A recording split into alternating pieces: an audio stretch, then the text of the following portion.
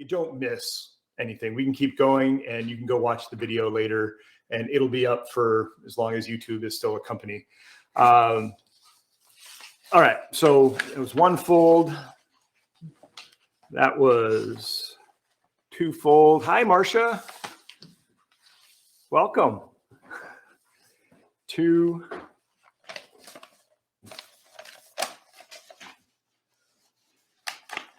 3.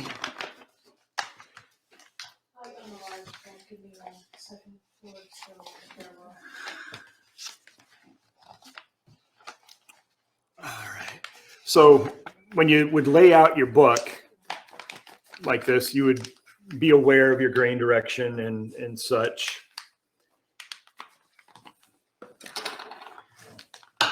Not the prettiest job in the world, but like I said, you'll get the idea. So it's now in the shape of a book. And you've probably gotten books where a couple pages were attached at the top and the bottom. They just didn't get cut. So let me grab a blade.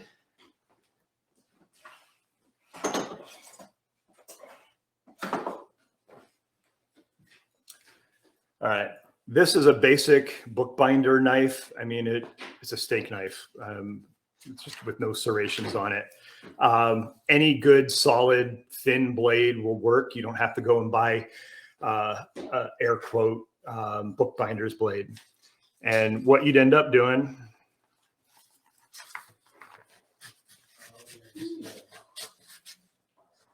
without cutting through the spine. And now, but what I wanted to do before I did this cut, because the cut isn't actually important. So I'm going to say this is page 1.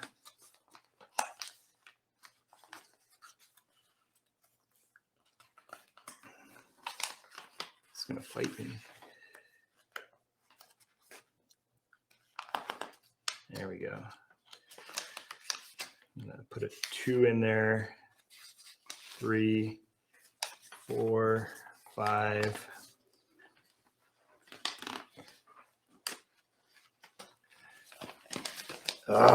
It is amazing. It's amazing. Are you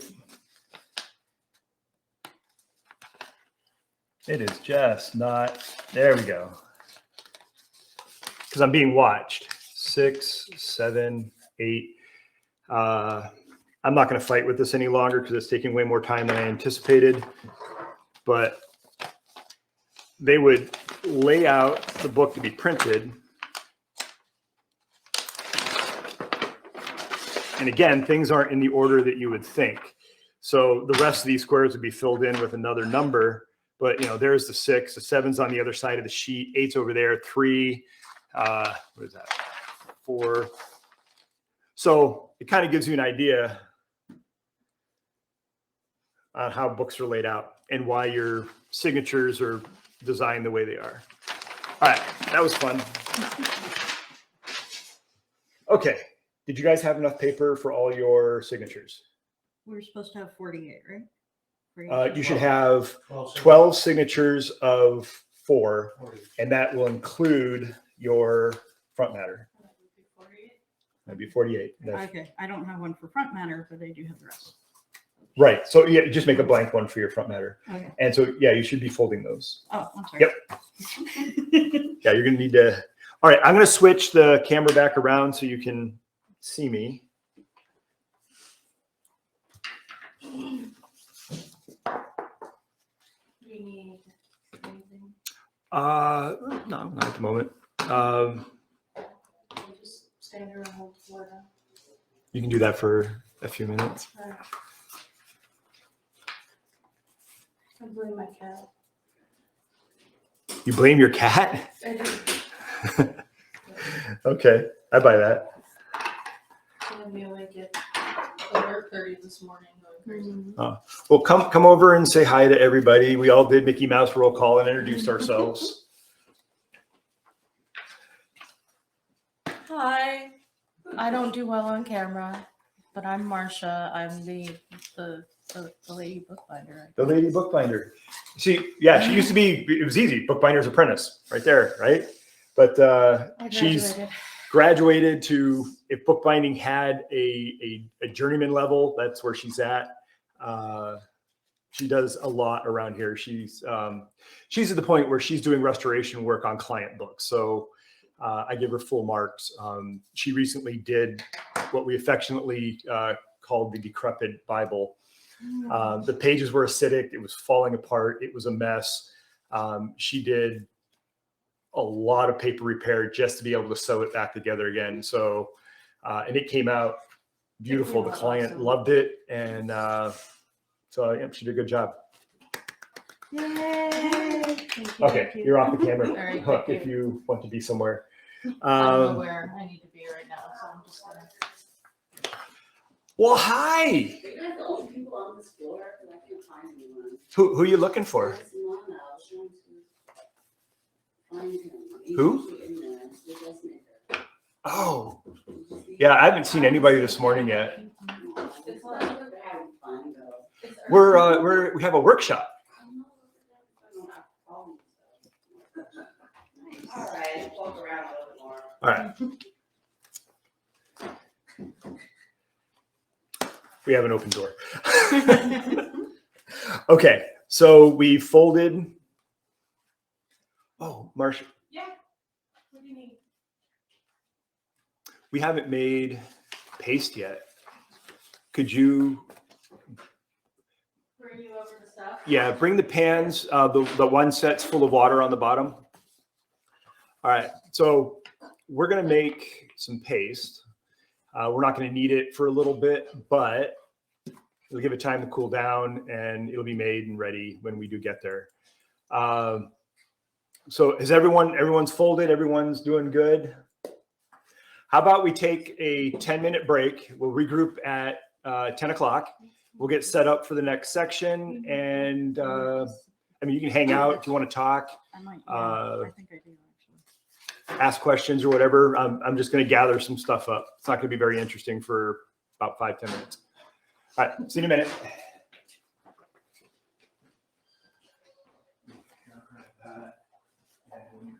You can start bringing this stuff over. Where's the, I had it all lined up there. I need two more if you have extra. Okay. If Where do you want it? right here in front of the camera. Of course. Here, if you need, there's more. Perfect. Thank you. Okay. I didn't have enough to I'm just trying to figure this Yeah, you're fine. out. You have to do an extra one. Okay, Yeah, how which far I do you want haven't, which I didn't get paid On my for. left, on my right. Okay, so Oh my now God. And Ooh, there's coffee left. There is coffee. Coffee. Okay, cord is going across the floor. Please do not trip on it. this is very cool. You put our names in there. Yeah. Very cool. Okay. Hi, Marcia. Hi, Karen. How are you? All right. How are you Going doing? on eBay for tons of money.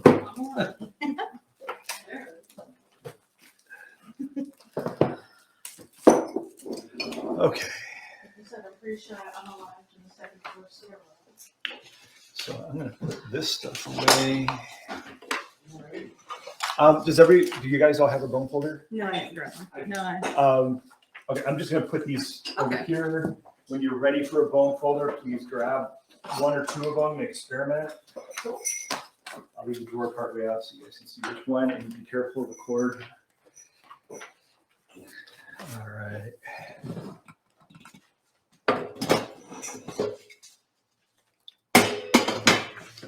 Should probably put some more water in this. I'll probably be the one that trips over it. I trip over that rug daily.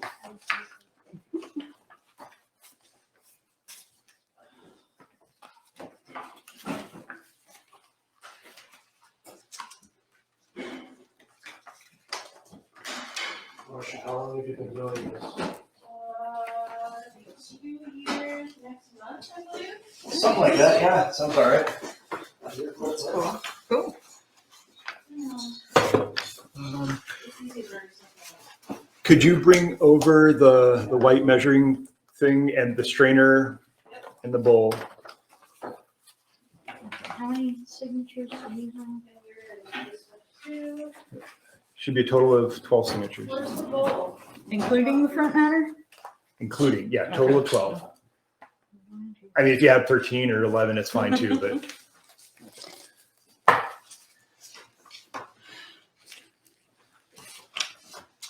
Okay. I just knew. So who was, Okay. Who was? I feel like Rachel Ray. Nice. It's not orange. Rachel Ray doesn't have a beard. Dan. Oh, thank God. I'll take that pot too. The one you just sat down, yeah. I'm sorry.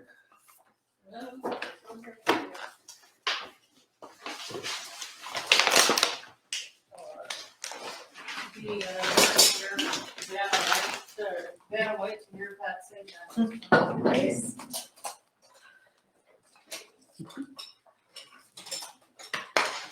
Anything else? Anything else? Huh? They tracked me this time. And I love that you are taking notes in one of my notebooks. I know. I'm like, I need a special bookbinding one. Well, I bought this to go in my purse, and then it was too nice to carry around in my purse all the time. It's the cover would get messed up. I have them all in my house. I've got a few. There we go. I kind of collect books with unusual bindings. Could you put that back in the shelf?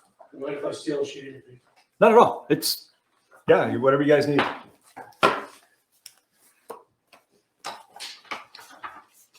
don't know where this was. Just put it anywhere. I just wanted it off my table. I see that, lady in the lake up there. Yeah. You have to tell me about that. Not a lot to tell. She was okay with it. And she was very short, and she took the book and left. Huh. So we had a restoration project that went bad. The leather didn't show signs of red rot, and we went to put some light consolidation on it. And essentially what the consolidation does is you put paste or methylcellulose or Clusil G. There's several ways, but what it does is it basically strengthens the leather. And when we applied it, the leather immediately turned brittle. Oh, And it was a soft cover leather book. It was already falling apart. Yeah. wow. And we went, we worked it, we conditioned it. We tried a few different other techniques, and we got it where it was passable, but the cover was darker. It was a little bit more crispy than we wanted it to be. And we explained to her, like, look, we did the best we could. I didn't charge her. Well, I didn't charge her for the balance. She left the deposit. I didn't charge her for the balance. Because we did do, the book block was coming apart, and she sewed it and relined the spine. And I mean, she did a good job. It's just sometimes things, they go awry. I listened to Trevor. So Trevor Lloyd is a, what is he, MBE? I think so. But he's a master bookbinder over in England, and he's one of the few old masters that are left. And he had this leather working video, and it explained a few techniques. I had her watch it, and I mean, we already knew some stuff, but hey, watch what Trevor's doing. Check this out. And she, oh, wow, I'm going to do that. It did not turn out like Trevor. Did not turn out like Trevor's. Moral of the story is do not do that on a Soft leather book. soft You definitely want it to be a hardback. So we both learned a really important lesson that day. And we did offer to put a whole brand new cover on. Yeah, she didn't want it She did not want replaced. that. Was it a family book or how did you? It was her favorite book, but it was one of those ones that had pages that were attached. Like, you So- can tell she never read it. But that's your favorite. But it's her favorite book. I mean, some people, I have an entire shelf of what I call pretty books that I don't touch. They're, Easton Press or nice leather. Yes. And they're there because they're pretty. And I have readers. I don't touch those. I read my reader copies. And that's okay. Yep. We're allowed to have pretty books that we don't touch. Absolutely. Wendy, did we go to high school together? No? No, I went to high school in West Virginia, so Oh yeah, we definitely didn't go to high school together. I have a memory of someone named Wendy Hamilton from high school, and I was looking at your screen. I'm like, yeah, I wouldn't know Wendy Hamilton if I bumped into her on the street. So I thought I'd ask. You're the no, same one. no, not the same one. Okay. Ah. All right. So everyone, we got a couple more minutes yet. So Wendy, we're getting set up. We're going to dish on adhesives. We're going to make some wheat starch paste. Did you by chance try the recipe that I gave you? Actually, my husband Mike is making it now. Nice. I'm a bookbinder's apprentice. Good job. I like it. How about you? Did you get a chance to make the wheat paste? Oh no, I didn't. Should Okay. I go do that? No. We're gonna make it and talk about it here, and then when we take our next break, you can go make it. All right, super. Okay, everybody's back. And since you just chimed in, did you get a chance to make the wheat paste with the recipe I sent?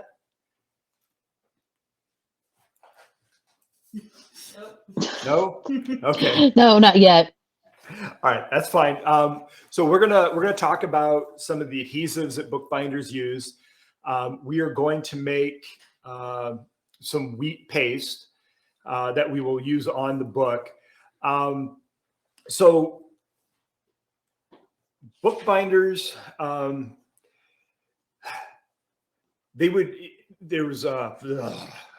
okay. It's a lot of it. Way back in the day, they used to make glue out of animal hide, and you would take the animal hide, you'd boil it down and boil it down and boil it down. You end up with this goop. You'd apply it hot. I have seen it done.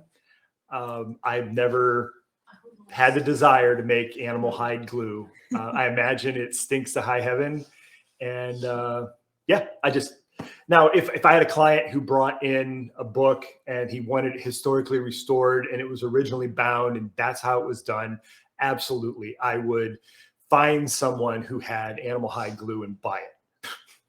Not going to make it. Everything else I make, almost. So eventually, we moved away from animal hide glue and we started using starch glue. Yeah, starch glue. So you'll hear bookbinders talk about wheat starch and wheat paste. So I guess we should talk about glucose, because the glucose is what makes the glue stick. All right. Now, I know those little bags of cocaine that I sent you. Actually, it's flour. All right. It's all it is. It's all-purpose flour. The one that I sent had a little bit of a yellow tint to it. If you find a flour that's more white, that's probably better off. We don't use wheat paste made from flour on conservation work, because this will, even if you get a good white flour, it will yellow over time, and you just don't want that. So you would make a wheat starch, and so the wheat starch, most normal stores don't carry it. Your typical Asian market will have, and you just want to make sure that it says wheat starch. I think I got this on Amazon, had it shipped to me. What we're going to make some of this too. And close it. As an alternative, you can use rice flour. This is a super refined rice flour, so it's pretty much a starch. So your basic wheat paste is going to be just regular flour. If you want something that's super sticky, get bread flour, because it has even more glucose in it. Is it necessary? Probably not. Actually, I think that's what this is. This is Gold Bond bread flour. So this is definitely, if you're making a larger book and you wanted some really good adhesion, now this is just regular all-purpose flour, which is what we're going to use. Do not use cake flour because it has less glucose, which means it's not going to stick. There's other variants in the flours and that, but I think you get the idea. Just get your basic household all-purpose flour and you're good to go. So did you bring? Yes, you did. Things that you would need. All right. need Could some you water. grab me a couple bottles? All right. So when you're making wheat paste, you can go online. There's probably 150 different recipes, and some are very specific down to the gram.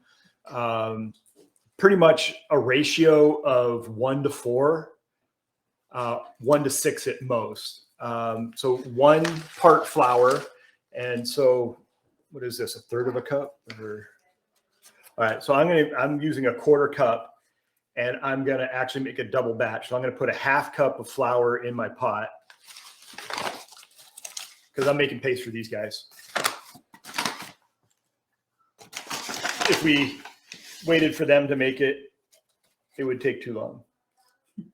So.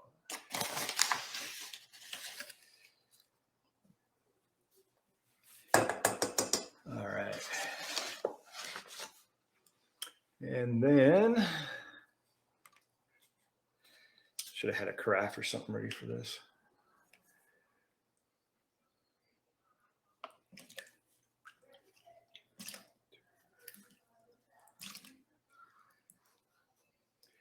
Four, 5, 6, 7, 8.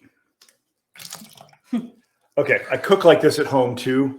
It drives my wife nuts because I'll make the same thing and it never tastes the same because I just, whatever. All right, so what you want to do is turn the stuff on.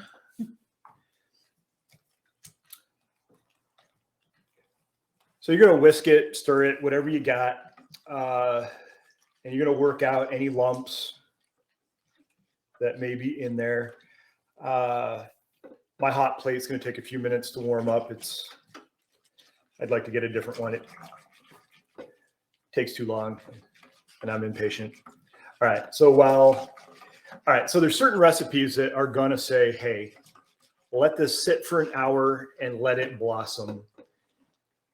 I have not seen any factual information. Matter of fact, I believe I read something, and I wish I could place it, but there is no chemical or structural difference if you let it soak 5 minutes, an hour, whatever. Just cook it.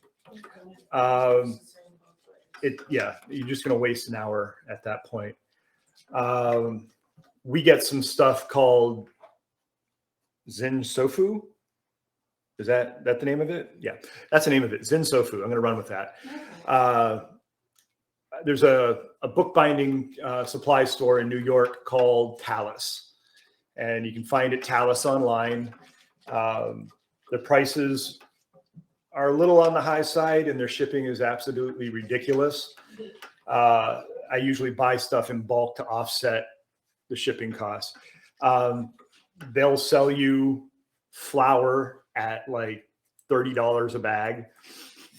Go to the grocery store, $4. The Zen Sofu is a highly refined conservation starch. If you're doing conservation work, you want the best you can get. That's what you want to go for. What's that? Yep. Yeah. All right. So in this pot, I'm using a double boiler. I just got this, less than a month ago? Yeah. And oh my God, I love it. It's I can't believe I didn't make paste in it before. I would make it in this pot, which is just a cheap $5 pot that I got at the grocery store. And I was content with that until I knew. But we're going to use a little pot anyway, because we are going to make some starch. I don't want to open these. One of the jars over there says starch. I'm going to make the starch just so you can see the difference. The process is the same, 4 to 1. I'm only going to make a single batch of this, and You can tell just the difference in the consistency. yeah. This is paste that you're making? So this is paste. This is going to be starch. And like I said, I'm only making the starch because I'm standing here talking, and you guys can see the difference. It's the texture and the consistency of it is different. All right, so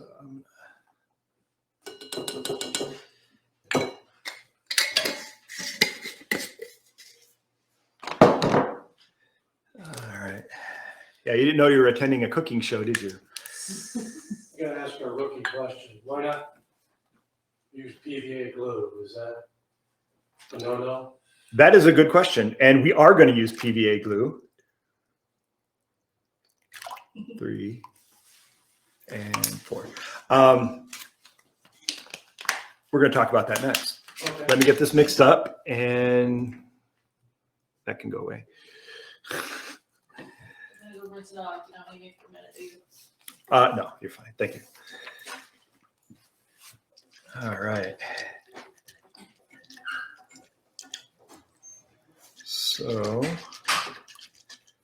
I'm going to switch. Well, I don't know if we can do it right now. Okay, so the question that was asked was why are we not using PVA glue? And the answer is we are. Well, kind of. So in the note that I sent you guys, I discussed Elmer's white glue. So if you got that, you have PVA glue, and that's good. Regular Elmer's glue is not PVA. I would not recommend it for bookbinding. I mean, if you're just dinking around and that's what you have, that's fine. But like, I wouldn't use it on a book I was going to sell someone.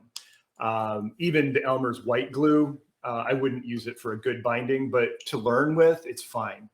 The reason that I didn't send you PVA, so this is a Talus product, and it's Jade, what is it, 403, and yeah, there you go. Exactly. They won't ship this in the winter. And the reason is if it gets cold, it kills the stickability. It ruins it. So that's why I didn't ship it to you guys, because you know, what's the point of sending you something that's going to get ruined? So I just said, go get Elmer's white glue, or you know, you've got your Jade. Talus sells a couple different types of PVA. For everyday use, the regular 403 is fine. Talus also sells a wheat paste powder that they say is, you don't have to cook it. Don't use it. It's your book is going to fall apart. Ooh, that was fast. Do I have on? I turned on the wrong damn burner. The paste was not cooking. I was conversating. All right. The paste is, or the starch is going to get done first. So I'm going to switch to the overhead camera. See if it'll work.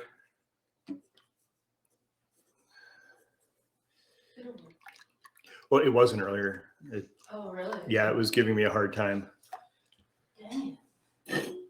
All right, come on.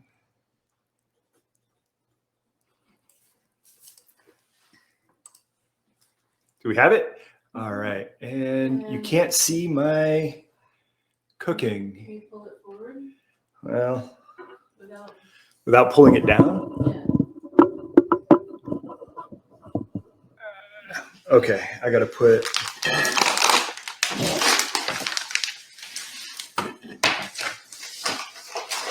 I'm gonna get rid of these things.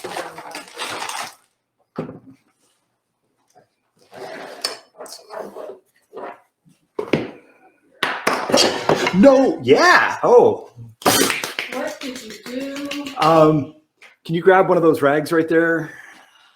Yes. Thank you. All I right. made a really good save. It was almost a bad idea. It was almost really bad. All right. Let's get this a little bit closer to the, there we go. All right. So I don't know if you can see, this is starting to gloop a little bit. Technical term. Yeah, it's thickening up. Yeah, your paste process should take you 15, 20 minutes maybe, if you're not yammering and forgetting and doing whatever.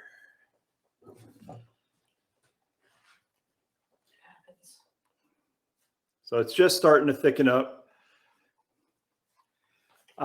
Different bookbinders have different thicknesses they like. So your paste, you can do a lot of things. You can glue out your spine. You can glue down leather. You can glue down paper. I mean, it's really, you can do your entire book with the paste. The caveat to paste is patience, because it takes a long time to dry. It has more moisture than PVA. That's why for beginners, PVA it's good and bad, because it dries quickly, but it's bad because it dries quickly. And if you put something down and that's not where you wanted it, tough, that's where it's sticking. It tacks really fast. Paste will give you a few minutes of slippage, so you can move things around. And if you make a mistake, you can pull it up and put it back down. We can use something called 50-50, where you take your paste and literally you put 50% paste, 50% PVA, or you can do like 40-60 with the PVA. And that gives you the best of both worlds. It's going to dry pretty quick, but it'll also give you a few seconds of slip.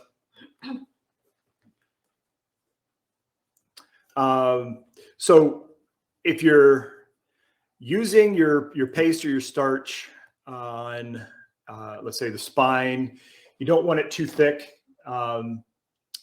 Somewhere between salad dressing and mayonnaise is be the consistency. If you are gluing out paper or laminating paper, you want it to be thinner, definitely more towards the salad dressing side. So if you're doing paper, no thicker than this. So this is about done. So I'm going to, yeah, yes, please. He's got long arms. Yeah, I got this one. All right. So when you're making your paste, now I don't know how easy it is to see the consistency of this, but it's really smooth. Almost glassy on top. Yeah. So I don't even think I have to strain this. Either want to let it cool, or definitely have a jar that can take heat. And I'm just gonna. You can't see this, can you? No. I'm just putting it in a jar. It's nothing earth-shattering.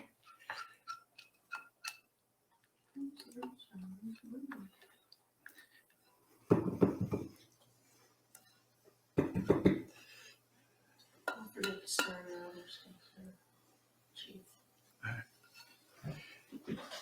Thank you. All right.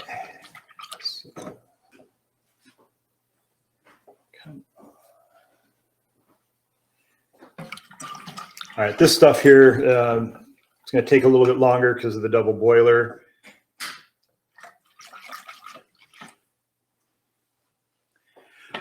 All right, so I did not strain my starch. Usually when you make it, the starch is going to be really nice and smooth and creamy. Tomorrow, if I used it tomorrow, or maybe even later on today, it may start to have little lumps in it, and you're going to want to put it through a strainer. And again, cheap. I think I paid $2 or $3, just a baking spatula, I guess. And we're going to do it to this. so you'll be able to see. Your paste is more likely to lump up than the starch. Paste pretty much every time you go to use it. So paste generally has a shelf life of about a week, give or take. If you put it in the fridge, you might pull a second week out of it. At some point, it's going to go off. It's going to spoil. So there's a couple schools of thought on that, and I'm going to switch back camera so we can talk about this.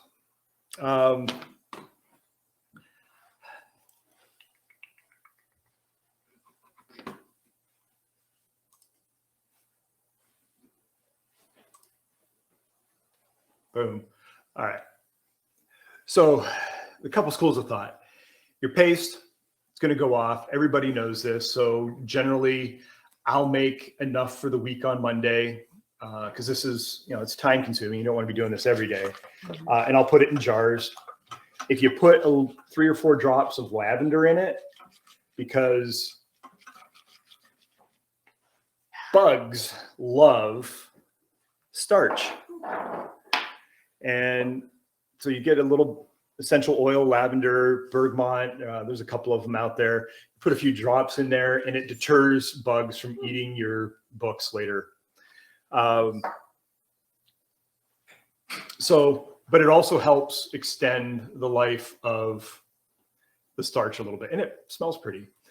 You do it once it's cooked. So like the paste, we've already made the paste. So I'm gonna. Yeah, you never want to add it to like 2, 3, 4. super Yeah. hot anything because it'll just burn off any of the Yeah. properties that you're looking for there.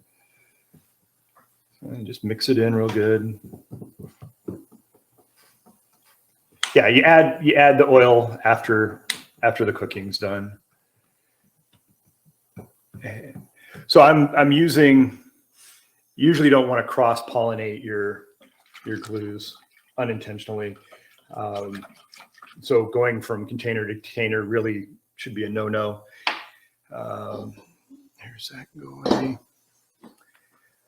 If you take a piece of saran wrap and you put it on the glue, and tuck it in, it'll help while it's cooling. It'll help it not develop a film on top.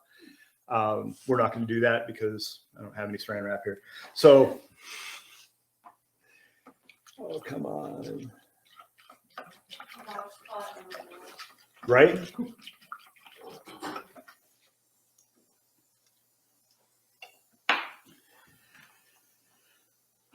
All the wisdom I have to impart today. All right. So the starches we reserve for conservation work. The paste we use usually in a 50-50 mix, or I use it straight when working with leather. The paste is, you can do everything with it. You can line your spine, you can glue out cloth, you can glue out paper, you can glue out your leather. For the purpose of the class, if you have the Elmer's glue or you have some PVA, go ahead and make the 50-50 mix. I think you'll be happy with that. And so PVA, you can do the entire book in PVA if you want, if you're confident enough and you feel when you lay the paper down, that's where you want it, do it. It's quick and easy. It's just more expensive. I don't remember how much, I buy it by the gallon. I've got like 3 or 4 gallons sitting over there, but I think a quart is $20, something like that. Yeah, Yeah. So I would recommend just, unless you need PVA, just go buy a bag of flour. It'll work. All right. So one of the other adhesives that we use while we're waiting for that to go, you can buy a powder called methyl cellulose. And I'm trying to think of something.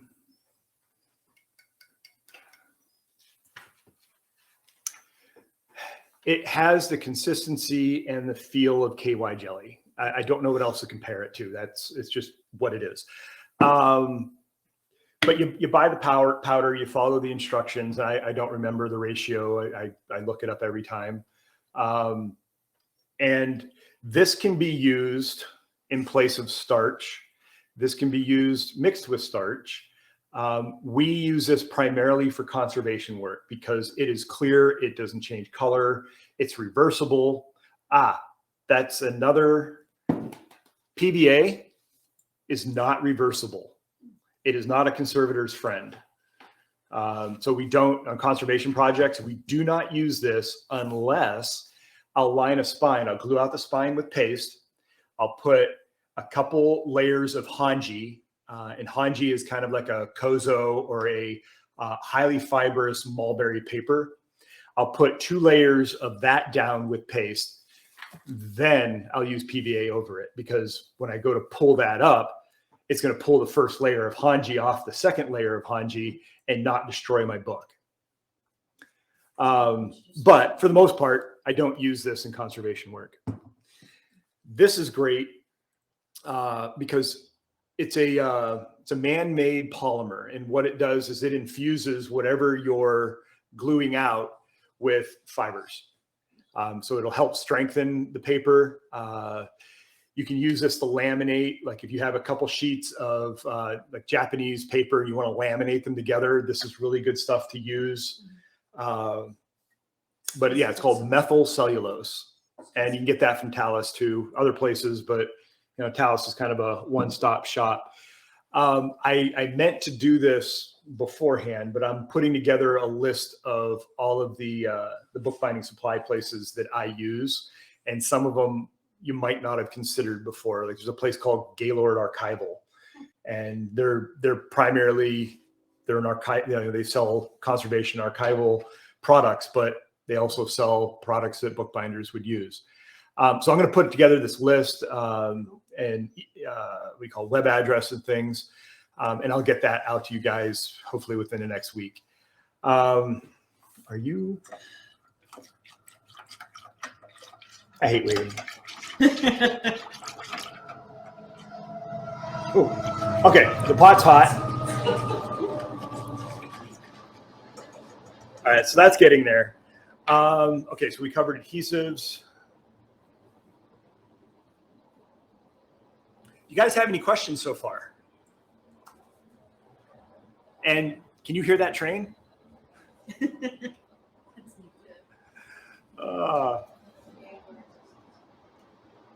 It's really fun when they get all 4 tracks going at once. Methyl cellulose, do you use that with something? You can. You can use it all by itself. You can use it straight, or you can like the 50-50 mixes. That's common. For all parts. I don't know that I would glue out the spine or line the spine with it, but you can.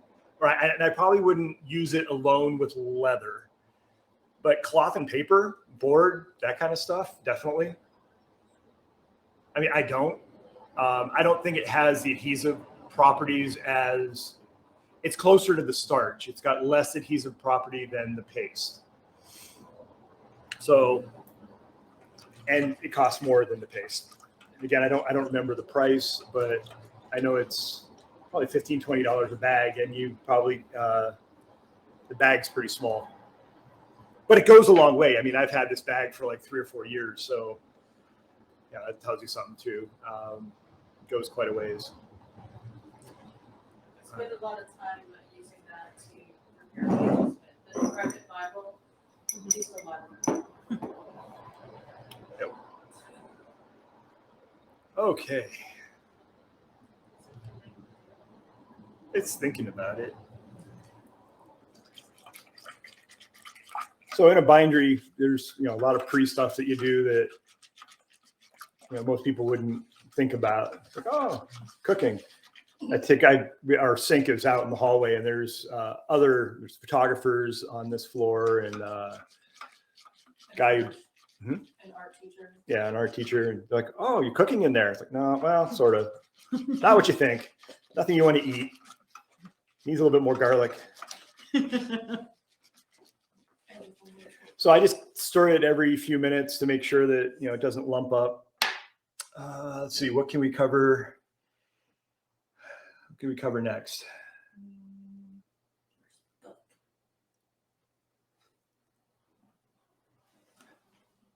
Why is that?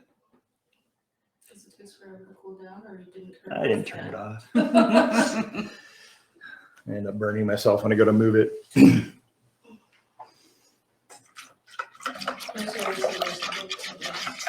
What's that? I want my notes, so I can help you. Yeah. I knew you took them for a reason. It wasn't for that help. Oh, shoot. Is this one actually on? Yeah, because I touched it. It was hot. Remember I said ADD, whatever. Yeah. Ah, Okay. Adhesives, make base.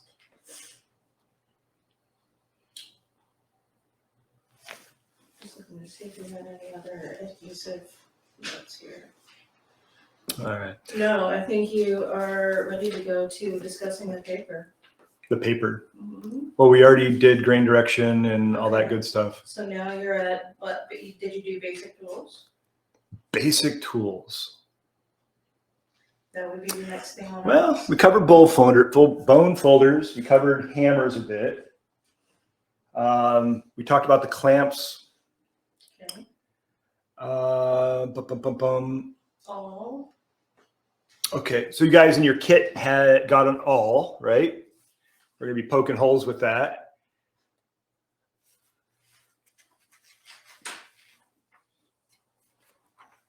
All right, so while this is thinking about cooking, so our next step is gonna get us closer to what you guys are here for, and we're gonna sew those signatures together, and we're gonna sew them on tapes. Tape you buy comes in either rolls or skeins like this. This is some linen tape. The cool thing about this linen tape, as opposed to some others, let me grab it all.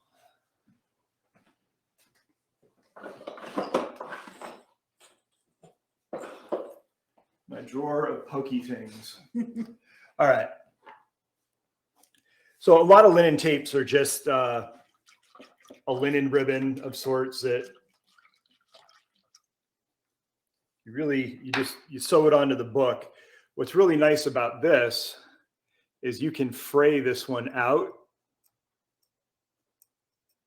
Oh, no, I'll get closer to the camera here in a second. And it makes for a flatter, more dispersed tape underneath the paper. Hides it a little bit. I don't know if. It's all frayed out in little. Right. Yeah.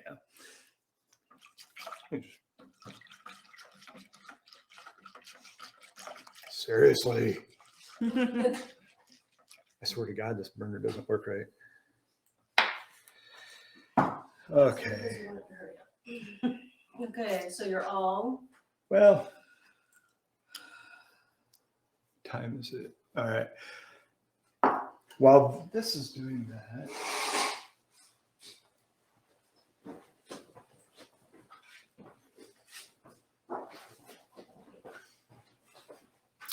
my camera lost me.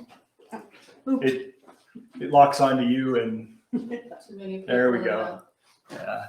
All right.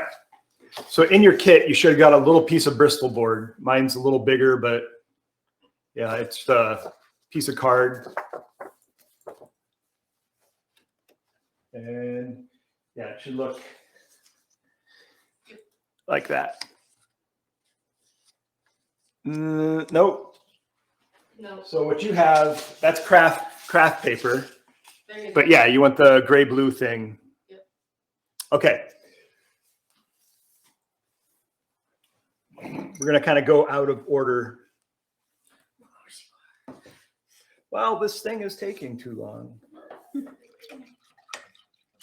going to be lunch before this is done. All right. And good wine takes time. Can you move it to the other burner? Mhm. It's a bigger burner. Mhm. This burner's small, and I turned it off already, Mhm. and it's getting there. It's just I'm not patient. Okay, so a little bit of book anatomy. If you are looking at your book and you can read the title page, the top of your book is called the head. The bottom of the book is called the tail. And a lot of times you'll see they talk about headbands. Well, I don't like the term headband because you have a head and a tail. So they're end bands, right? So you have your head, you have your tail, and you have your spine. On your spine, we're going to make holes on the outermost area. These are called kettle stitches. And then we're going to make holes for the tapes. And those are called stations. All right. So when we get to this part, you're going to come down 1/2 inch or a centimeter, however you want to, whatever, if you use metric or imperial. I drive her nuts because I switch between them in mid conversation. Same project. Yeah. So you're going to come down 1/2 inch or about a centimeter, and you're going to come up from the tail about either 12 millimeters or 5/8 of an inch. And so your top is going to be, it's going to be closer. Your kettle stitch at the head is going to be closer to the top than the kettle stitch at the bottom is going to be from the tail. And the reason for that is when you open a book, there's more stress down here. So you give it just a little bit more space. So a little bit of book architecture.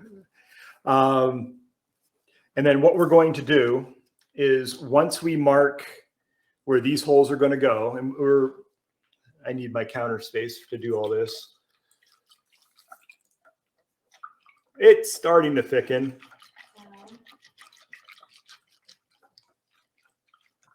I never realized how long this actually takes because usually I'm putzing around doing other things. I'm never really watching it.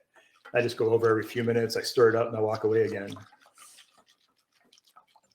This is crazy. All right.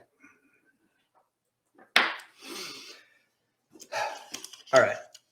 So if you take your Bristol,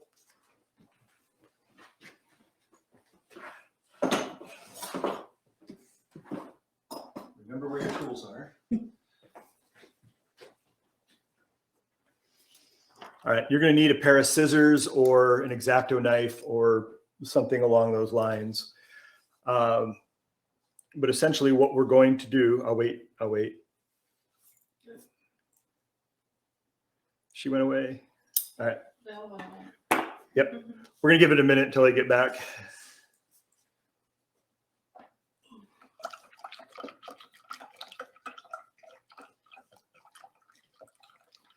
Yeah, it's just starting to thicken up now.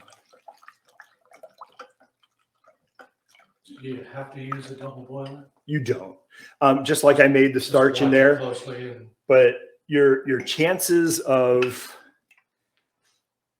ruining the batch if you don't pay attention are greater.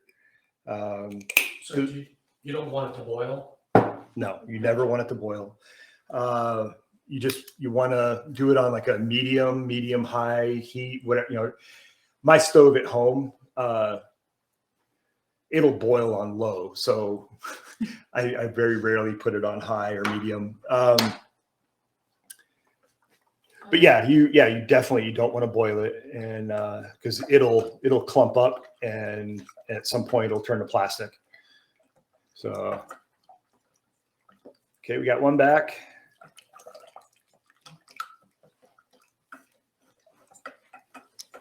Cooking that on a gas stove takes less than 5 minutes. Yeah.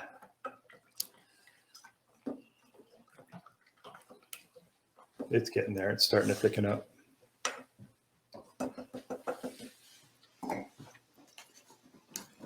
Do. Wendy. Where did Wendy go? The Wendigo. All right, sorry. Squirrels. This is my one. Wendy's back. Hey, Wendy. All right. I'm gonna.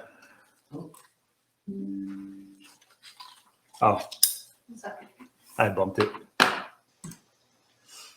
Okay. So you're gonna take your piece of Bristol and you're gonna come down, I don't know, quarter, half inch. You're gonna make a cut. And then you're gonna come in the same amount of space, and maybe using a straight edge would be better than free cutting it. But essentially, you want to make a little T, like not a little T, but an L that turned upside down. And what this is going to do is when we're going to mark our book up, and we're going to transfer our marks onto here. And this is going to go in the fold like that, and it's going to hook. So they all register the same, and we're going to use this to poke holes. But in the meantime, go ahead and, like I said, come down about a quarter to half inch, go in about quarter inch, and then cut that out.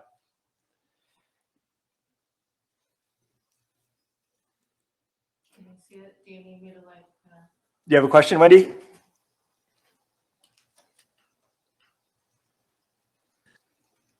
Couple things. One, I'm trying to figure out why I'm zoomed in on the camera now.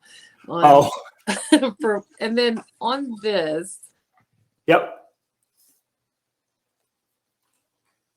She froze. She definitely froze. Oh, Oh. she went away altogether. Okay. Well, when she comes back.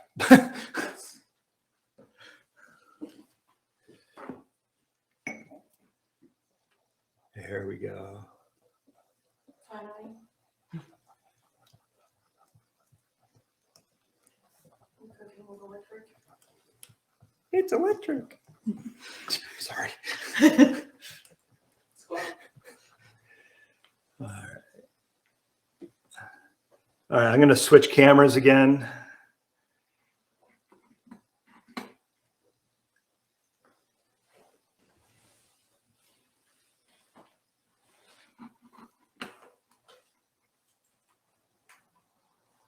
Oh, there she is. Okay. So this- All right, so the paste is starting to thicken up finally.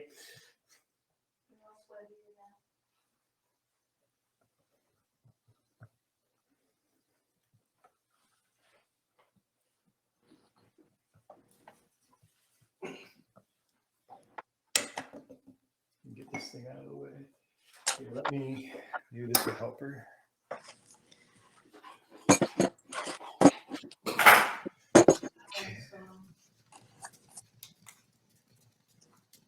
You're okay.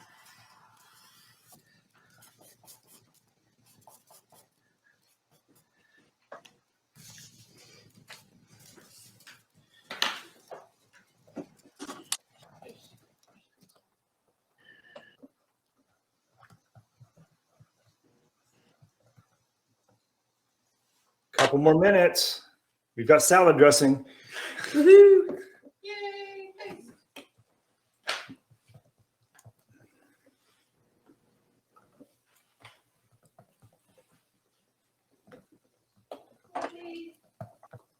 I'm still here. I'm just trying to Oh. figure. Oh, you disappeared from the screen. Uh, Okay, so this is what you're. For some reason, my camera is like zoomed in on me, but I can't fix that. I forgot. Okay. I still didn't catch. Okay, thank you.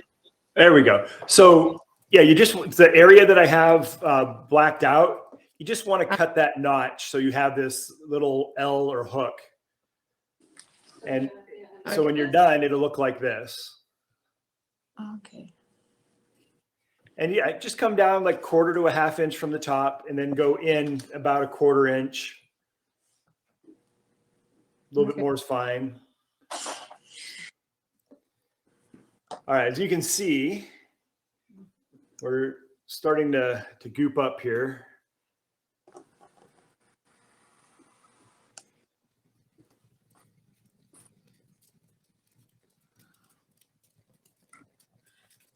other problem with that is it doesn't apply constant heat. It's one of those heat it up, then the burner turns off. Turns off, yeah. Huh. I want to get, there's a convection hot plate that I'm looking at. So many things.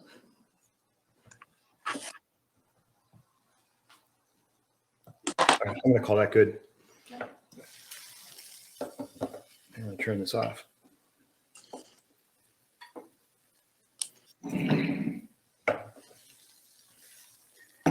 And I will need a rag again. Nope, it's right there. Oh, perfect. Thank you. I'm gonna let you move that stuff. though. I'm going to switch cameras again.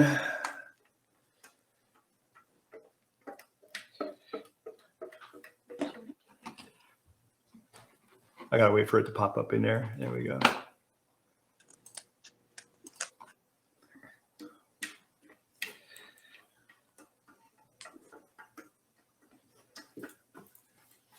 You didn't strain that. That's okay. I can.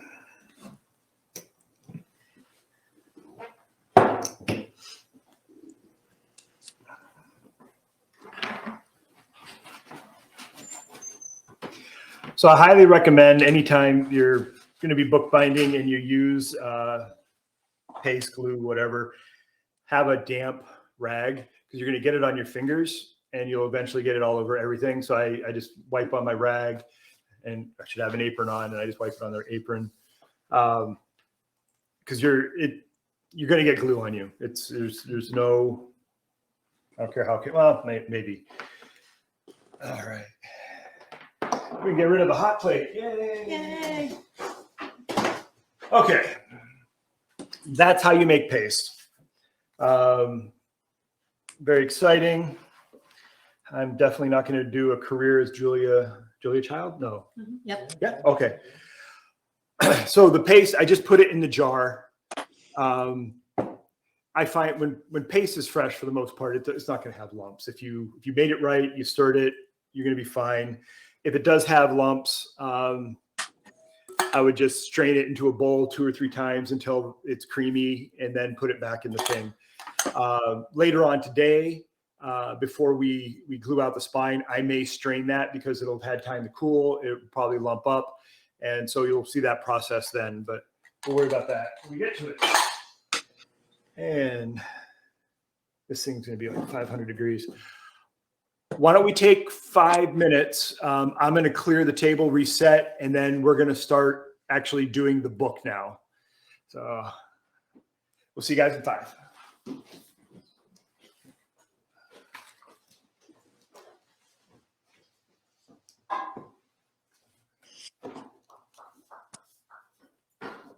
I do have, I said this, right? Bottled water. If you are thirsty.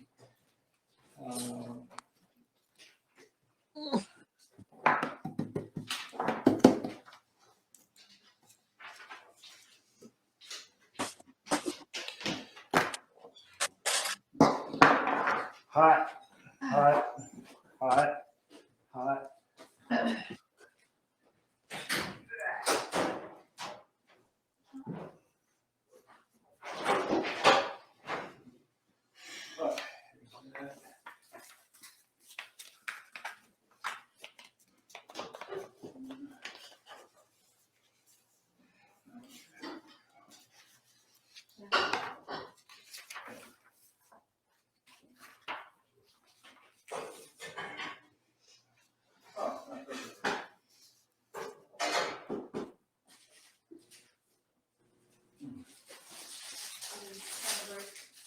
Yeah,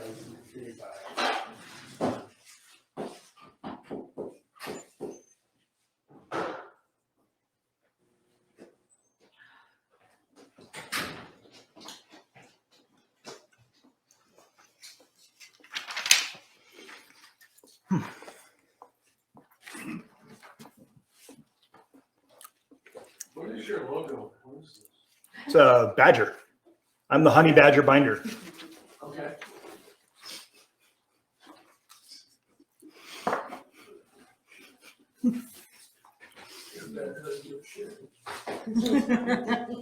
So I have a TikTok and I haven't posted anything yet.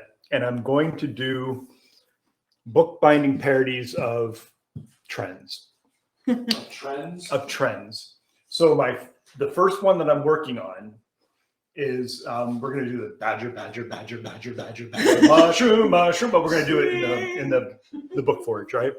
I'll have my apron on. I have this silly leather hat, steampunk goggles. So I'm going to open up with that one, and then the second one I'm working on is, oh, look at that badger! Watch him run. You've seen this meme, right? I'm going to do just random shots of me doing stuff in the bindery, and oh, look at the bookbinder! You got methylcellulose everywhere. He didn't give a shit. He just slapped that methylcellulose on with the paste.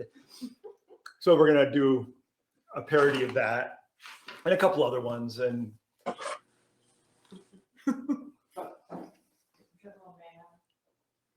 General Mayhem. Yep. We were waiting until we got into the space before we started doing it. And then this came along. So I'm hoping maybe to start in March, maybe post one a month. I don't plan on being an influencer on not Facebook, TikTok.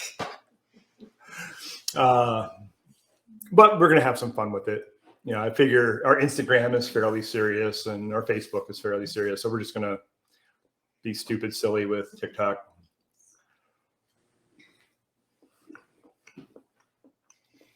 Okay. No, we must be serious bookbinders all the time. Oh, bookbinders are so serious.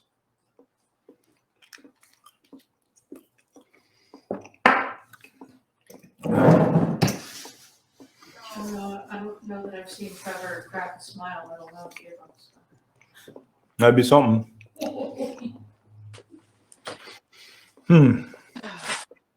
Okay. I'm still waiting, Wendy. That didn't sound good.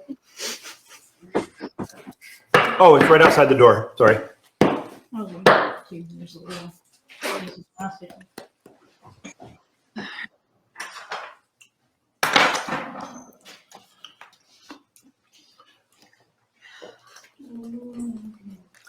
Yeah, I like my real estate.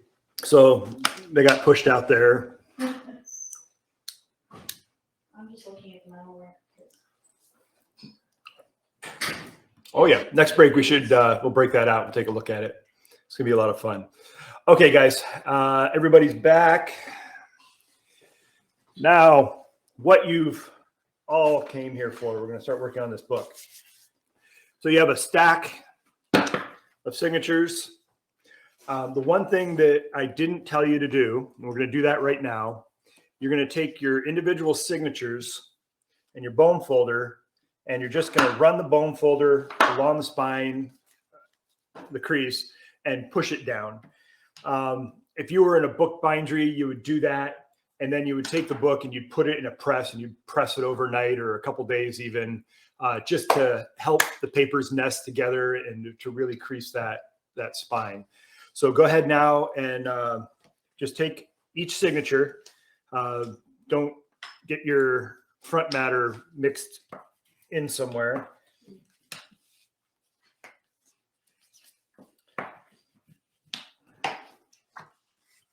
And when we're done with that, I'll show you a trick that we use. If this was a printed book, you couldn't really do this out of order. This is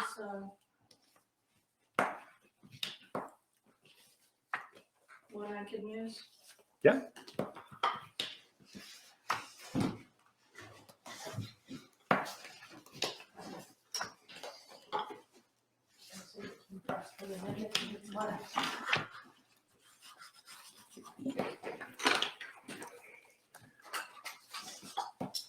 My card is chaos.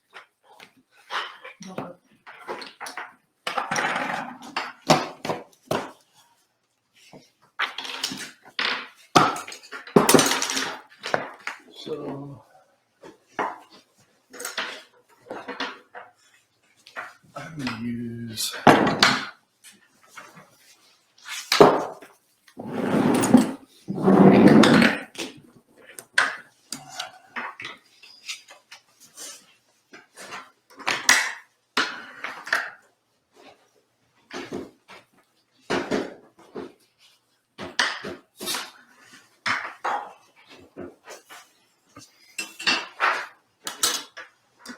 I have my template from yesterday. Oh, okay. But thank you. All right. In a minute, I'm going to just change the camera around, but what we want to do is I'm going to write an H on the top where the hook is. I'm going to put a T for the top. And then, yeah. So what we want to do, and maybe I'm going to switch the camera now. I think you'll be able to see better.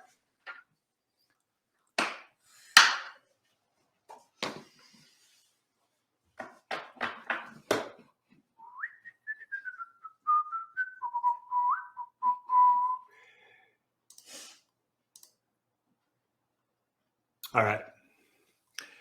So what I want to do, and I'm going to use a marker on this one, and I'm going to exaggerate.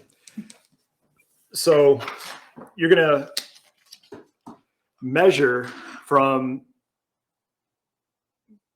where the L, the corner there, and you're going to measure down 1/2 inch. And here's.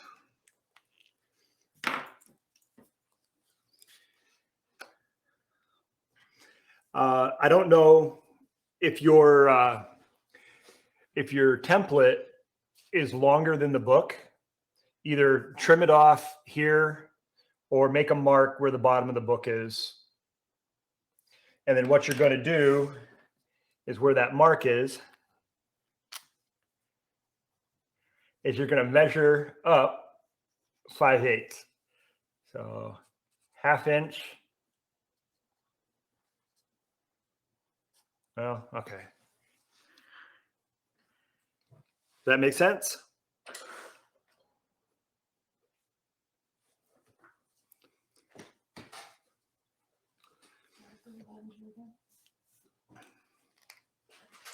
Yes. Okay. So you guys, your stuff is right here. Oh, I'm sorry. Yeah. There's one for you. Thank you. And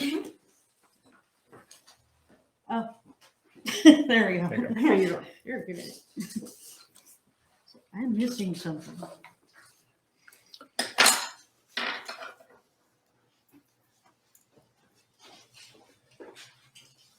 so you're gonna come Right. in, go down. I'm sorry, I didn't realize you guys weren't doing that when we We also.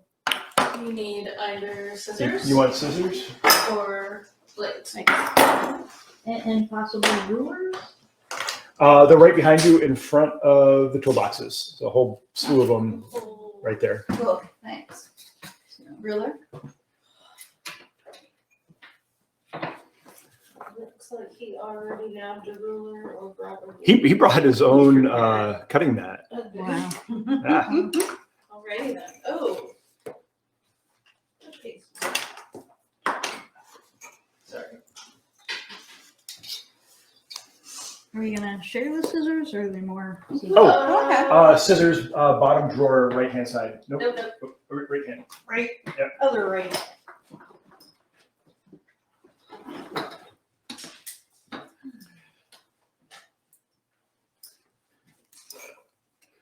Okay, where are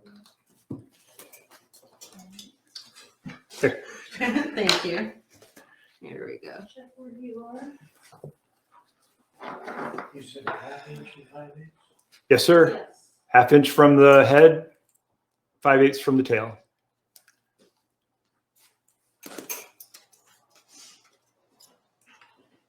And let's get this off the table.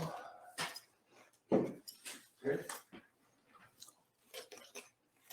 So you should have 2 marks that now look like this. Like- Where am I? There. Yeah. Yes. Yep, you got it. All right. Now, I'm going to ask you guys to do a little math. Oh, All right. So your goal, this is a smallish book. So we're going to put 2 stations for our tapes. If I was doing a, let's say a 6x9 trade size, I would probably put 3 stations in. So what we're going to do is we're going to measure the space between the 5/8 and the 1/2 inch, and then we're going to divide it by 3. And the reason you want to divide it by 3 is because you got 1, 2, 3 spaces in between. So what I'm going to do is I'm going to take my 1/2 inch mark, I'm going to take my 5/8 mark, and mine comes out to very, very close to 5 inches.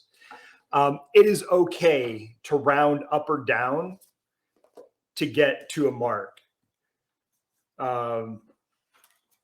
This doesn't have to be, accurate to the 10,000th point. So my space is about 5 inches, and I imagine yours will come out to very close to that.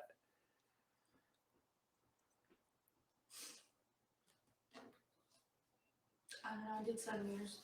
so what we're gonna do is divide it in half, and then we're gonna put another. You're going to divide it in 3. threes. You're going to divide it I in did 3. 3s. Gotcha. So, because I don't do math in my So it head. would be, essentially it would be half, the first one, in between those 2, and then half on the other sides. Correct. Gotcha. Yes, you've got it. So what he just said, I mean, it makes sense. It doesn't. And I failed math miserably. I don't know. I don't know. Did I mess up? I don't know. I'm gonna have to go look and see what you do. So really what I want to do is find the middle of this, these 2. No. Oh, no, I'm sorry. Don't listen to me. No, listen to me. Listen. Okay. I'm sorry. Divide the 5 by 2. Well, by 3. I see what he's doing. Well, if you're You do your middle You and take then 1, half, 2. right? Right. But I had to divide by 3 to get the initial measurement. No, you're right. Oh God. Divide by 3. Divide by I 3. promise you it. I'm confusing myself. Divide by 3. So it'll be in between these 2. That's where I take it. So here. So 5. When you divide by 3, you're gonna end up with, mine came up like 4.2 centimeters. Calculator. So 5 I divided had by- here 4.2 centimeters. Okay, so if you divide by 3, it's roughly 1.6. If you want to round it off at 1.5, I think working with 1.5 is a lot easier than trying to figure out what 0.6 is on your ruler. So if I come down 1.5 from the mark at the kettle stitch So where's at the head, this side of it? and then I come up 1.5 inch from the tail, you should have 1, 2, 3 spaces that are roughly evenly spaced. And like I said, if it doesn't come out perfect, it's okay. It's close. If you're a perfectionist, make it perfect. More power to you. So I came down 1.5 and I came up 1.5, and this will be 2/10 larger because of my rounding off. Does he have tape somewhere? Does he have a kit somewhere? Oh, we're not there yet, but yeah, his kit's right there. All of your stuff is here. All of her stuff is there. Okay. Your tapes are, you can take the whole thing. Yeah, take the whole thing over with you, and then I'll help you with the next step, because you're like jumping up. Do I not have one? You don't. You don't. You- but 'cause you were a will late get all ad? Your stuff. Yeah. Okay. All right. So you're going to have something now that looks like this. Is everybody there? Wow. So you're- I don't do math well. So. Oh, I was not Oh. mentally prepared for this. that's okay. I did the math for you, 1.5 inches. So if you, yeah, Oh, I did. Okay. well, That's why I keep this handy, because Mm. calculator. so Yeah, 'cause it's not exactly. yeah, if you come 1.5 inches down and 1.5 inches up, Oh. you should be good. Thanks. So each book is going to be different, and you know, some will have, like this one has 2 tapes. You could have 3 tapes. A larger book could have up to 5. But since this one's small, we just kept it with 2. All right. So in your kit, where I need my tapes.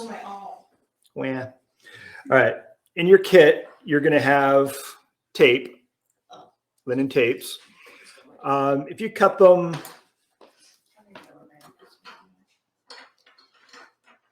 I don't know, cut them at about 3 inches. You'll need 2 of them at about 3 inches, give or take. Again, doesn't have to be exact. If you cut it at an angle, don't worry about it. We're going to fray the end anyway. Okay, she needs tapes.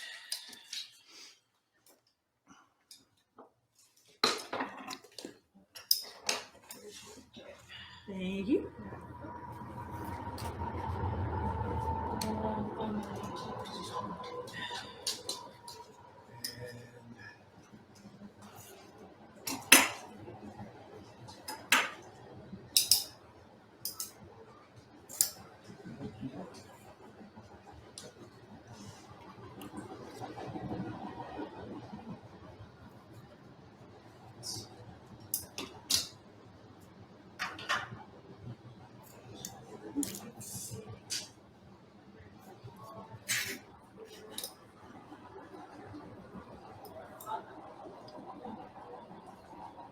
What's up?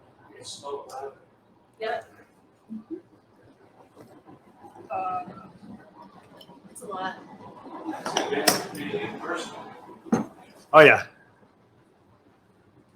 Okay, is everybody caught up? What's that? I say I think so. Oh, can I see that? Absolutely. And scissors. So we need.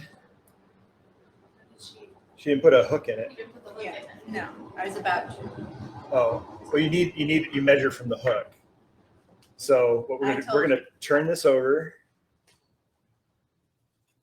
It's okay. I should have seen that when I was looking at your measurements. It didn't. Oh, I see what you're on the other end.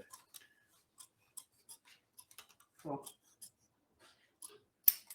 Okay. So we're going to cheat. Transfer. Just going to transfer mine over.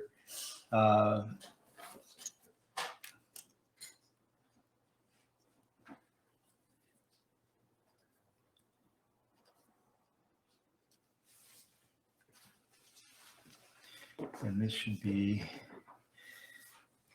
this is your head. This is your tail. There you go. Thank you. Okay. So you've got your template, you have your tape. So now what you're going to do, and I'm going to do this in a different color so you can see it, is you're going to center the tape on your 2 lines, your 2 stations. You're just going to center it on there, and you're going to make a mark to the right of it, and you're going to make a mark to the left of it. So it should look like that. And you'll do that at both stations. So I'm going to center my tape, and I'm going to make a mark and a mark. So those red marks are the ones that we're going to use. So I'm going to put an arrow to that one, an arrow to that one, And that one. arrow to that one, an arrow to that one. We're also going to use the kettle stitches. So I'm going to put an arrow to those. And That way you don't get confused with the center black mark. Okay. Does that make sense to everybody? And you measured, Sharon, with your tape? Yeah. You definitely want to make sure you leave just a little, like a hair of space on either side of your tape, just so it doesn't bind up. Yep.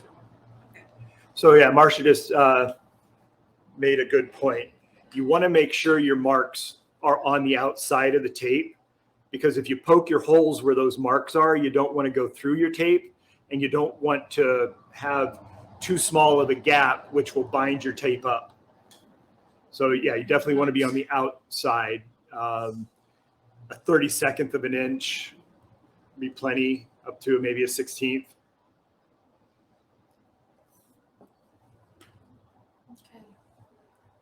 Everybody is up in here. All right, so there's a couple ways we can go about this, and I'm going to show you.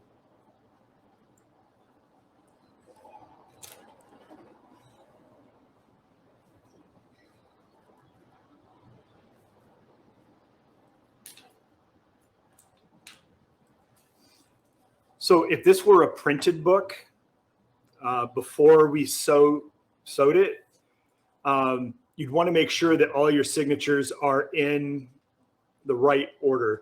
And a lot of times, so once you consolidate the book and get it all put together, if you make a line across it like that, it'll be easy to see if your signatures are out of order, because your line is going to be broken and you have a weird line in a spot. So I forgot to tell you that. So if you want to go ahead and make a line across,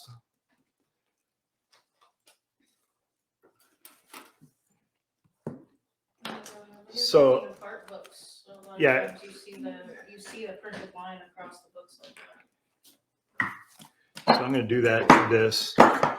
So when your book is not sewn and you're going to do something like mark it or punch it or sew it, you do what's called knocking up. And what you'd end up doing is you want to knock up to the foredge of the book opposite the spine, and you want to knock up to the head, because when you look on a bookshelf, the head is what you see.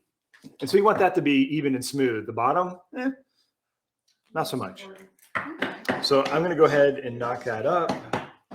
And then I'm going to make my registration mark across it.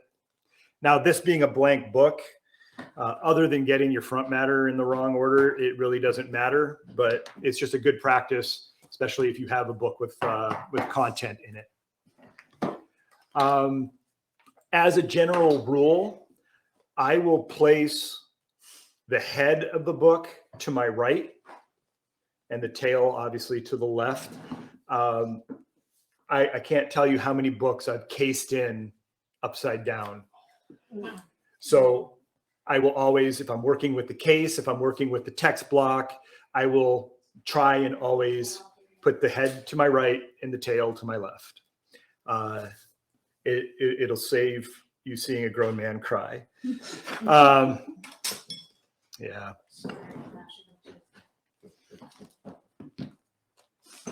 All right. So I'm going to have this in the press because it'll hold it up for you guys to see better. So there's a couple different ways you can go about this. We made a template and we're going to use it. The alternative way is you could have done all these marks on, let's say, your first signature, and then just drawn lines across. You can do it that way. We're going to poke these, punch the holes a different way. Give me 1 second. I need a proper awl.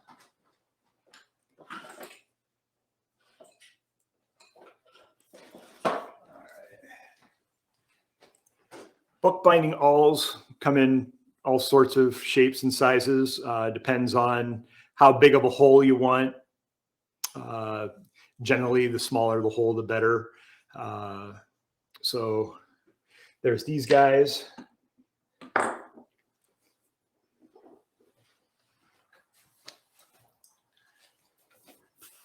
All right. What's that? Oh, it's so cute. Okay. Do you have one in your, did they have any? You can use a piece of cardboard. You can use your cutting mat, a magazine, whatever you want. But if you make a little cradle and then you take your signature and you open it up, sit it in the cradle, you can now, well, Yeah, you have to cut the tail The- or the the- little notch a bit. okay, you want a shorter, shorter L. But yeah, so you go like there, and then the marks that we put arrows on, you're going to go through the spine and poke a hole. You're going to do that at each hole, and the hook is supposed to keep you registered. Yeah. But I'm not having. There we go. Well, I found that it takes a little practice. And you- just kind of holding it. And you want to punch at an angle so you go through the spine. You don't come out on the face of the page. And I know that's kind of hard to see on the screen. But if you, yeah, you want them to come here, not off to the side somewhere.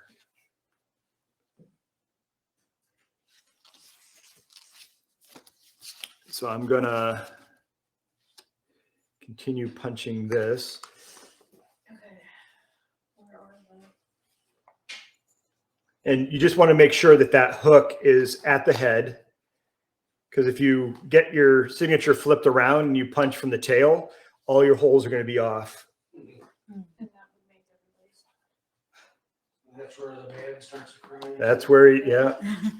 All right. So I don't know if you can see. You should have 6 holes total, 1 at the head, 1 at the tail, and 2 sets of 2 towards the middle. And you just take it, set it aside, grab your next one. There are tools out there.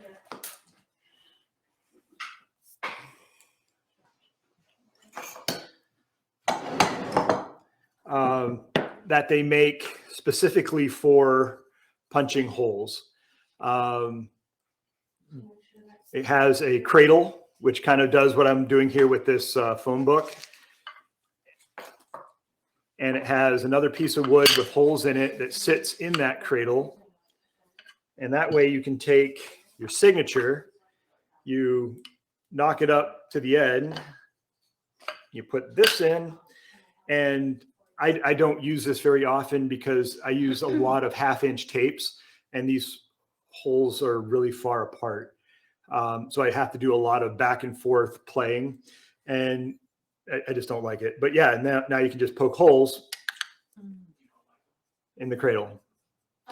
It's a great tool, but it needs more holes so you have more options. There's other versions of this. I got this tool and this press from a website called Affordable Bindery Tools. The gentleman was a cabinet maker, Jim Polstra. He's in Lodi, California, but he makes inexpensive bookbinding tools. And I loved this stuff when I got it because it was cheap, but then I found out like this here has a lot of play in it. And if I clamp down the book and it's off on one side, now my book is crooked. But if you're aware and you can deal with it, you're looking at a $150 tool versus a $400 or $500 tool. So big difference in price. And if you're starting out, his stuff works good. He's a quality craftsman. I recommend him for affordable tools. All right, so I'm going to put this away because I'm not using it.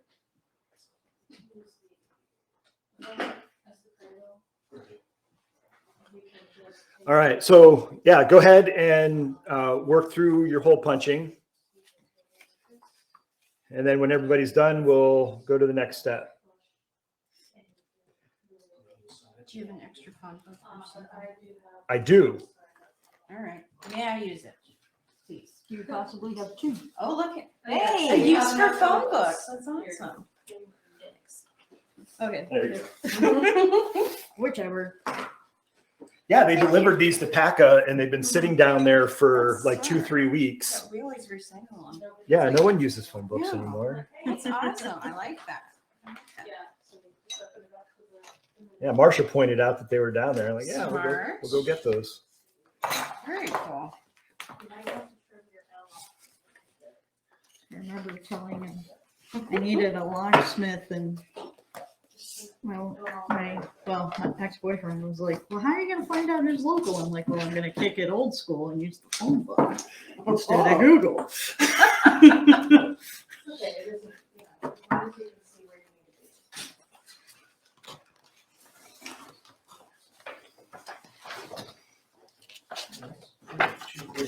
It is, yeah. Oh, yeah. Thank you. That stays. In this case, like, yeah, straight on. There it is. No, that's not it.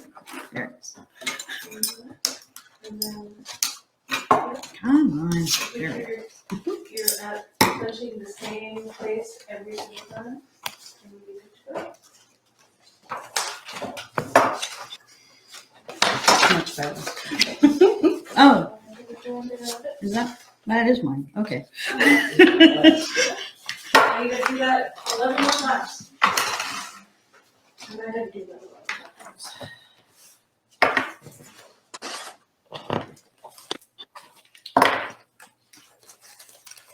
Yeah, I found that this is, for me, the easiest way for me to have a consistent, Yeah. Is to stick it down in the seam. Yep. Oh, okay. That's what I was doing. Are you using that? Nope. Go ahead. Okay, thank you.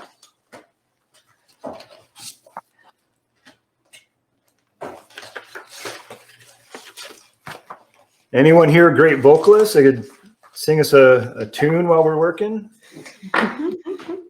Technically, yes. Technically? Well, the word great, tells me all. Oh, Well, no, I mean, I was actually a voice major Oh. initially in school. But no, I'm not going to sing anything. Sorry. everybody online doing good? Yep. Okay. You're awfully quiet Uh-huh. as a group. Yep. Greetings.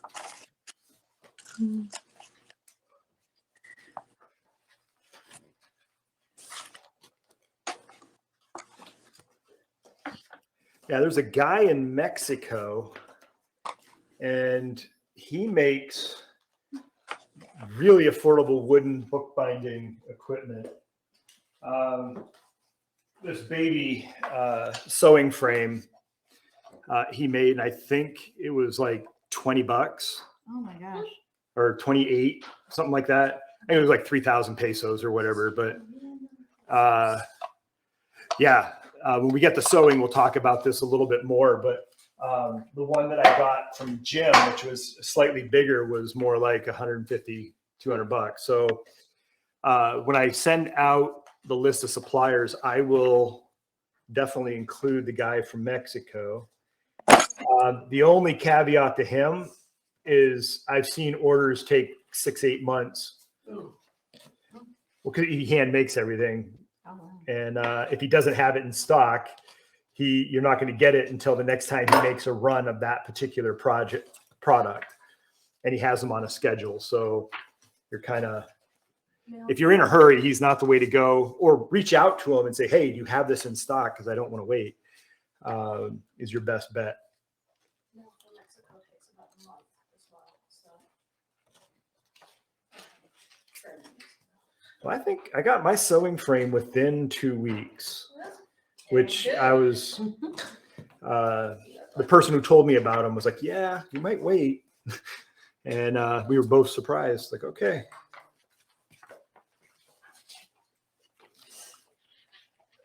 I'm sorry to have you backtrack. You punched the holes in olive where the notches are. Where each mark is. Here, You punch your holes here.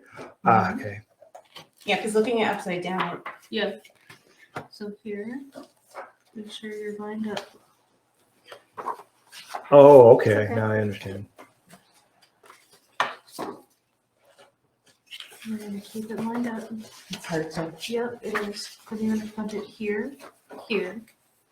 So not in the middle. Not in the middle. Okay. And then here. Okay, Yeah. thank you.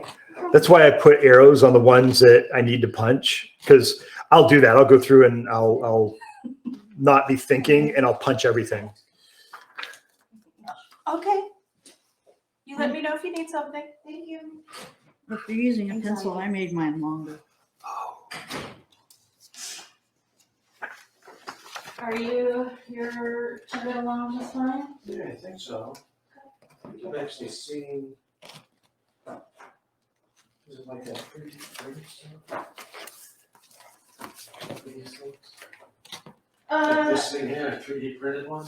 Maybe if somebody Yes. was doing a long book. They're bookbinding.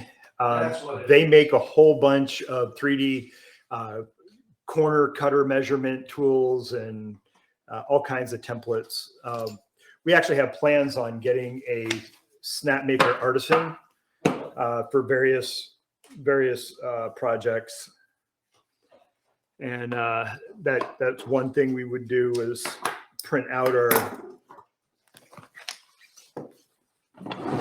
Your own stuff? yeah. And I mean those are great if you're going to be doing, like, say, production runs. You need a bunch of books all the same, but rarely do I work on more than a couple books that are the same at a time ever. So I probably wouldn't use them that much.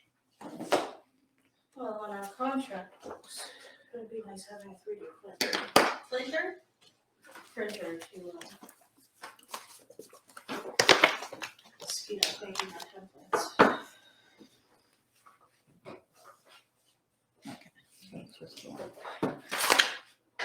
How are you doing? Are you doing?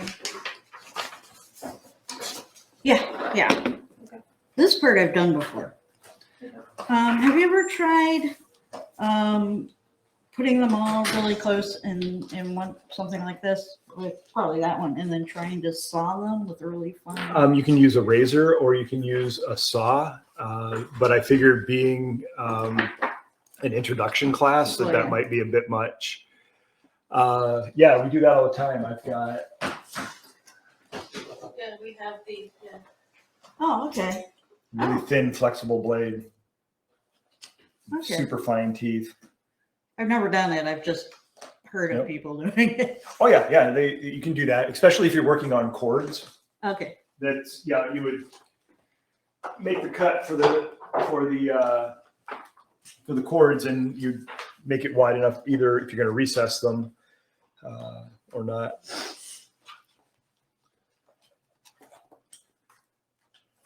Stay in there. I'm not sick, I'm just allergic to my cat. So Oh, sniffling. Oh, Just allergies. An occasional hot flash. I hate those.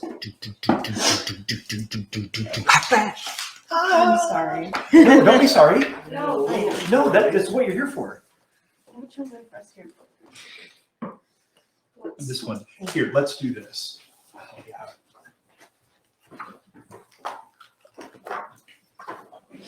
This is what I do, so I don't get confused. Flip things in here. How's yours going? Well, it's a little That one, Thank you. That one. that one, Not quite right with That some one. of these. that one, and Honestly, it's pretty that one. good. Thank you. Yeah, and it's totally anything that makes your process easier. Little tips and tricks like, Oh, definitely. yeah, like I do that all the time on these because, like I said, I would go through and I would just punch all of them if I wasn't paying attention. I get on autopilot. It just takes me longer to process this, that's all. It's And there's not okay. time for it. No, you're fine. Ask all the questions you need. Marcia and I can help you. It's the whole purpose of having a workshop is being able to ask those questions. It's, you can go on YouTube and there's a lot of folks who have videos like DOS Bookbinder. If you want a really good teacher for free, DOS Bookbinding on, I've seen it. but you can't ask them real-time questions, Ralph. True. And so that's what makes this cool is you have the interaction, you're physically doing it, you have people here you can talk to. And so I like the workshops. I have a lot of fun with them. Oh, I like to, Then you're gonna have a mess on your hands. Yeah. we don't want that. I don't know how these. Oh, okay. Yeah, also, when I send out that list of suppliers, I'll send out a list of other bookbinders that teach. DOS Bookbinding, he does the same thing I do where he's got, well, okay, he's ahead of me, way ahead of me. I'm starting to put things online so people can go and just watch, but I also have things on like my Patreon page that'll be behind a paywall. But he does phenomenal. He was an engineer, so he's very precise, and he's. I'm a little bit more artsy and free flowing, and but there's a lady out there, Karen Hamner, and she does workshops in person, online, but she considers herself, and she may be a master. I'm not a fan of her teaching style, but her work it speaks for itself. It's brilliant stuff. I learned how to do my medieval bindings from her. I didn't go to her class, but I read her handout. And I was able to take enough information from the handout and I was fine. Yeah, it was poorly written. And if you don't know bookbinding, like a beginner is not going to pick up that handout and make a book. It would drive them nuts. I'll show it to you. I'll find it during the break. It's on that case over there. But some people love her. She's just not my cup of tea. I also, I rent videos from the Guild of Bookworkers. I think that's what it's called, Guild of Bookworkers. And they have a Vimeo, whatever, the video channel. Vimeo, thank you. But theirs are all, you can rent them for, $2 to $7, or you can buy them for, $20 to $40. And but basically they have what they call the standards of excellence. And they get together, they have a convention. A lot of people, they stand up, they talk, they have workshops. These things get filmed and then they post them. And there's some of the stuff you can't get that information anywhere else, or it's just not available. So yeah, if you go to the Guild of Bookworkers, somewhere on their website, they have links to, they have all the information, like each year, what was covered at the standards of excellence. And then I would say 98% are online as videos. And you can learn everything from, gilding to split board bindings. And it's been going on since, I want to say, the late 70s, early 80s. So you've got years and years. And even, you have one person does it, let's say in the 80s, and someone revises it in the 90s with new information or a different style.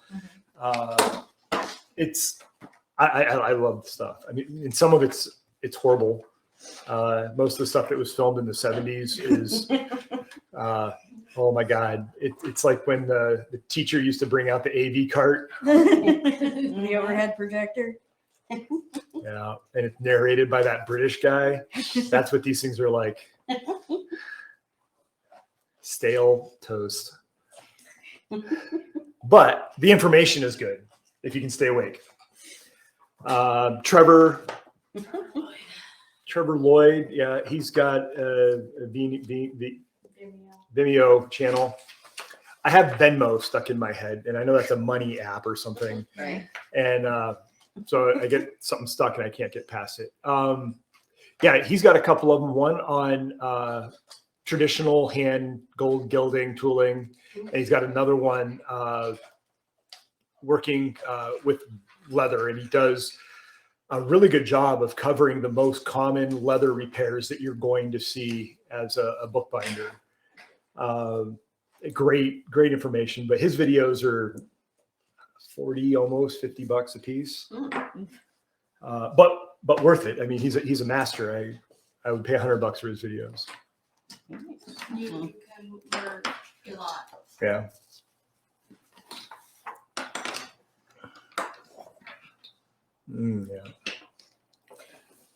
Yeah. How's everybody doing? We all punched? Getting there? Just about. I'm gonna steal this stool if that's okay. Yeah, absolutely. Yeah. There's a shorter one over there if you need, but yeah, use whatever you want. Okay, thanks. Sure, there's another stool right here. Yeah, there's Yeah. another. Ooh, awesome. Here you go. Yeah. Spent a lot of time standing up here at my knees. About done for the week, so this is extra. What's up with those steps? Huh? Those steps do your knees into. Oh, Oh yeah. normally he comes and gets me. Where did I put my all? It fell on the floor beside you. Oh, there it is. Normally he comes and gets me with the Elevator. Yeah. elevator, but yeah. Today I had to call it. I'm sorry. Good times. And I was like, damn, I'm out of shape. Oh, look at that. What did you do? Oh, you're already punched? What? I don't know what I'm looking at, my dude. Look at the line. And then look at the black mark. Oh, see? There you go. All right. So I went and I did what I told you guys by accident. So luckily this is a blank book, so it's not going to matter because the holes are all punched and lined up. But I flipped around one of the signatures. So now if this was about a content book, I now know I need to flip that around and repunch it. We lost him. Yep, he'll be back in a sec. Okay. All right. I think everybody's caught up. What do you got going on? Oh, I set my glasses down, I lose them. Mostly this one here for some reason. I think my guide wasn't staying in. Can I see that for a second? Yeah. I'm going to use her screw up. No, just kidding. No, I'm going to use this as a teaching device. I need to switch cameras again. All right, got to switch cameras. No, and this will be fine. It'll still work out just fine. But good teaching moment. I appreciate that. Thank you for If nothing else, be an example. for your effort.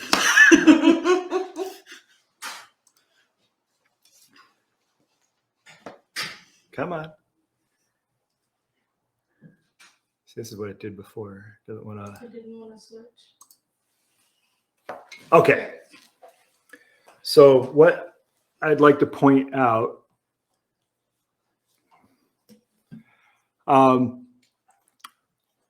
when you don't hook the L tightly, you're going to get some variation in your hole placement.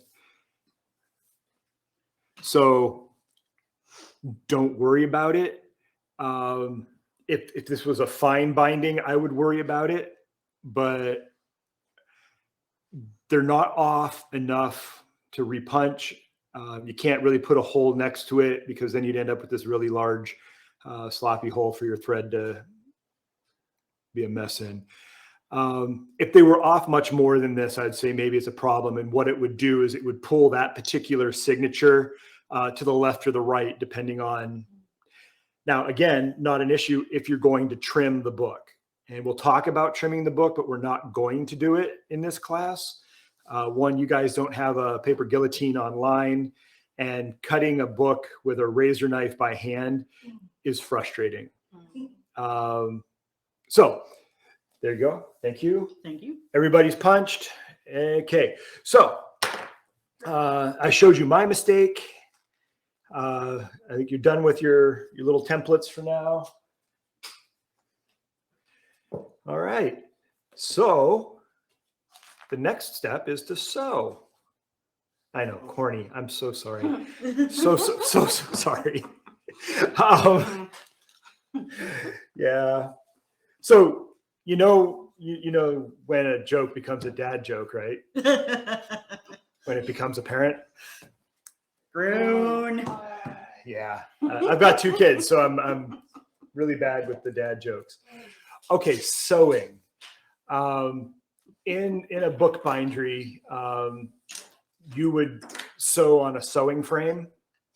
You guys do not have sewing frames, I'm assuming. That's a big assumption, but so when I start talking about a sewing frame, I'm going to switch my camera back around. I'm sorry.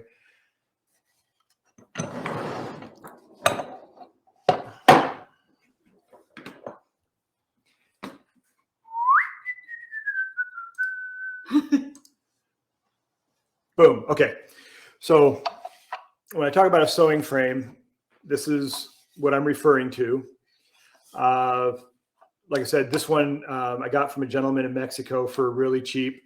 It had an accident, so it's kind of broken, but it comes with movable parts. I mean, it's a fun little toy. This one is a little bigger. Sturdier. And then I have, you guys can't, well, maybe you can see it. Let's see if the camera will follow me. Yeah, if you don't get around my. Ah. There we go. Now you can follow me? There you go. Yep. All right. Come here. So, and I've got my big one up here. And it is currently holding a facsimile of the Gutenberg Bible that I'm binding. That's why it's tucked up out of there. I'm not going to go get it until I'm ready to work on it. So if you need a sewing frame, can I borrow your chair? Yeah.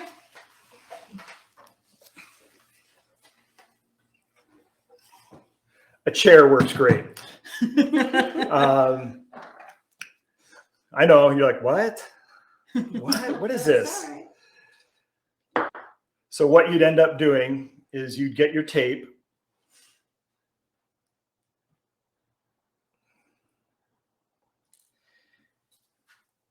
And you would affix it underneath your table with a tack or tape or whatever. And then you'd bring this up and you would attach it to a rung. And can you see that? Yeah. And then you'd be able to sew it on the chair sewing frame. You can use the back of the chair in the same manner. Use what? The back of the chair in the same way. Yeah. If this was a shorter chair and you can move these rungs out of the way, you could use from here to here. All you really need to do is have something that you can attach at the top and the bottom. And here's your chair back. Oh, thank you.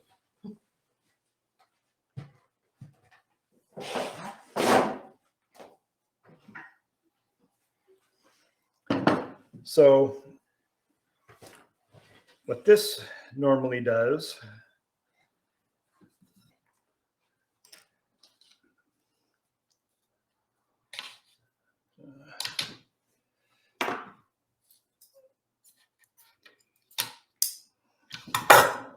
can you re-needle that? Mm-hmm.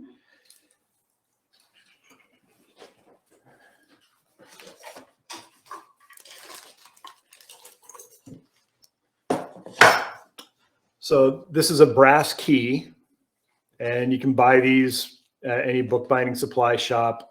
You can make them. It's just a little piece of copper or not brass, sorry. But what you do is you weave this into there. Come on. And then you just wrap it around a couple times like that. And your sewing frame has a slot in the bottom. And turn this around so it's the right way.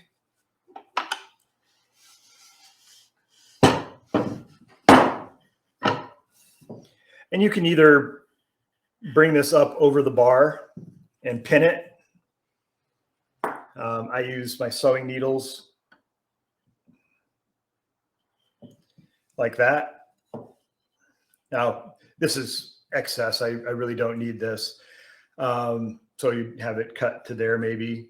And then you can do 2 or 3 books. These screw up and down. And so if you tighten it, see now, I don't know if you can hear that. You don't need it super tight. You just need it snug so it stays straight. In the grand scheme of things, if it's not a large book like the one that we're doing, we're just going to sew it without a frame. It's not very difficult. If you're wondering what these strings are, cords, a lot of times if my tape is shorter, I just tie it to there and pin it the same way. Yeah, sewing frames are great, especially if you're doing more than one book. You just stack them, put some space in between them, stack them up, and then cut them all loose. But it's not absolutely necessary, and a chair works in a pinch. So what we're going to do. Yep. All right. So you should have. May I borrow this? A little card with a couple lengths of thread on it.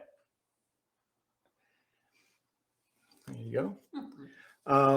And then you should have a little block of wax, and you should have a couple needles. There you go. Do we have any more of those blocks of wax here? Yes, in that tote.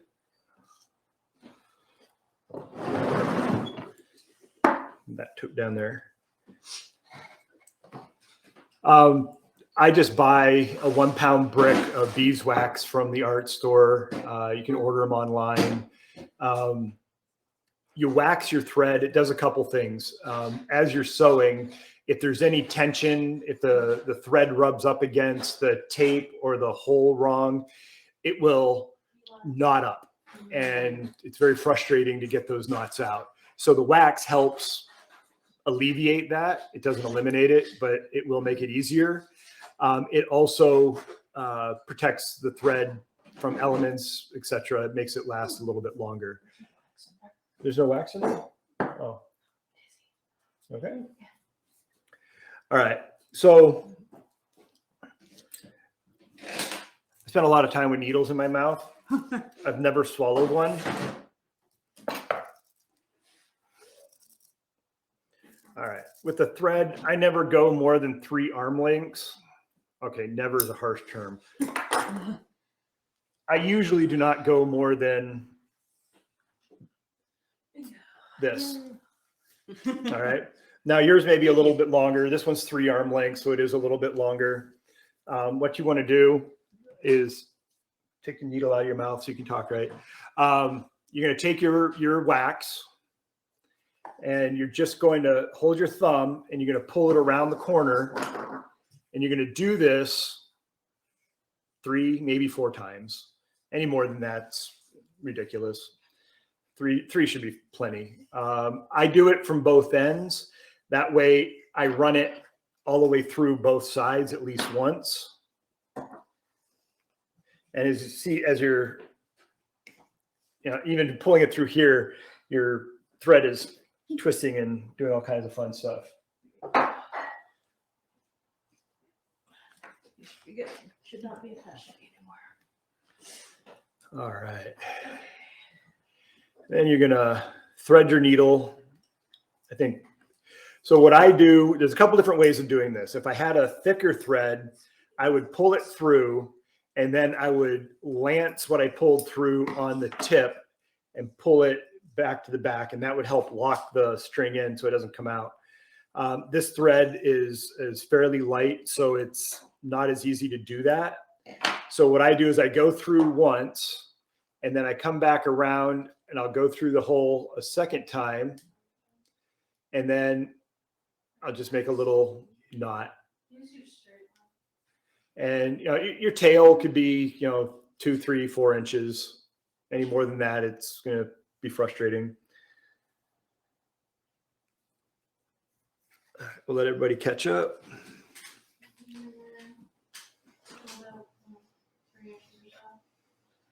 And then come back through that again. This hole? Yeah, but back the other way. Yep.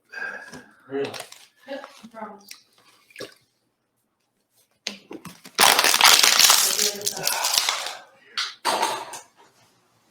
Crinkly sound.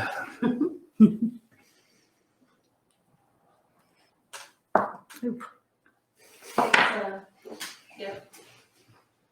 Just letting everybody catch up.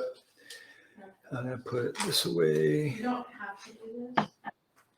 Was that the straight needle or the curved needle? Okay, so I would use the straight needle, but I did give you guys both a straight and a curved. Try both at some point, but let's do the straight one today. The curved needle, some people just prefer it. If you're doing things like a Coptic binding or a link stitch, the curved needle makes it a lot easier to go in, out, and around, but it's a different stitch. I gave you both because it was in the kit and you can experiment with it. The needles, you can get all kinds of different sizes. You can order them from Talus, but you're going to pay more than if you went to Joann's Fabrics. A needle's a needle. If you get like a darning needle or something like that. This one here is blunt. If you get a super sharp one, you run the risk of, if you don't line up with the hole perfectly, going through the paper at a spot maybe you didn't intend on it. So I use these. I mean, it has a point, but it's not a sharp point. I think I gave you guys all the same needle, so did I? Maybe I put it back in. All right. Sorry, I'm talking to myself. I was trying to figure out what I did with the copper key, the brass key. I get too much stuff on my desk. I confuse myself. What's that? I have a question. So yeah, my needle is threaded. Yes. I did not see the magic you did to tie it off, or how much, or whatever. And it's witchcraft. Here, I'm going to take this off. I don't know what size needles these are, but these are not like the ones that I normally use. Like I can't get the thread back through to save my life. Oh, maybe we'll get him a different needle. Yeah. All right, so.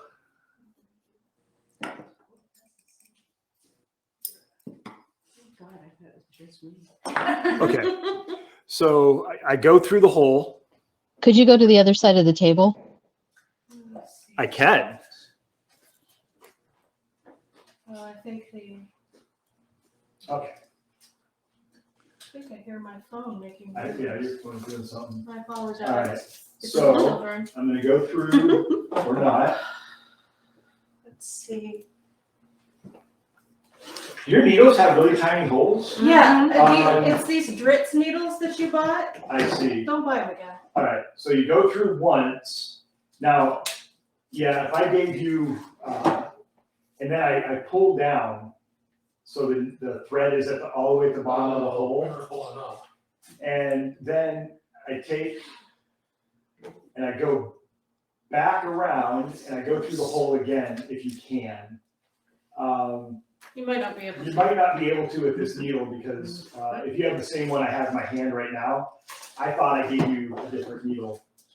And I can't find the little. And there's people who sew have this little wire thing that you can thread needles with. Oh, the needle so threader. don't worry about it. If you want it, you can either leave it or just put a little knot in it. The caveat to the knot is if you're coming through the holes, it may catch on the holes. But yeah, you can just tie a little knot if you choose. She went away again. She's mad about the needle. All of these have teeny tiny holes in them. I don't know. Just like this much, Why? and then you tie it. Yeah, you can go, 3 inches, a little bit more. Yeah. Thanks. And if it gives you problems, just trim it a little bit. Yeah. Okay. Okay. Did I do this right? Because I actually have a bigger hole. Is it like this? Yeah, that's what you're trying to do. Oh, Yeah. Okay. Essentially, you just go through twice, and then you put the tail through the loop and pull it tight. All right. I So didn't do the tail through the loop part. Yeah, neither. there you go. There we go. Yeah. So it kind of gives you a little knot. Now it will slip a little bit if you're sewing, and if you pull hard enough, it will come out. But for the most part, you can sew the entire book without that moving. Woohoo! Woohoo! That's handy. And that usually will stay. Okay. If you're sewing- Oh, you're back. Yeah. Signal Okay. drop. So bookbinding thread. Let's. We're gonna talk about swell. Gosh. When you sew a book. I'm gonna steal your. Okay. All right, I'm gonna come to that side of the table because Wendy pointed out that I can actually do that. All right. Other- Sorry, yeah. So when you have your signatures all together, it naturally wants to be wider at the top. And just folding it, it gives it a little bit. It's a little bit wider here than it is here. All right. Now, what we're going to do is we're going to run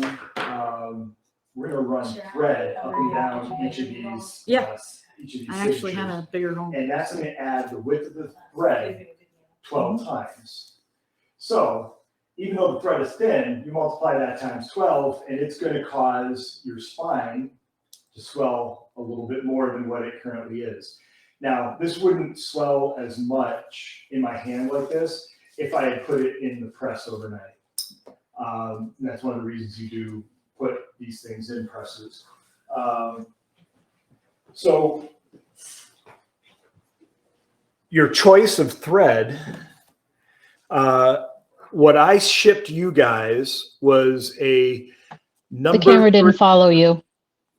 Nope. Oh, you silly camera. Hi. Ooh, sorry. You're following me out? Oh, no. Okay, there we go. All right, it found me. All right. All right. So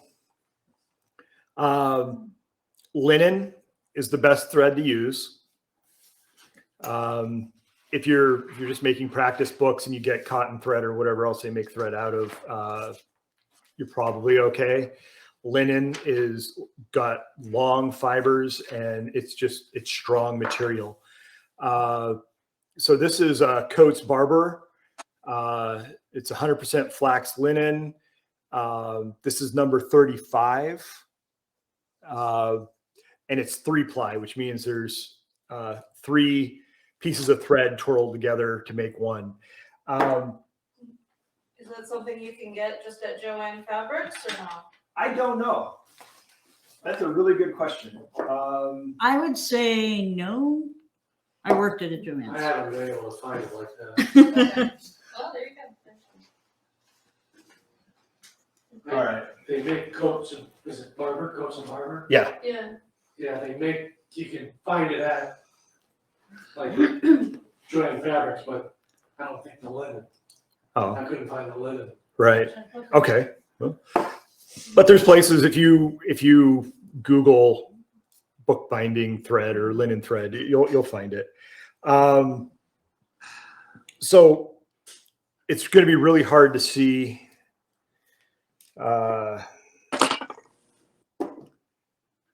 It's really going to be hard to see on the screen, but I'll try and explain this best I can. So this is number 35, and this is number 60. There's a thickness difference. Much like, let's say, electrical cords, wires, the larger the gauge number, the smaller the thread. So number 60, I would use this for sewing Bibles because it's really thin. For regular everyday books, I find that 35 is good. It's a nice thickness, it's strong. And then this, let's see if we can, okay, this is ridiculous. Where's this extra string come from? Oh. All right, so this is a number 18. And it's, again, like I said, it's really hard to see. And it's heavier than 35. I use 18 for exposed bindings and things like that. Now, the important thing that you need to consider with thread and swell, there's two ways of controlling swell. You can use a thinner thread. Actually, there's more than two ways, but we're going to talk about thread. You can use a thinner thread, and that'll reduce the amount of swell. Use a thicker thread to induce swell. So if you want a really nice rounded back with really big shoulders, well, then you're going to want a thicker thread. If you want a flat back and you want it to be perfectly flat, then you're going to go with the thinner thread. The other way to control swell is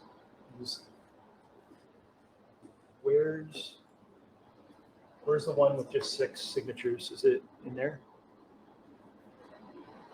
Yeah. All right.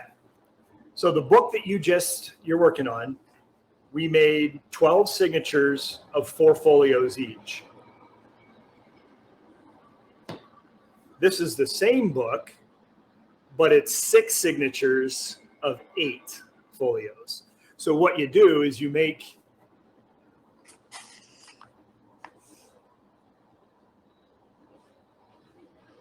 your signatures thicker. So this is what you're working with. And this is half the signatures with twice the amount of paper. So it's the same pages, but you're going to use less thread. Okay. Now these are all decisions that you don't have to make today because the book is going to be the way that you're making it. But if you were designing a book, someone asks you to bind something, these are considerations you need to weigh. Am I going to round it? Am I going to shoulder it? Is it going to be flat? How much swell do I want or not want? All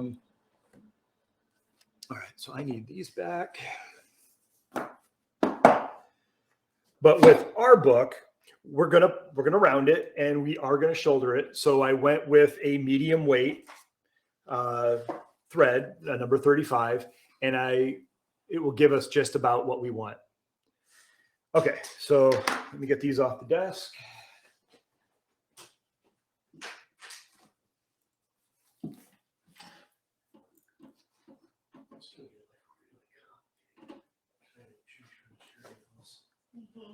Okay.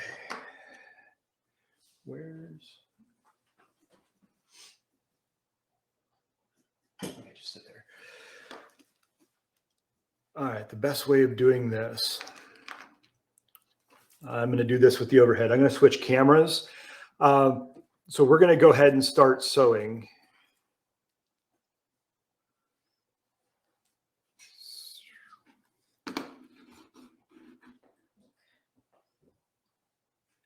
Come on.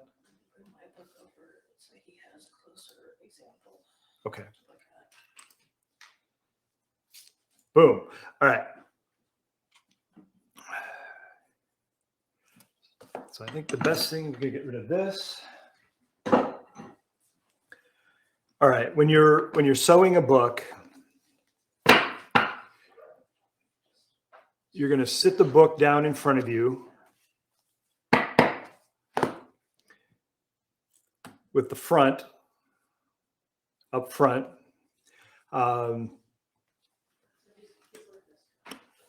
then keeping with the rule of having the head to my right, I'm going to turn it upside down.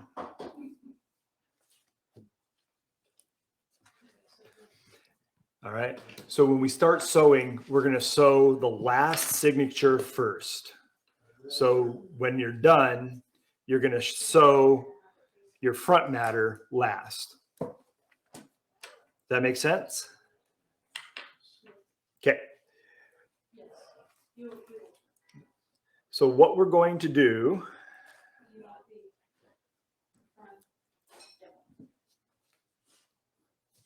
Yes.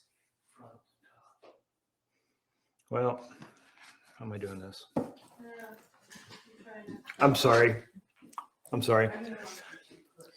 What I said is still accurate, but go ahead and put your book in front of you with the spine facing you and the front in the front. Then we're going to take all of it except for the last one and turn it away. So that way, once we get done sewing this section, you just pull the next one towards you and you sew it. So you should be flipping it like that. So we're gonna end up sewing the front piece first. No, Last. last. We're flipping it over this Then it's Right. Yeah. All right. So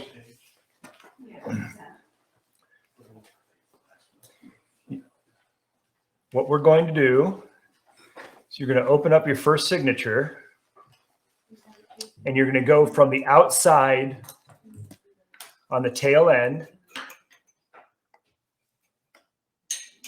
And you're going to go through.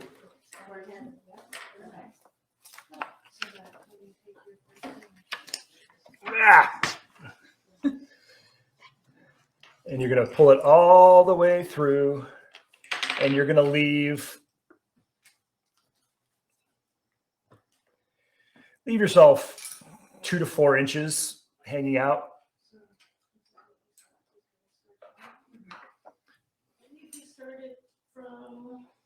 So here, I'll do it again. So you're going to come from the outside to the inside at the tail. And then you're going to pull your string, your thread, all the way through. Not all the way through. You're going to leave yourself 2 or 3 inches. Which hole? The tail. Okay. The right.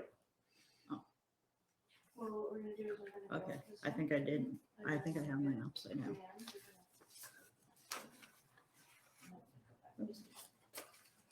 So we got like 4 or 5 inches? Yeah. Is that Yeah. what you said? Yep. Okay. So you're now going to go to the next hole in line.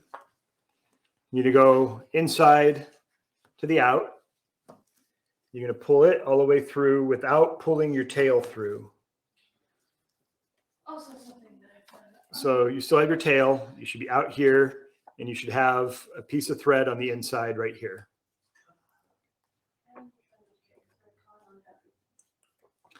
And then what you're going to do is you're just going to continue this in and out process right down the line.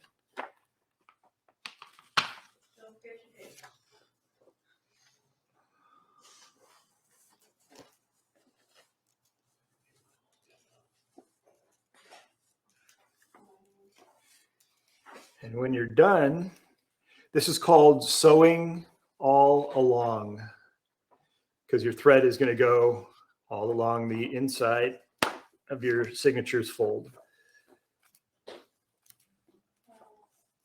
Tell them about which way to pull the thread. Yes. Okay.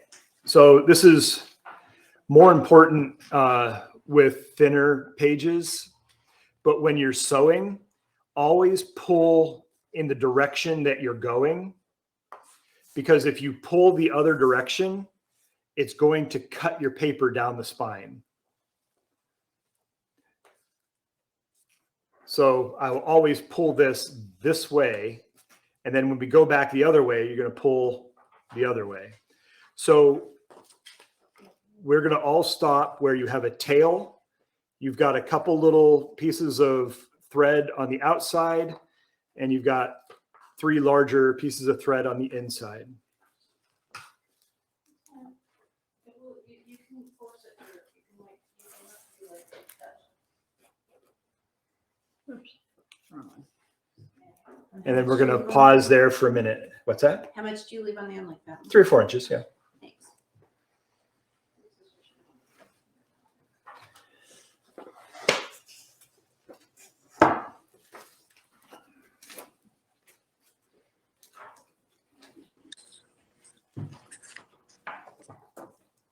Okay. And then when everyone gets to this point where their first signature, you have a tail at the tail, and your thread should be coming out of your kettle stitch hole at the head. And we're going to pause there for a minute till everyone's caught up. Okay. So we're good. Mhm. We got about. We got more tail than we need. We only need about 3 inches. Yes. It's okay. We're perfect. You just end up snipping that off eventually. It's because I accidentally pulled it thinking it was the other end. It's all right. Gotcha. It happens. I have pulled my tail out more times than I want to admit. I have also done the pulled it in the wrong direction and ripped a Bible that I just repaired. Oh! Then had to take it apart and do Oh paper my repair on it. goodness. Oh, that's just painful. It is painful. But it Okay. happens. Are we all caught up? Yes, I think so. Okay. Good. So what you want to do is you don't have to pull it tight, but take your tail and your thread and just pull them in opposite directions so everything's snugged up. Your thread in the inside should be tucked in, and your stuff on the outside should be pretty snug. And then what you're going to do is you're going to sit that down, you're going to close it. We're going to take the next signature and we're going to bring it over so the spine is facing you. Tapes. Hmm? Tapes. No, not yet. All right. Not on the desk. And then you're going to go in the hole, the head hole, the kettle stitch head hole. Pull it all the way through. And Oh, wait. so what you should have is something that looks like this now. So they're attached right there. Now I have it loose. You're making a face, Wendy. What you got? Okay. So on the first pass, we just did 1 thread. Did we take it back through or no? No. Okay. You go through here. Let me back out of here.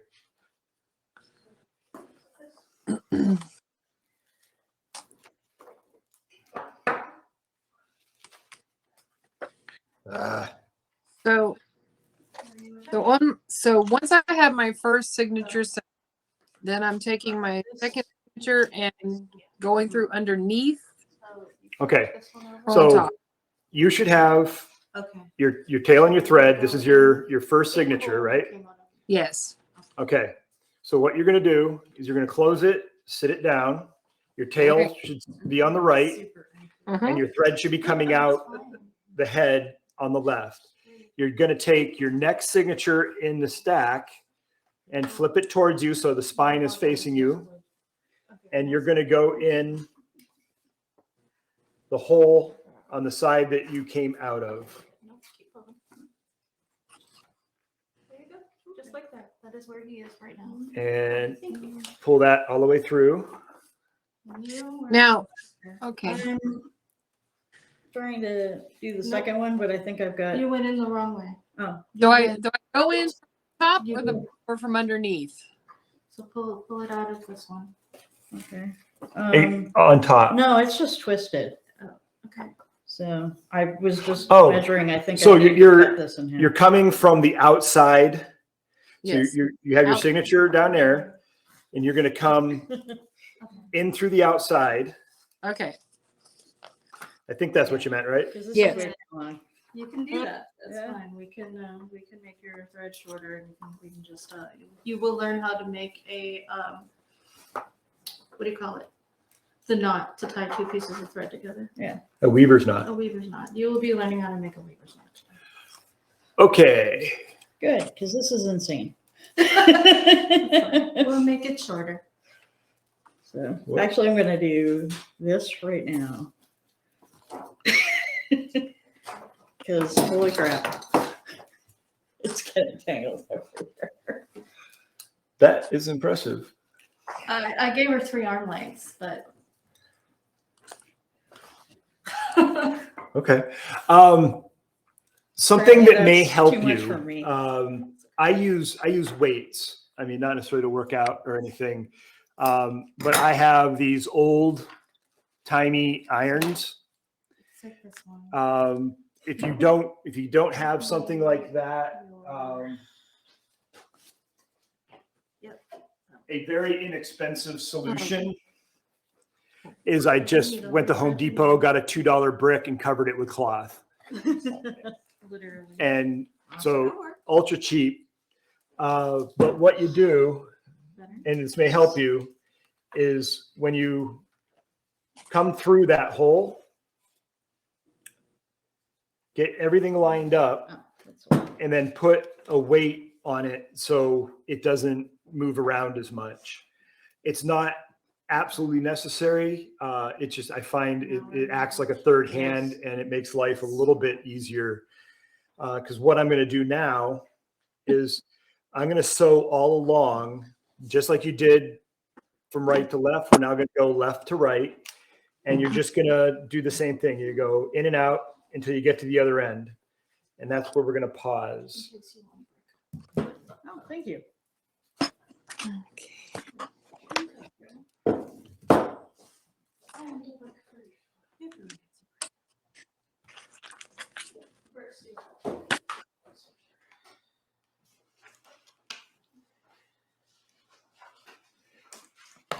Now, it may be easier if you have your spine like close to you off the edge of the table, as far as like angularity of getting your needle in through the holes. I don't have that option because my camera is mounted over here. Actually, the other day, you used the book that we took notes in. Yeah. Oh, yeah. Yeah. Hit my book on the end of it. Just drop off the table. Okay. Come on. So when you get done sewing all along, you should have something that looks like this, where you are attached at the head. You have a tail on the bottom and you have your thread on the top, like that.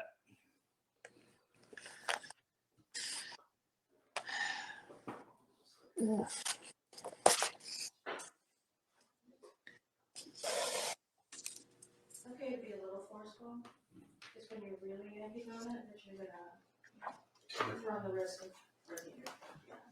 And I broke thread trying to sew some example ones of these. And then when everyone's caught up, we're gonna do the trickiest part.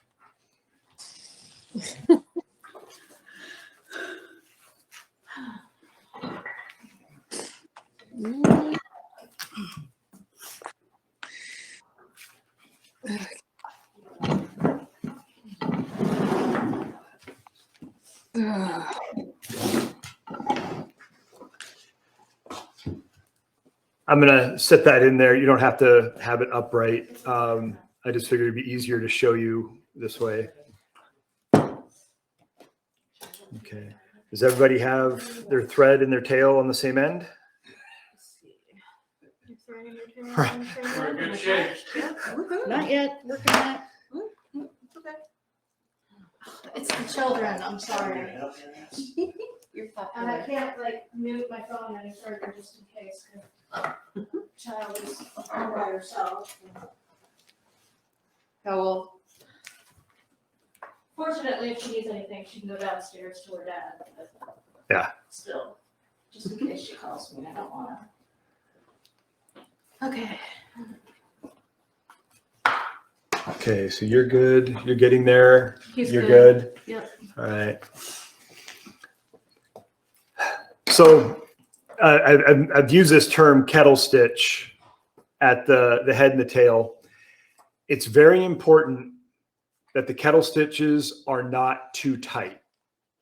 Now, ironically, I was going to make a demo for you, and I was doing stuff, and I asked Marcia, it's like, hey, I want you to make this book, but I want you to screw it up. I want you to really pinch those kettle stitches, and so we could show them, exaggerate it, make it as tight as you can. And she couldn't screw it up. She kept doing it right. I did it twice and. So, when you have your book,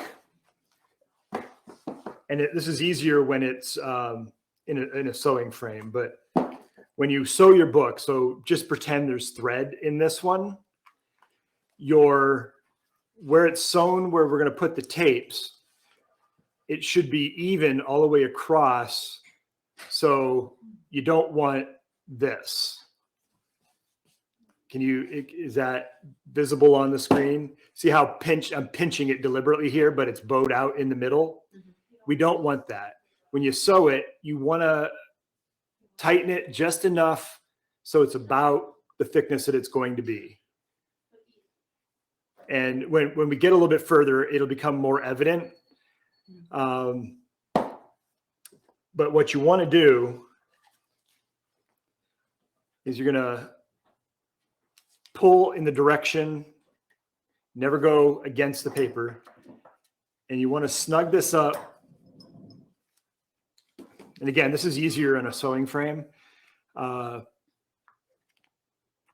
you want to snug it up. Come on, there it goes. And then you're going to tie this. Yeah, right. This is where your weight's going to come in handy because I just snugged this up. And if I let go of this, that's probably going to spring. So I'm going to put the brick on here. And then you just take your tail and the thread and just make a double knot and use your finger and hold. Get everything squared up. And just use your finger and hold this about where it should be so it's even across. And then, no, see, now it's not going to do it. You bugger. All right. Mine.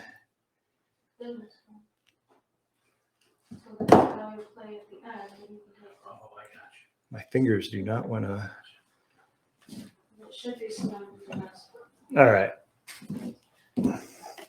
So now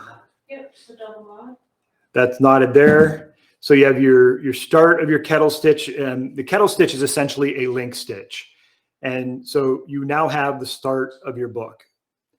The tail, once you have your double knot, you can take that tail and snip it off, leave about a 1/2 inch, give or take. So now it won't get in the way and you just have your one thread coming out.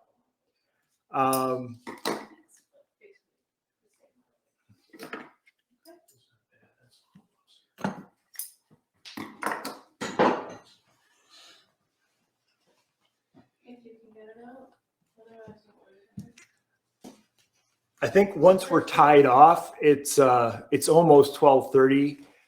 If we can break for lunch, then we'll come back from lunch and finish sewing. Little loose up here, but we'll make it work. Okay. Okay. Cool. Thanks. And how did you do?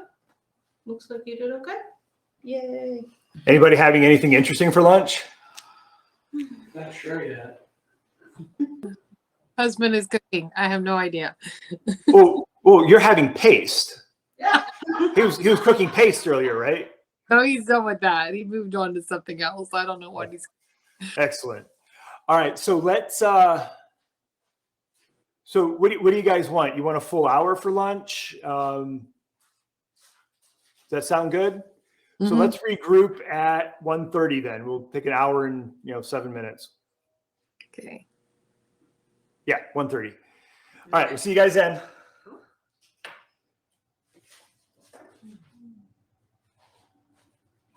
Where's there a place to get a bite around here? What do you like?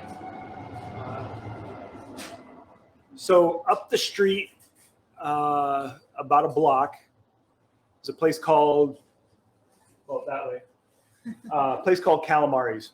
Excellent Reubens, Cubans, stuff like that. Walk there? You can. Yeah. When you go out the front doors, go right towards the train trestle, Okay. and it's mid next block. And it's basically a bar and grill, but yeah, the sandwiches are out of sight.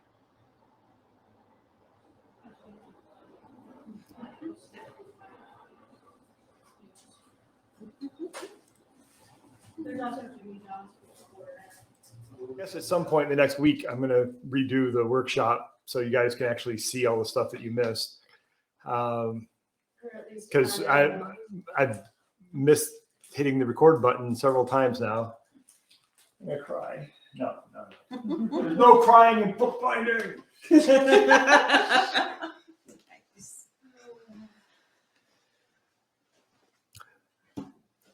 Okay, if you have your PVA and a brush, so I guess I can talk about brushes for a minute.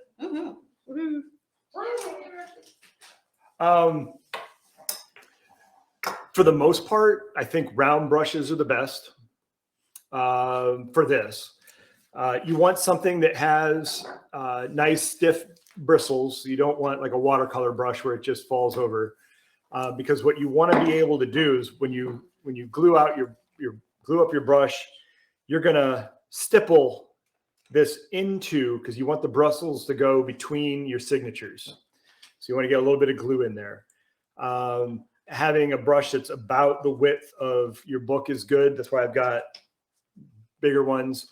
This one's really nice because you can work it in. If you're gluing out paper, you can really push it in, and it really helps with the adhesion. And I always pick on Marcia because she gets these really little dainty brushes. And I'm like, just glue it. All right. So what you want to keep in mind is later on when we're rounding and shouldering the spine of the book, the tape has to move. Or the book has to move and the tape has to stay still. Either way, if you glue the tape to the book, when we go to shoulder and round it, you're going to have a headache. And so what you want to do is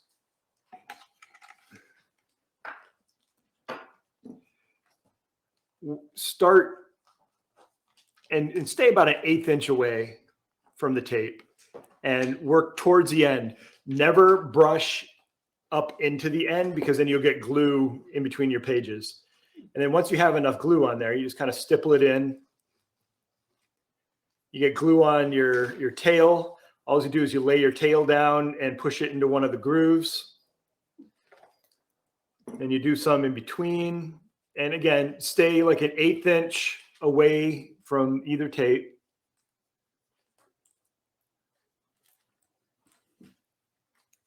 Let me see if you guys can.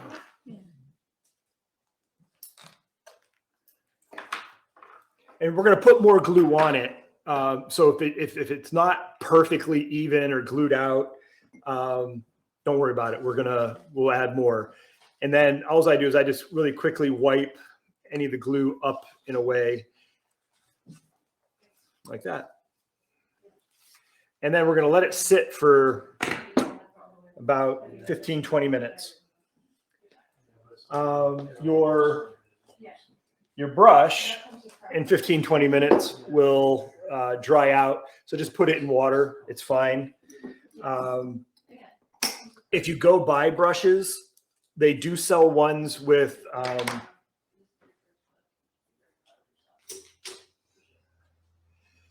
the wire that holds this on and the furl are mine are steel, and so they rust, and the rust can transfer into the book. So a lot of bookbinders will get ones with plastic furls on them.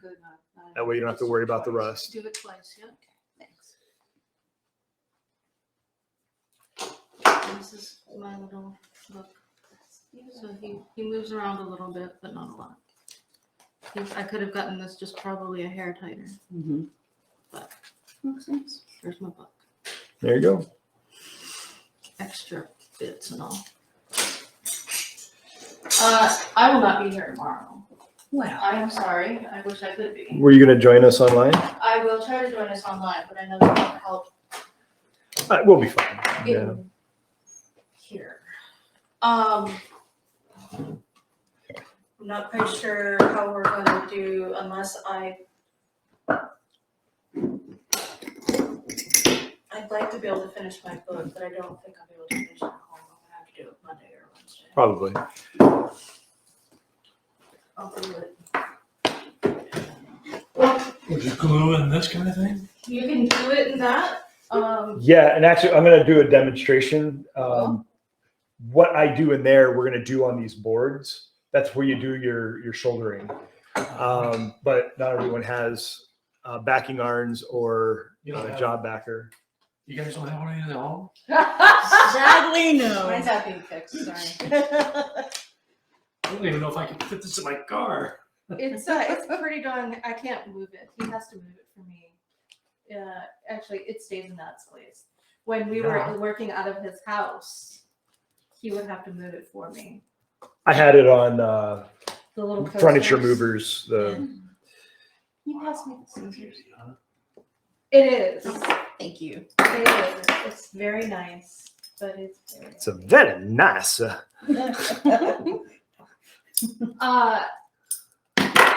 Okay. I'm gonna bring this over for you so that you can use it to do your book.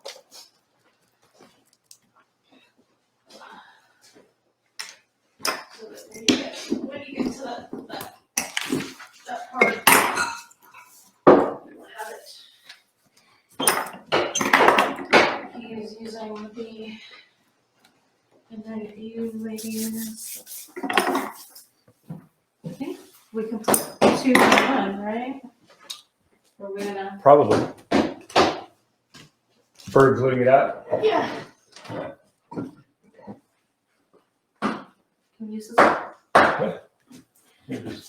Put it right here. Alright. You ready to glue? I am ready. Get yours in there and get Sharon's in there and. Remember, knock it up to the head and the. Yeah, no, before you do that. Oh, yeah, gotta do that thing. Nope. What? The foredge, not Foredge, the yeah. foredge. I don't The know. open part. This. Okay, thank you. And then the And the top. head. Which one is the top for you? Okay, so this side and this side is where you're knocking it up to.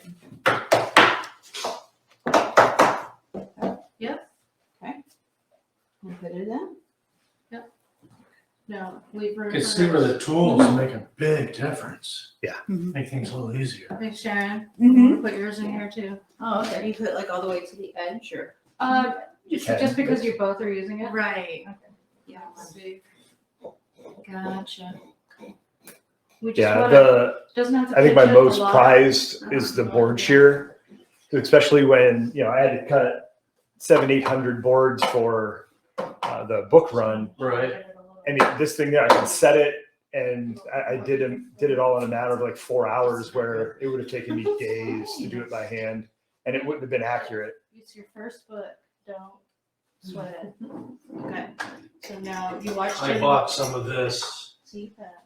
I bought the 0.9. Yeah, that's for like portfolios and folio sized Oh books. my gosh, I'm like. Yeah. Can they cut that We're one? gonna use it You want- with Utility? Oh, So that's crazy. this is, you're going to, expand. Yep, do it like this. make sure you get your grooves in the grooves. You don't, you know, Step make on sure the, that you only do it pedal. this way when you do Bring it towards down. the ends. Mhm. And stay away from the tapes. Step on the Okay. pedal. Mhm. You just your hand, that's what I'm talking about. just, it gets messy. That's okay. So go ahead and There do we that. go. Thanks. And then Wow. Sharon, if you want to do yours, we can get you into the brush. Okay. I just sorry guys, I got you on the wrong camera. What brush are we using here? It's right there. Well, no, I want Sharon to be able to do hers too, and if she can Okay. fit in there.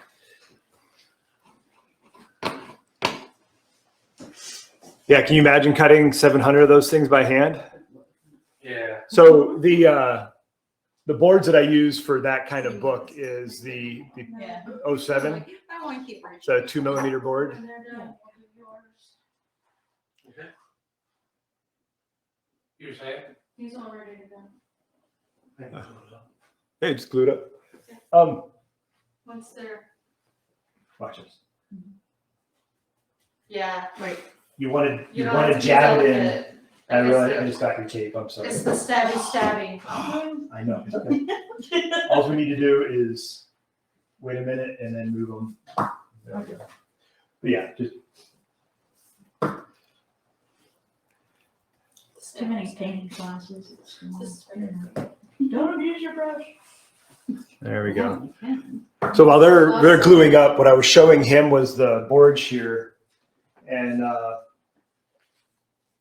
it's a really big. So you've got the type of boards that make your book boards, and you want to do it again? This is where we cut them. This is so cool. It's a big old guillotine is what it is. Yes.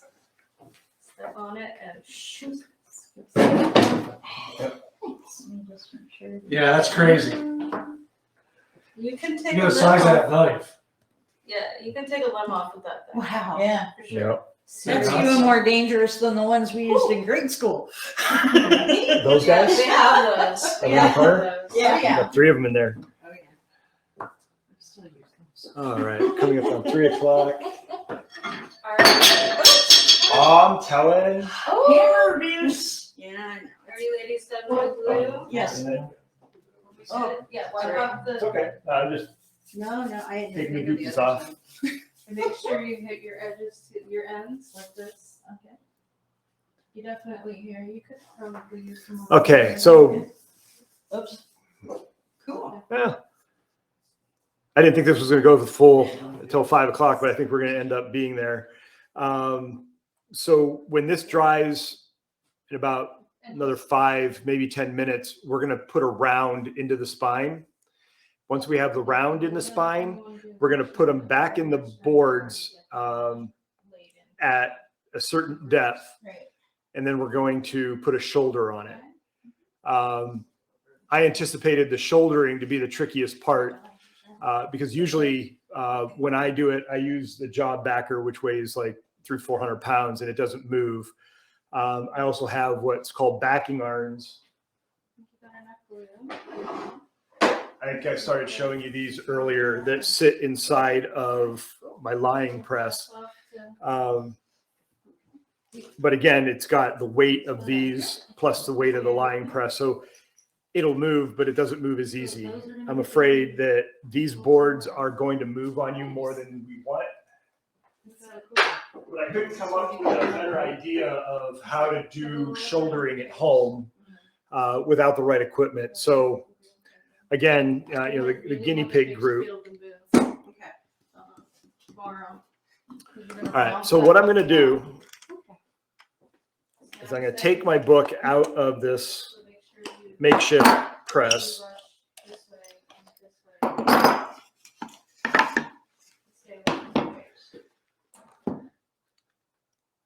All right.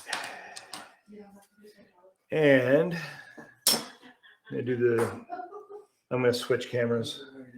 Yeah, you just, like I said, stay away from your tapes and you don't get it on the ends.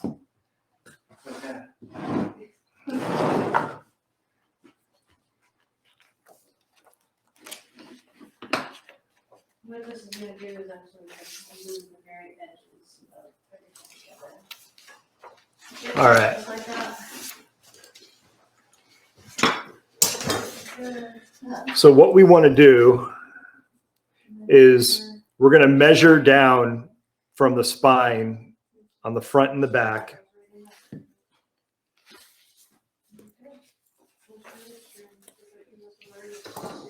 So where?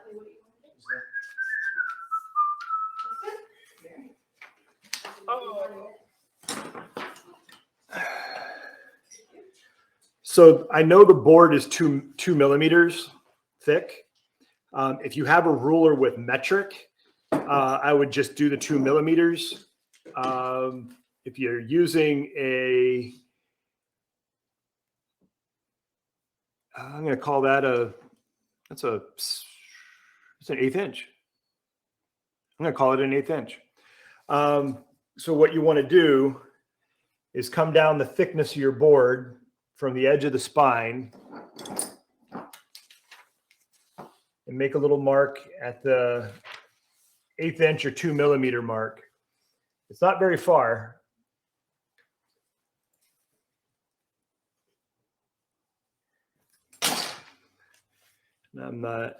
So I made a little mark there and a little mark there.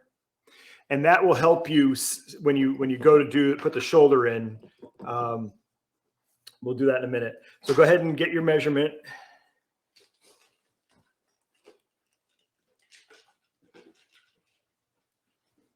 When are they getting their measurement while they're gluing their books? Oh, well, it should be. Oh, you're going to love this. Well, you do it the old-fashioned way. You got a knife? Well, we do have knives.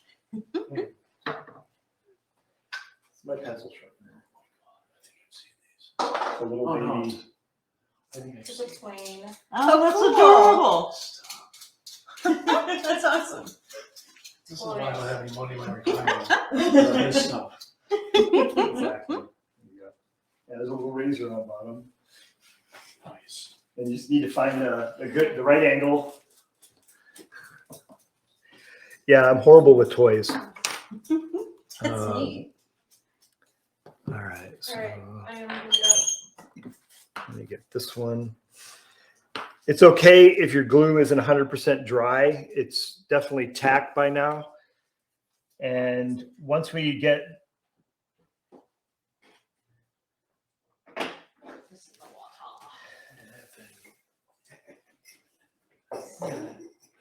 That's awesome.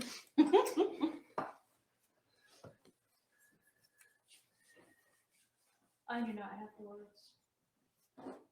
we're gonna have to cut Sharon some boards. Yeah.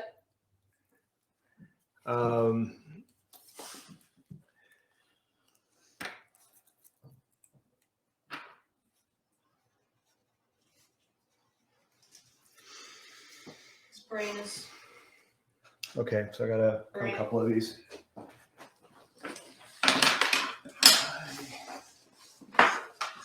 It amazes me that we have all this space, but not enough space. Right? Keep moving things around.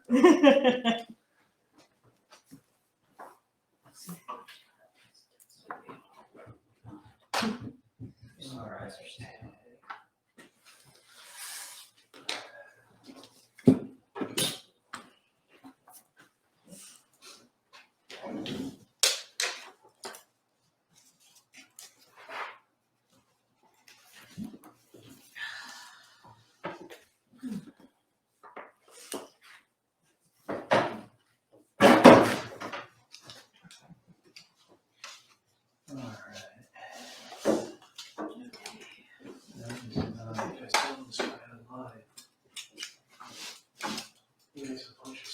Yeah, he was talking about his stuff is cheaper.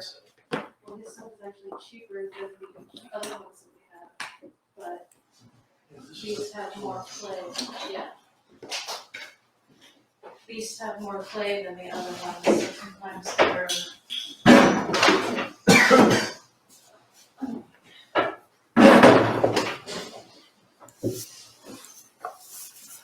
How many do I I need 3 sets? Uh, 1, 2, 3? me for you. I have one. Oh, You should yeah, I have, guess I may need a set 2, aren't I? yeah, you have your set, right? How many do we need? 1 or 2? You need 2 I only have pieces. 1. Okay, so we need 3 sets. She's had half a set. Yeah. No, she has a full set. She only has 1. You should have 2.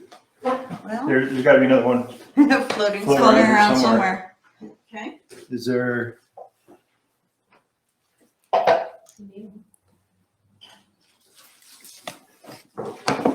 Well, oh, because I took yours as a template. Oh, I'm not measuring, I'm just eyeballing it. Hey, that works then. Mystery solved.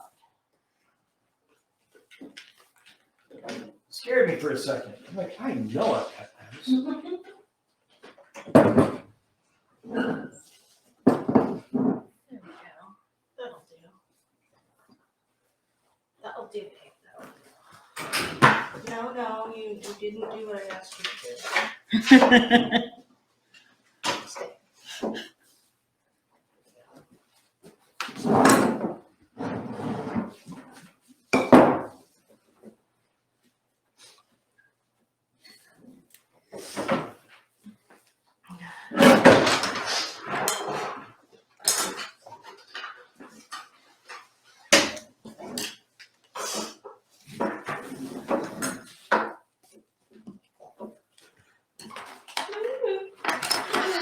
Oh, there were 2 random cubes of wax in here. I'm fine. I'm fine with this. So it has a stop so that you can measure? I mean, Yeah. this is gonna last a good long time. Oh. Also, I think I have other wax blocks, various locations in my art supplies. Yeah. So everything's gonna be Nice. consistent. Oh, Yep, these should be he literally went and got like a all pretty silicone close ice to cube exact. thing Yep. and just all right. Nice. took all So of there's our your one wax back. bits that had broken up, Oh, yeah. melted them Smart. down, and Good poured plan. 3 it for you, Nice. Woohoo. 2 for you, Thanks. and I get 4. I'm extra special. Well, fine then. That was almost Paul Lynn. Oh, God. That guy used to crack me up. All right.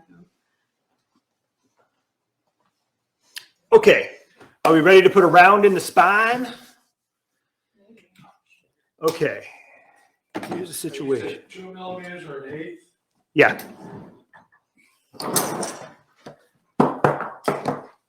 Okay. Do we need to grab ours, don't we? It's hammer Are they time. done yet? Yeah. They are they should be. Sticky. Yeah, they're still Okay. sticky, but Done enough. All right. I'm gonna switch back the camera. Even mine is. Yeah, that's fine. It's almost. Close enough for government work, as they. Oh no, we don't say that here.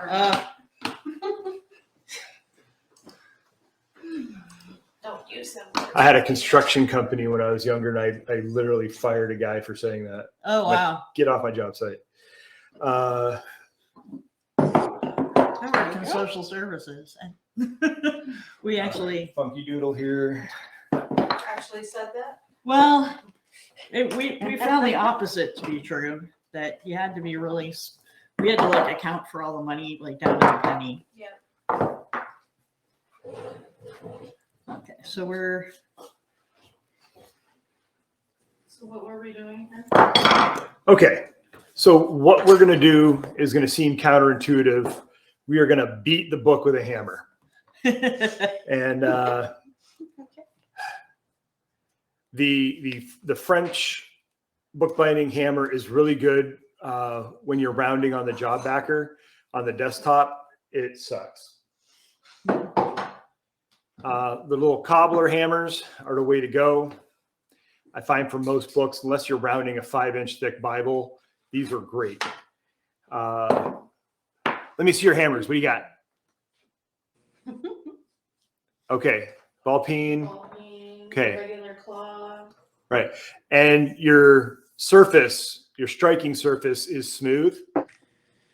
Yes. Okay. So what we're going to do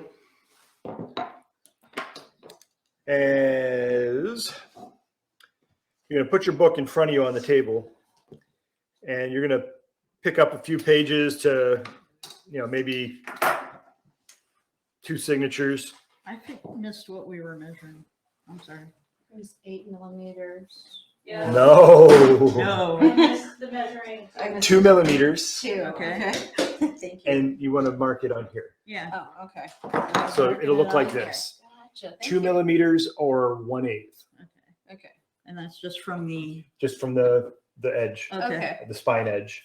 Okay. I'm glad we had this conversation.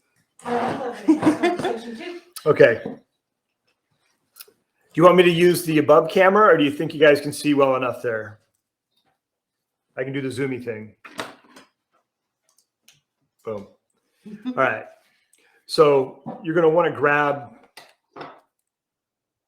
a signature or 2, and you're going to, with your fingers, you're going to push on the bottom, and with your thumb and your index finger, you're going to pull. So you're going to kind of do this with the book. But while you're doing that, on the edge of the spine, you don't have to wail on it. You do that a little bit on one side, flip it over.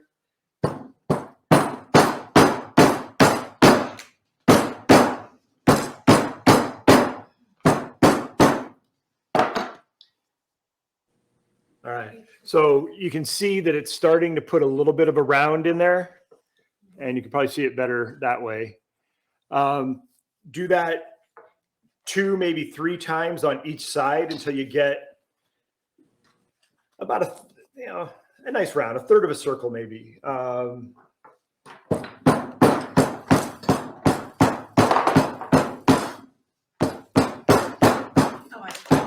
Thank you. You just switch back and forth.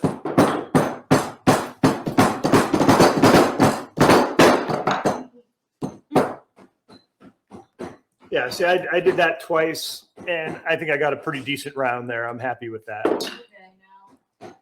So I'm going to switch cameras, and I'm going to do it to this book, and I'll give you a top view.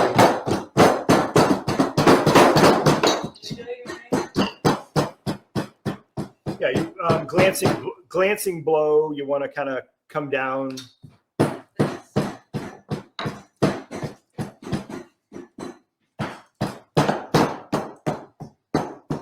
This is the first one I've rounded all by myself.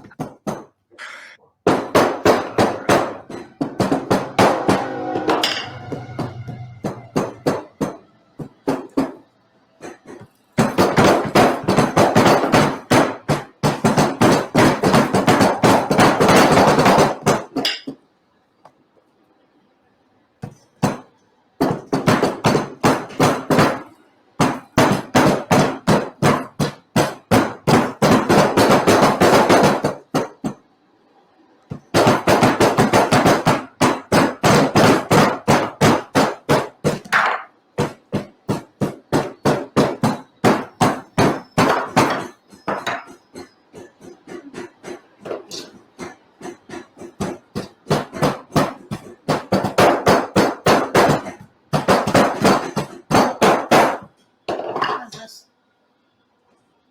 That's nice. Thank you. Very, very nice. I ought to know what I'm doing with a hammer. You got it. Yep. And I'm going to. Let me see again. Okay. Yeah. So as soon as this camera comes up, I'm going to explain why you don't want a loose sewn book.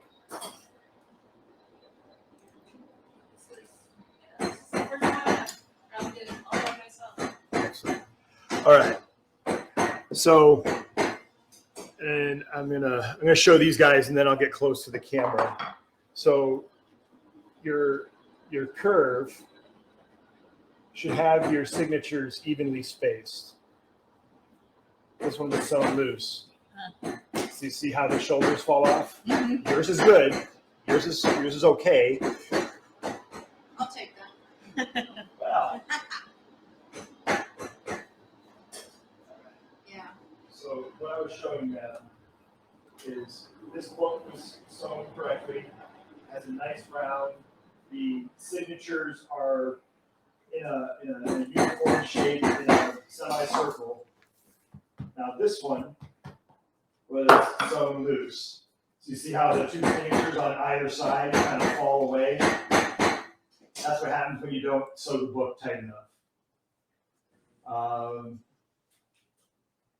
That's okay. I mean, it's a good demonstration book, and I've got a good one here, so you see the difference. Either way.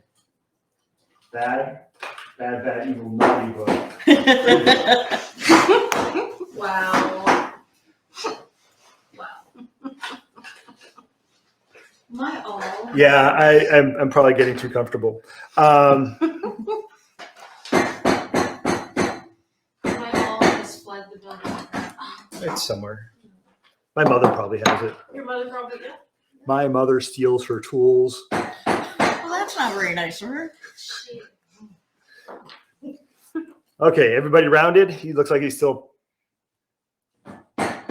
You good? All right. So this is the beginning of the tricky part. So your boards are beveled outward like that. If you want it taller on the inside and you want it shorter on the outside.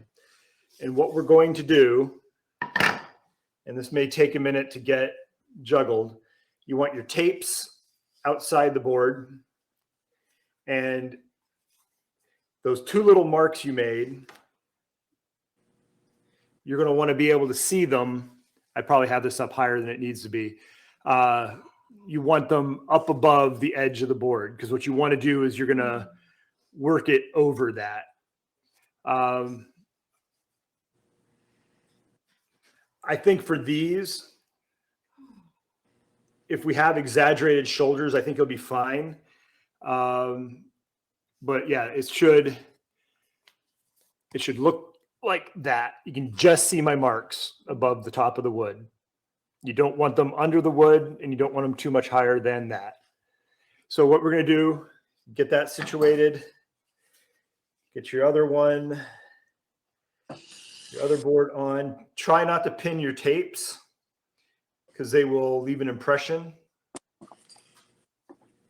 And not a comedy impression either. And then you're gonna put your clamps back on. So this will be a little bit of juggling. I would clamp a little bit down from the top, because you're gonna have glancing blows with your hammer.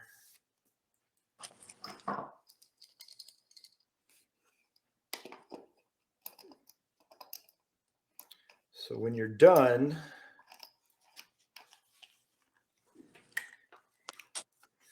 and these, once you get it in position and it looks right,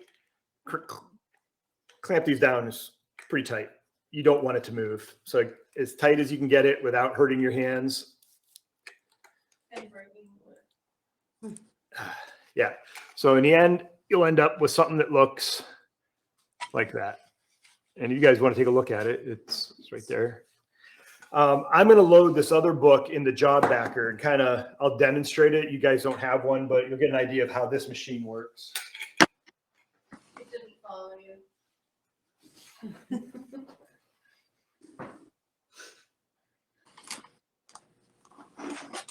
There we go. Sharing might have.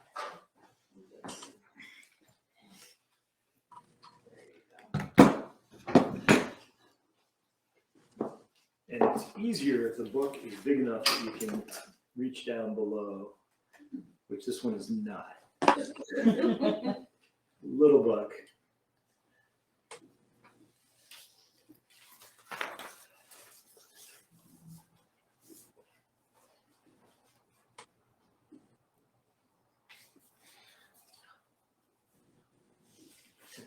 Yeah.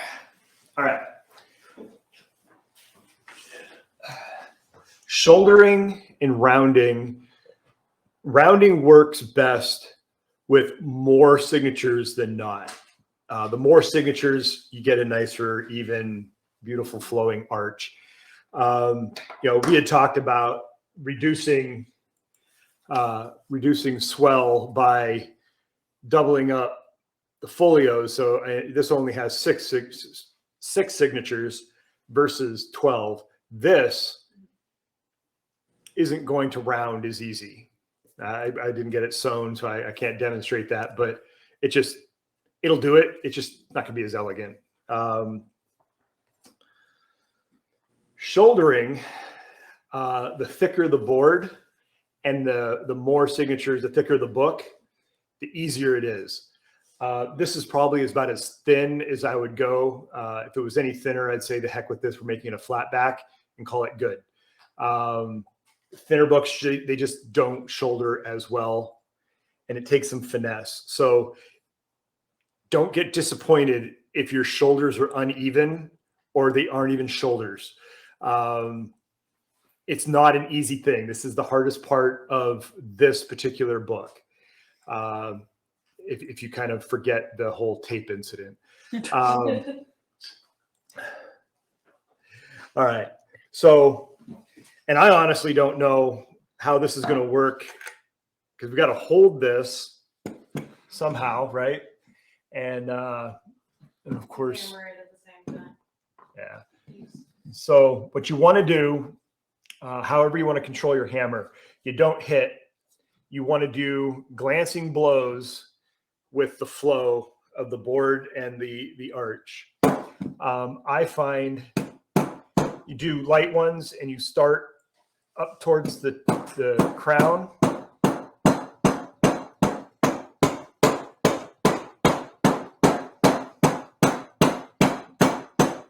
And then what I'll do is I'll bring my hammer around on the corner and I'll help that corner around, because usually if you get the corner started and then you can work your way down, you just have to be careful not to crush that corner. And I know this is really not easy to see.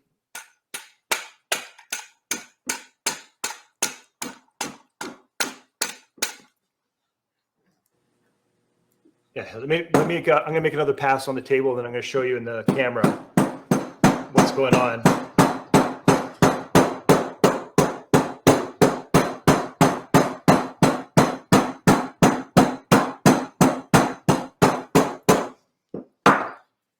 Okay, I usually don't do one side at a time. I will usually alternate. I'll go down one side, up the other. But as you can see, this is starting right here to lay down. Now, in this style of book, you're going to be looking at, something close to a 45-degree angle. You don't necessarily need a 90. That's an older style. So that's what you want to try and do is to get this to lay down. Now you can see a lot of the signatures are upright over here, but now they're tilted. So now I'm going to do the other side. Is that making sense? But I don't know. She looks like mildly concerned down there. All right. So now I'm just going to go the other way.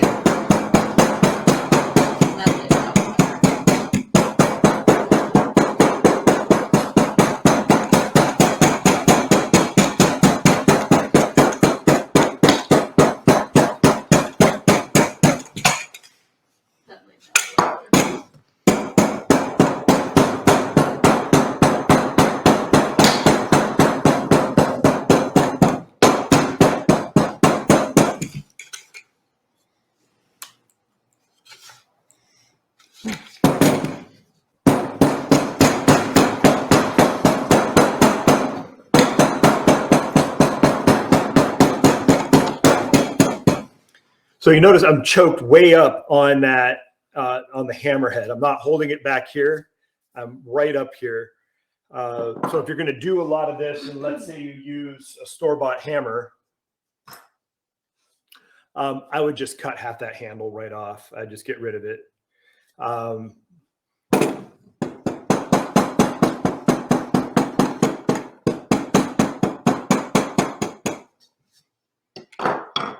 So what you should end up with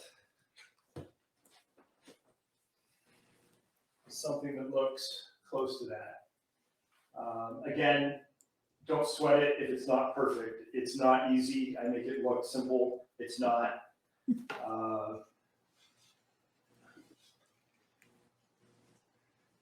want to pass that around? All right, while you're doing that, I'm going to do the one in here, which is nice because I don't have to hold on to it. And the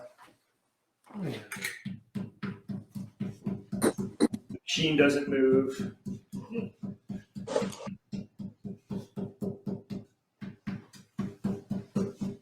It goes a lot quicker in that one.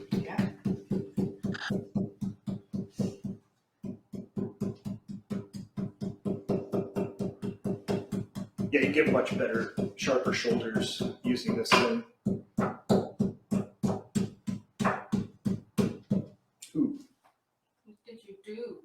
Just ding the top. Went right into it. Well, I get to show you another don't do this.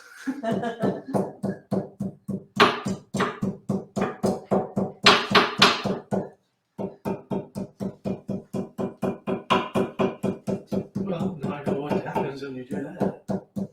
Right? Yep. All right. Is it, they put it savable? Oh yeah, you can fill it. Just electric paste there, or when you put your liner on it, you double up the liner. Mhm. Ah. Oh, yeah. Okay. So this little split here is not desirable, and it is there because this was so loose. That side's much better. Gotcha. All right, so come over here. I know that was probably hard for you guys to see. Yeah, I hit the top with the hammer right there, right with the edge of the hammer. So I've got a divot.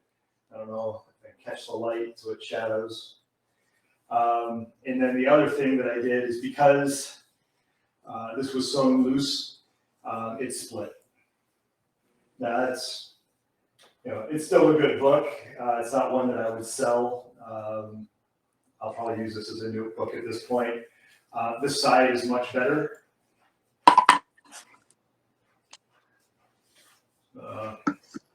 And then, yeah, I should put a waste sheet on this. Okay, so I forgot to tell you guys about something, and it's called a waste sheet. And a lot of times when you're working on a book, especially if you're working on like an older book, what you want to do is before you put this in and glue it up and do all kinds of stuff, you would add an extra sheet or two of paper, and you would just a little bit of paste. You'd put like 2 or 3 dots, and you would tip the edge right to the spine. And that way, when you put it in the press, it doesn't get like this has dirt smudges and an impression of some sort. It would have went onto the waste paper. So that's really something in a professional environment you'd want to do. And if you're a messy, like I get glue all over everything. It's hilarious sometimes. Yeah, you definitely want to put a waste paper on it, especially if you've got like really pretty end papers already attached, which we haven't put the end papers on yet, but we're getting there. God, that's ugly. Look at that. It's just I kind of thought it was nice. I mean, no. Oh, this is horrible. Look at that. Oh, It's puckered there. yeah. Yeah. well, wait till you see mine. All right. So go ahead and get yours set up in boards, or you can use the machine, the job backer, or you wanted to try this. Either way. You could also you can try the backing irons in this. I'm gonna go for backing irons.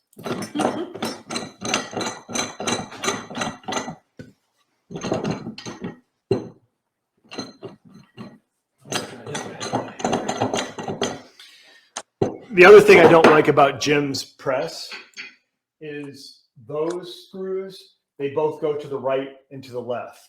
Righty-tighty, lefty-loosey. These go opposite to tighten. Opposite.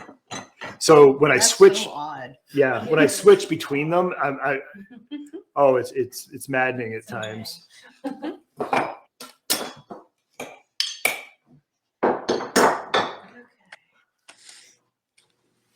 you did not stay still.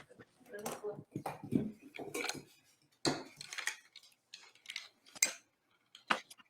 And a lot of times, especially with a larger book, we'll have one person driving the captain's wheel and the other person positioning the book. Because you can get very, especially like that book is 19 by 13, Oh my God. and it's just cumbersome. The paper itself is slick as snot. And it's, yeah. How much of a curve are we supposed to have? What's that? How much of a curve? Roughly 40 to 45 degrees. Any more than, I don't think these will do any more than that. Some older books, you would put a 90-degree angle in there.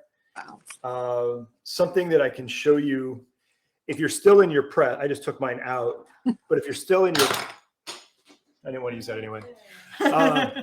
If you're still in your press and you're not getting a lot of work out of the hammer, you can use your fingers or your bone folder and just help it along. Mhm. And you probably get another 2 degrees out of it. It depends on how strong your fingers are. Or you can use your bone folder and instead of doing it this way, turn it over and help it around also. But as long as you get a shoulder of some sort, I think you're going to have success. Your goal, like I said, is 45 though.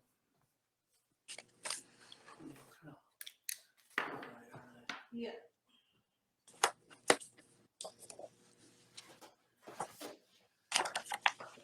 This is something that usually, okay, this is better. We're looking pretty even on the back. That's the front. Yeah. Okay, go ahead and pinch that down. There you go. There you go. Really? Now you can. And did do you want to use an actual? These have a little bit more weight to the head. Okay. So kind of what you're going to be looking at is you've got your book board, and your book board should sit nicely on there. Your shoulder shouldn't be higher than the board. So as you feel over this, they should be about even, or the shoulder should be a little less.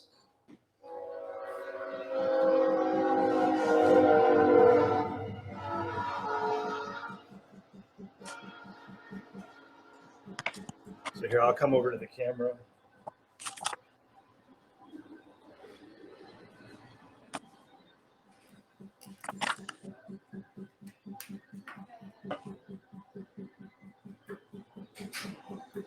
So it doesn't need a lot, just a little bit.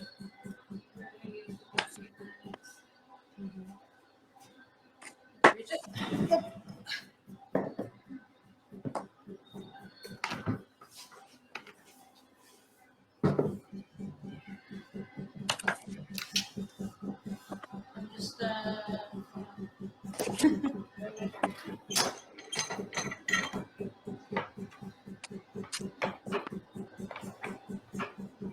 you can see from the edge. Good here. Little. I mean, it's good there. It's going in the middle now. You want to take a look at this? Yeah, I'll be right there.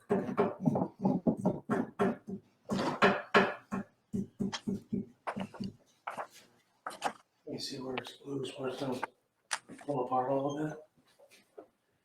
I don't think that's For the first time. No, not at all. This is beautiful. That's nice. Take a picture of that. In the no, seriously. Yeah. For You, real. you take a shot right down the barrel here. Leave it. Leave it Is right it there. done? Yeah. Go get your phone and take a picture for sure.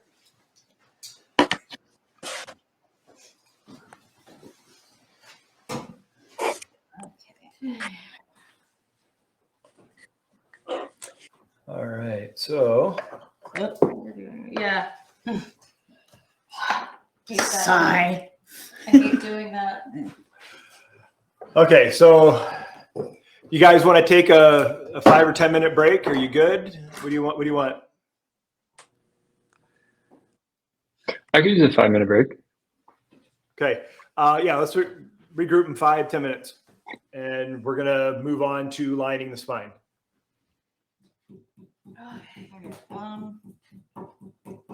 Are you in there? Well, but it's not even pressure. The bottom, I think I need to move this part down. You should be touching the bench. Yeah, it basically is. Okay. Using Yeah. this. They are. Get down there like you But were, it's and like- tap it with the. Oh, with the I hammer. see what you mean. Well, Poop. Got to say? she doesn't have enough pressure. Yeah, Oh, because the screws are down oh, here. you know why? So I can give you all the pieces. Oh, We need the legs. So this press needs legs. works with a trough. So Okay. let me add this for a second. And let's. I don't remember how I did it.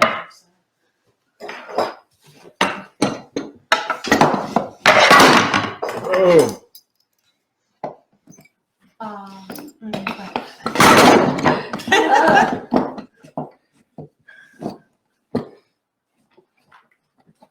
It seems like that could be a simpler process. I could be. I used to work for the Boeing company, and our motto was, "Why do easy when there's hard way to do?" I would inevitably find the hardest way to do things. You said to make sure that's out. Yeah. That's like beginning metalsmith students where we have to explain to them. Is that No, why you said to really make sure don't. that's out. Yeah, that's what waste paper's for, and we didn't employ You did that. say that. Yeah. All right. So now, I'm surprised how the glue kind of. it flexes. There we go. I'm gonna sit this back in your area. Okay. Oh, that's pretty classy. That's kind of cool looking. Yeah, no, you did a good job. Where did my book go? Oh, there it is. Yeah, definitely did a good job. That makes a whole different look on it.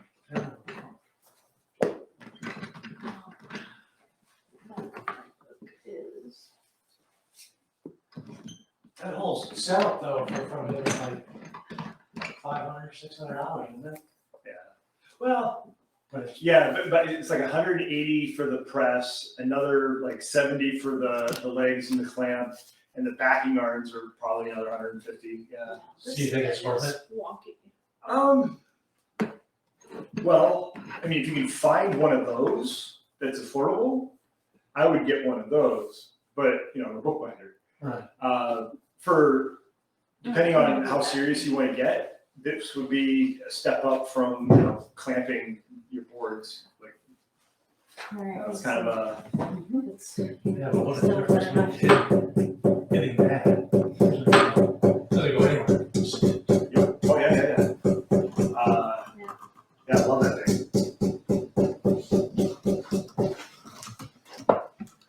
So weird. All right. So usually with this, I'll set it on a table up against a wall, so it doesn't slide. Okay, so you just. Yeah, Gotcha. but she's gonna have to just hold on to the press. Nope.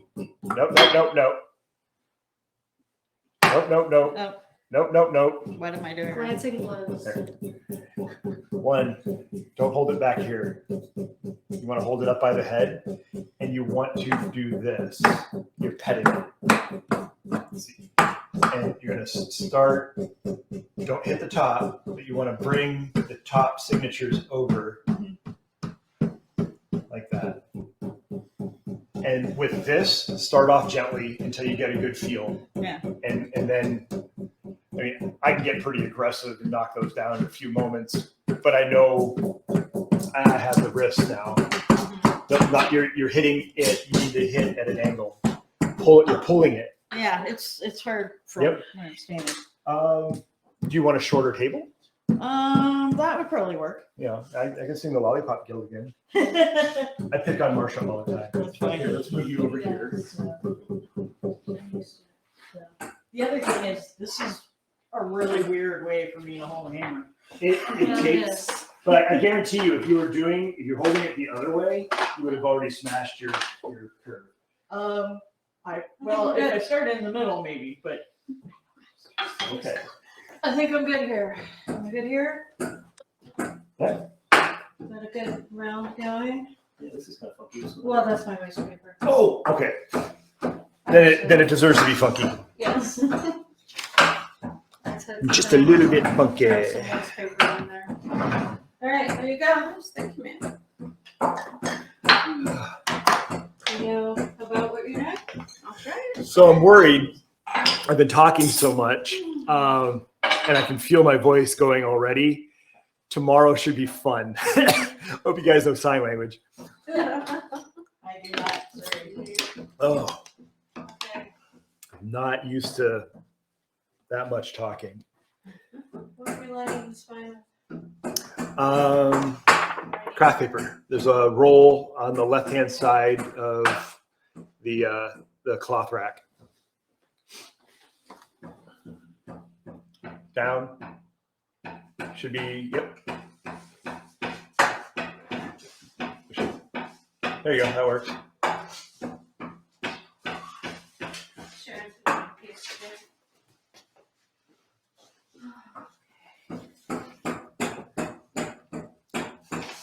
Is this the guy that owns this now?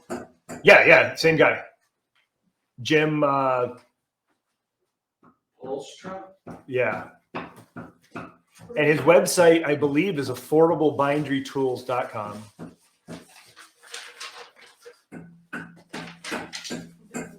Before you leave, I'll give you the name of the guy, his website in Mexico, because he makes wooden presses like this with wooden screws. Much better. It's a much better system. And Really? yeah, if you can get a lying press from him, I think your money would be better spent. I got really frustrated with those because of the play in the screws, and I would clamp down and it would chevron my book. And so I'd have to take it and it was just a pain in the butt. I mean, if that's what you can find, it's good. But if you can get, what is his name? Not Alice. Alan. I'll get you the name. You can explore both options.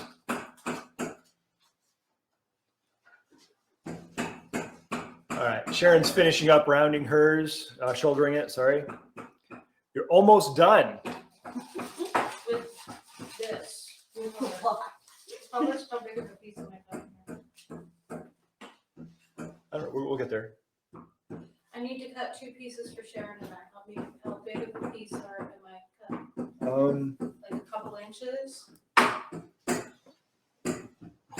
don't know what you gave them. Was looking for.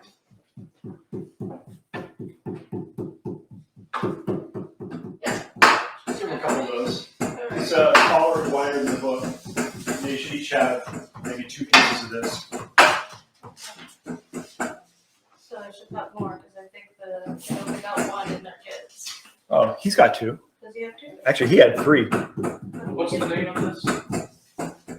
That is a lying press. No, I mean the back or the spine. What kind of spine is it called?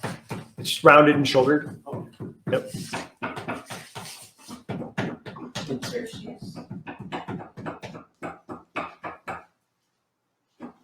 are you doing up there?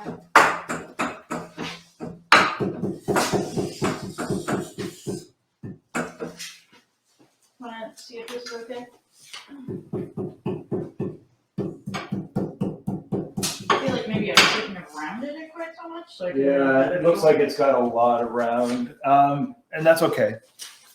Let me see your hammer.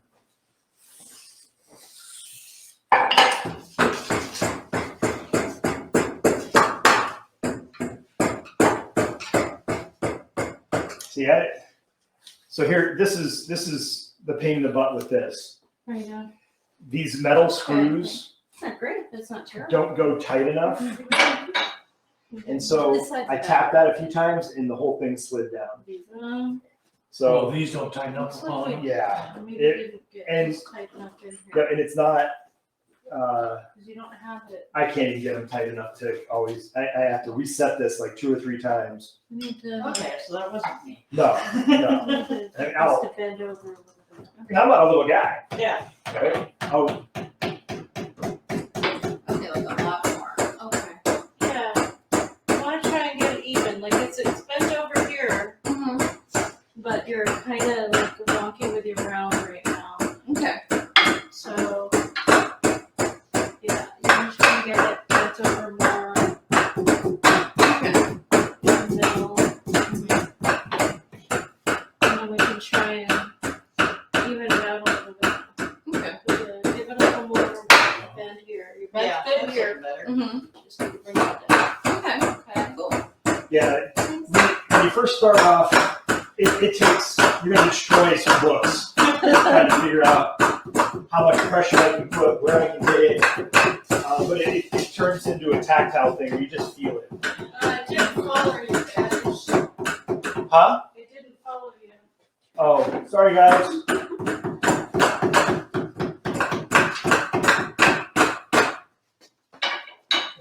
All right. What are you doing? You got it? I think so. She's getting there. Yeah. That might be the best part of the book so far. Yeah, you're doing good. All right. How are you guys feeling about your project in front of you? Are you gonna be showing it off? I'm feeling pretty good. Right on. Oh yeah, Oh yeah, that looks good. nice. It was a loose. I stitched it fairly loosely, sort of like you did. So it kind of came apart in some places, but Yeah, it's the first book. It's pretty good. exactly. No, but I mean, it looks good for the most part. How about you guys? You gonna show? Um, well, Okay. in, All right. What about, She's not gonna show. she looks concerned down at the bottom. I think Wendy. I sewed mine pretty loose too, so I'm not sure if that's why I was asking about the curve. Yeah, the looseness will do that. so I It- had a but- tough, I learned a tough lesson that whenever you finish sewing the signatures and your tapes come out, that's a big problem. So I hit a don't ask, don't tell portion, and I just kind of was sitting here kind of laughing. And so I undid all of the threads. And Oh, so I'm back to a different point than you all, but I'm going to do homework. okay. Kind of try to catch up. If not, then I will be watching and having fun in the process and going, wow. Okay. All right. Well, right on. I think everyone's actually doing pretty good. I mean, the first book is always brutal. It's all right. Uh-huh. Okay, so we're gonna line the spine. So you should have some craft paper. The one I have in my hand is a little bit more stiff than yours, but so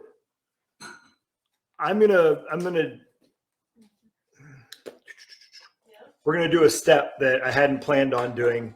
When I made this book, you can't really see it, but it's rippled, and so the tapes are really high. If you run your finger along there, You can Right. see it if you. Yeah. hold it just Oh, right. yeah. I can see. maybe you can see it if I do this. Mhm, a little bit. So what we're going to do is if you have an extra piece of the book paper, use that. Or did you use all your book paper? Yep, that. So what we want to do is, and I'm going to switch to the top view. Use this right here. So that we're not losing paper. Oh, this is okay. Well, yes, but the rest of us. Oh, there's more here. This is from that rip signature, so you might as well use it. All right. So Thank you. You're welcome. we already decided that the grain is short. So what we want to do is you're going to put one edge. Yeah, maybe I can zoom in. Let's do the zoomy thing. There we go. You're going to put one edge up against one shoulder. And then you're just going to crease the other edge around, and that'll tell you how wide your book is. Yeah, there we go. And then it's probably not going to be the straightest line in the world. So you're going to go ahead and just fold it over, have it follow that line the best it can. And you may find that one side is wider than the other, depending on how your book's shouldered. And so once you have that line, cut it however you want. If you want to use an X-Acto blade or your scissors or whatever you want. So you're going to end up with a strip that is the size of your spine. So I'm going to go ahead and do this one now. So all I'm going to do is I'm just going to take the edge of the paper, I'm going to put it up to the far shoulder away from me, and then I'm going to use my thumbs and I'm going to crease it around. And then I'm going to fold it along that line to get the rough width of my spine.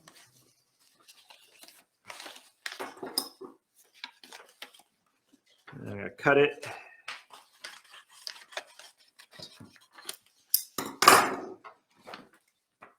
Okay, so I got my two books. Now what we're going to do is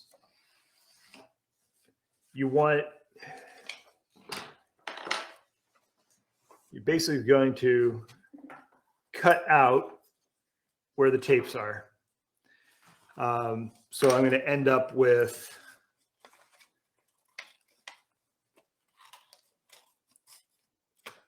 three. I'm going to get rid of that one.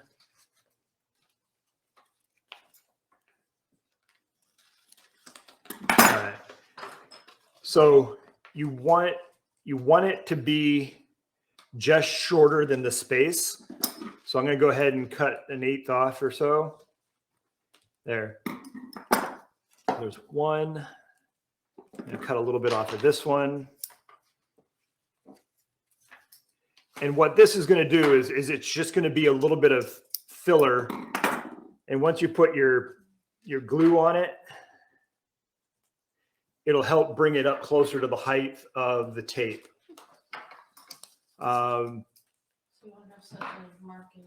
Yeah.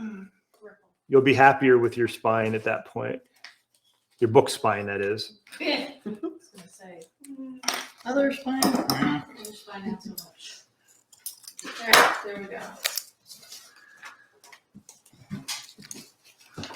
And we're gonna just PVA that up the other. And yeah, once you have your pieces cut, and they're in space in the right space, and you're happy, you're going to put glue on the paper.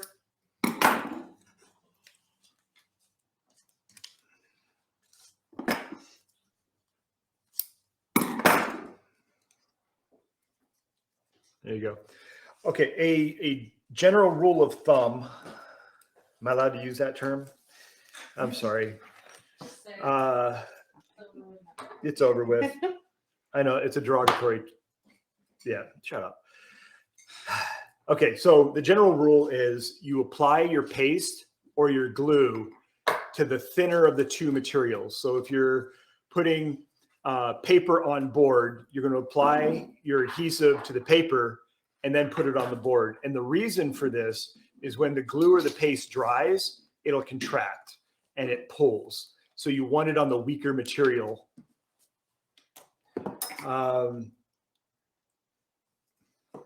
You stole my PVA. I did. You saved my battleship. I'm sorry. You want it back? Here. Just trying to, Oh, you got them. Okay. Thank you. All right. So we go through a lot of wax paper here. Yeah. I use it as glue sheets. I keep it. I'll reuse it 5 or 6 times until it's just so crispy that you get the idea. Okay, so yeah, I put the glue on it. You want a healthy amount of the PVA Yeah. because you want it to really adhere. You can use your bone folder. Yes.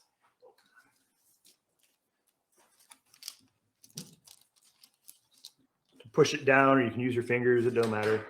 But you want it to. You really want it to conform. That's why I use my fingers, because it kind of pushes the glue into the grooves and.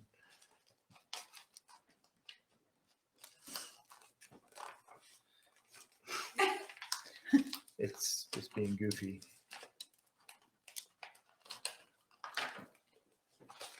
We need to use your little glue pots that we had for the last class. Yeah, I don't know where those are. I've seen them. They're around somewhere. They're here. I've seen them. I've seen the red lids. Thank you. I am almost done. I'll hand the glue off. Oh, that's a lot. Okay. You can tell I'm getting tired. All right, there's that.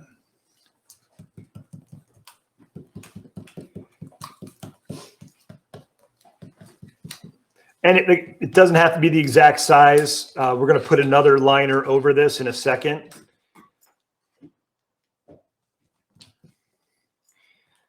You just want to fill those gaps. Okay. You need the glue or? Yeah, I can. Yeah.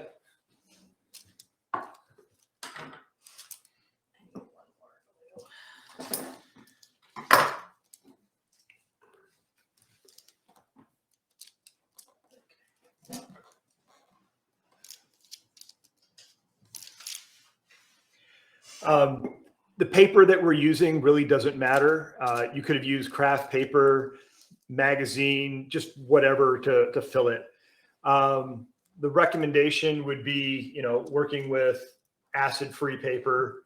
I think most modern papers now are acid-free, but magazines and like newspapers are not.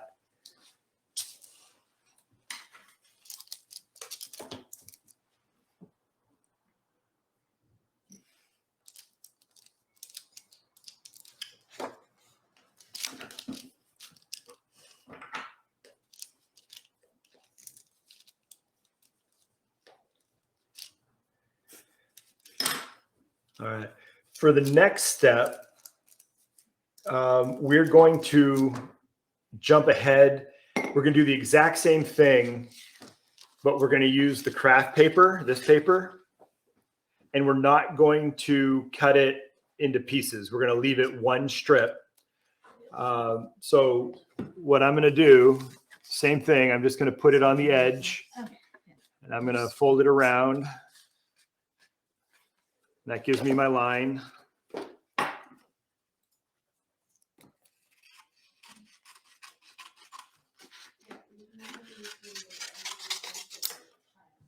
And then I'm going to cut it just shy, about an 1/8 inch from either end. So your craft paper should be roughly 1/4 inch shorter than the book overall.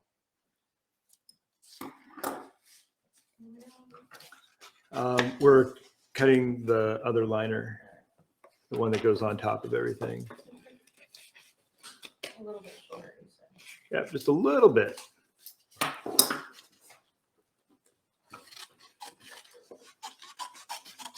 Now we're not going to affix this right away because we need to put on the mulling, which we'll get to in a moment. But we're cutting this to the width of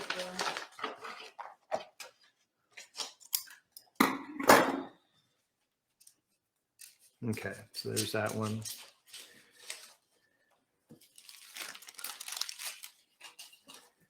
All right, I'm going to switch cameras for a sec.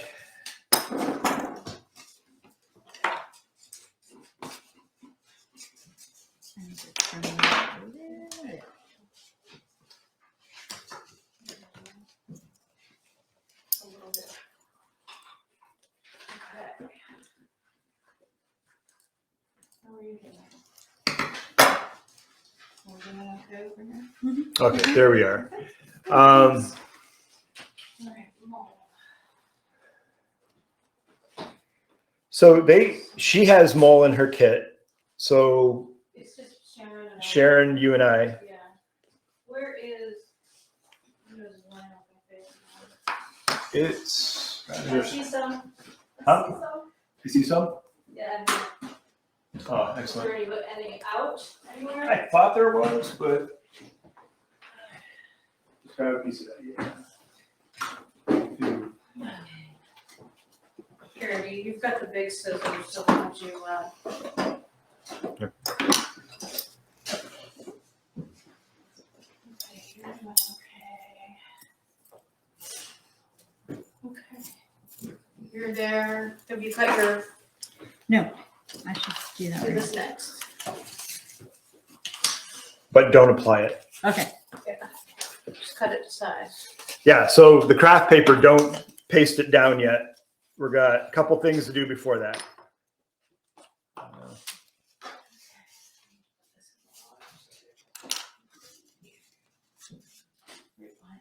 How short is it supposed to be from the ends with the craft paper? Did The you say a craft fourth paper of an should be inch About an 1/8 inch on either side, so a 1/4 inch shorter than the overall book. at the ends? Yeah. Yeah, so if you put it on, yeah, you should see just a little bit of white on either end. You just don't want it to overhang or be right up to it. You want to be a little shorter. I need a piece. Did you give me a piece? Did I not? Oh, I need another one. Yeah, you need to. I need two. Who cut this? Not the prettiest piece, is it? Seen some things. It's seen some things. All right. All right. In your kit, you're going to have this cheesy cloth looking material. It goes by several names depending on what country you're from. Mull, Crush. What's the other one? Super. And this basically is going to be your hinge material. On some books, you could use linen. There's a material called jacqueminate that I use, which is kind of it's a linen. I think it's a linen that's infused with a polymer of some sort. It's a really nice cloth. I've seen books that actually use leather. So this stuff, what you want to do is you're going to cut it to either exactly or just a hair under the height of your book. So if you put it on and cut it to the height of the book, it's okay if it's a hair shorter. You just don't want it hanging over. And I'm going to do this one.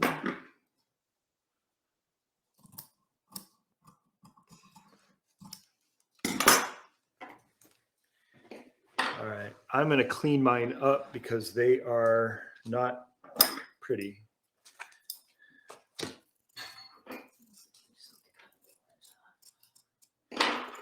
So your mull, if you sit it on your book, you should have a 1/2 inch to an inch on both sides, and you want them to be even. So if you need to clean up, if you need to clean the piece up and to square it, just make sure you don't cut it shorter than, let's say, a 1/2 inch plus the width of the spine. So it should look a lot like this one right here. Oh, okay. Let me take it out of there because I'm talking to the wrong camera. There we go. So it's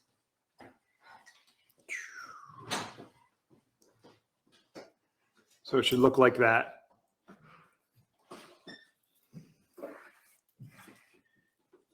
What are we looking for? Some more scissors. I here, take always, this. Yeah, I keep getting more behind, so. Oh, you're fine. You're fine. And if you need me to slow down, No, it's just waiting, that's all. Thank you. no, we're here.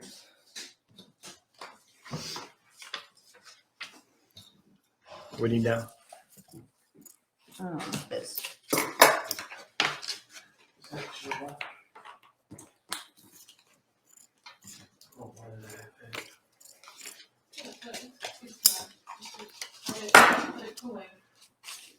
How much did you say this should be? Or just Oh, shoulder. so what I would do with it? You're okay. Behind. You just put it up to the edge of the book, Mhm. and then you would crease it at the Okay, other edge. Just So like you, you did with this. yeah. Okay, thank you. you just don't want to cut it into pieces. Where it's going to be one solid Okay. piece going across. Thanks.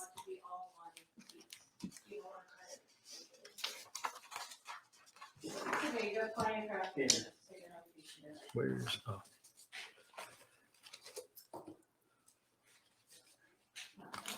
I'm gonna hurry. All right. If you guys are caught up,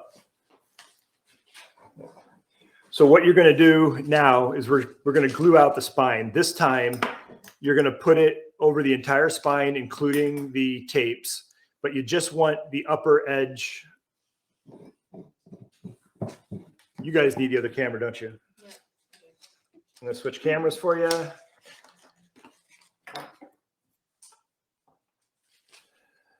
I wish this would go faster as far as the camera switch. It would be nice. It would be very nice. This is.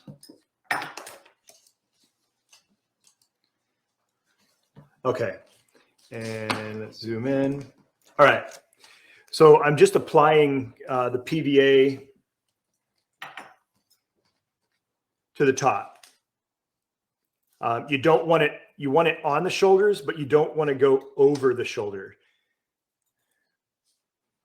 And it doesn't have to be super thick. It just needs to be nice and even. And then what you're going to do is you're going to take your mulling, you're going to center it. If you pull down over the sides, don't pull too hard because the mulling will start to unravel. And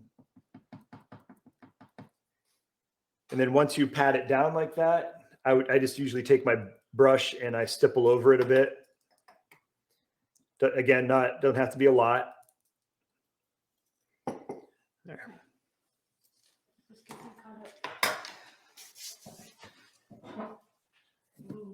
And, okay, so no, you're fine.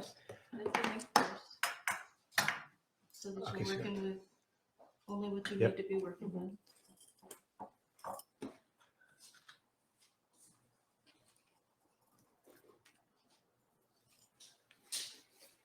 Okay. And you want it to be just shorter than the height of the book. Yeah, so you could probably take off A little bit another, more. yeah, Yeah. another quarter of an inch. Which is fine.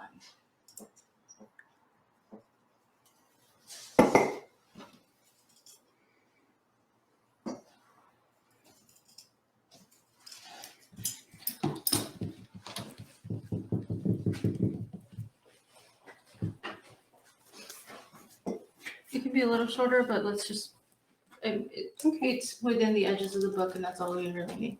Okay. So now you want it to just hang over and like, make it look like this. Okay. Make it hang over a little bit on both sides. Okay? And I would cut off, yeah, this edge. Yep.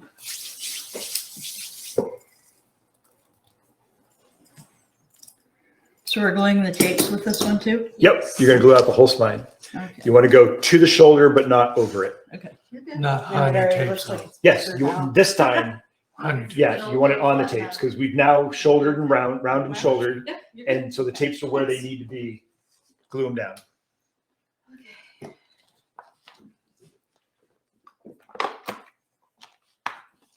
Yeah, my voice tomorrow is going to be interesting. Hot tea with honey and lemon. Yep. Right? Okay.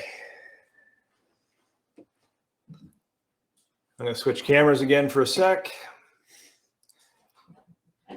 Believe it or not, this is it. We're almost done. For the day. We've got a couple more things that we're going to do. Sorry. And let's see, we got a camera. All right. In your kit, you're going to have a piece of green, and this is end band. There we go. How did this end up too long after I? Okay, so get those out, and It's I gotta okay, get because you some can for just us. trim it when you're. I can trim it now before it's stuck. You got it, and then stipple over it. You got it.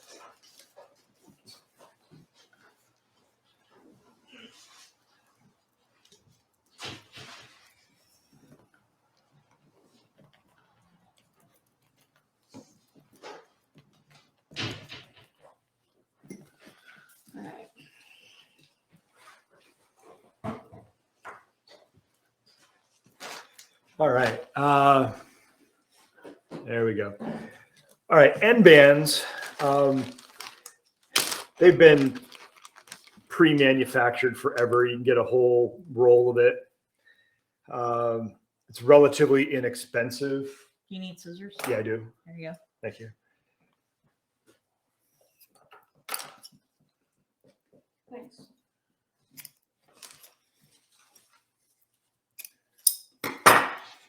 On a lot of my nicer books, I hand sew the end bands into the book, and that would be, it's going to be a different class. Yeah. That'd actually be a fun class to do different types of end bands, primary cores, and the different color, two color, two core. I have I like doing Coptic Ethiopian 2-needle end bands that go over the boards. They're pretty. And another cool thing, you can take an old shirt and you just wrap it around like a hemp or a jute, jute core, and it makes a nice little period style. This is Victorian era right there, and it was made from a shirt from Goodwill and some string. And you put it on the book, and I defy just about any book collector or bookbinder to say that that's not period style.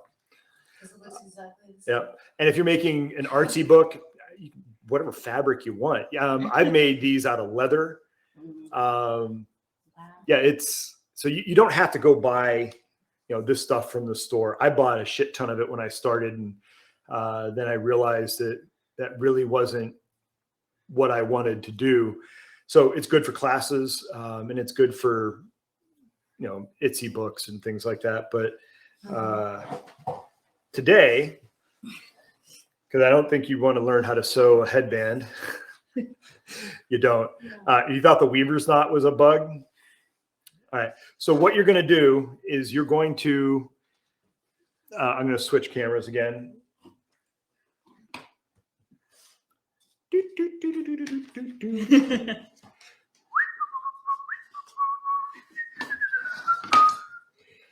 Come on, Eileen. All right. All right. So what we're going to want to do is you're going to take it. You're going to basically the same thing you did with the paper. You want to cut it just shorter than the width of the spine.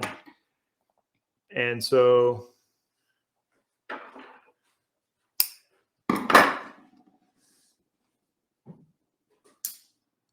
yeah, if it goes to the shoulder, you're okay. Don't go over the shoulder. if this book was one where you lace the boards on and you're going to pleat the leather into the groove, you would want it a little shorter than the width of the book to allow that room. Which side are you putting down? The one with the flap or the one without the flap?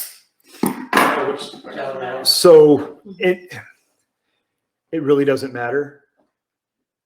I, for the longest time, was doing it with the little flap up, and I just put my craft paper between those. But I guess the proper way is the flap down so it smooths into the book.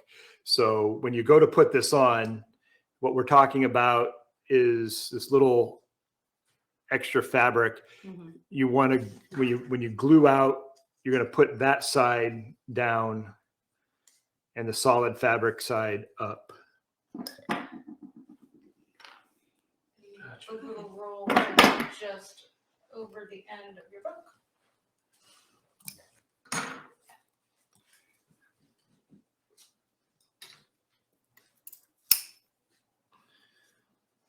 Is it too short? Is that too short? No, I wouldn't go any shorter than that. Well, All right. So what I'm going to do to make this easier for the folks on TV,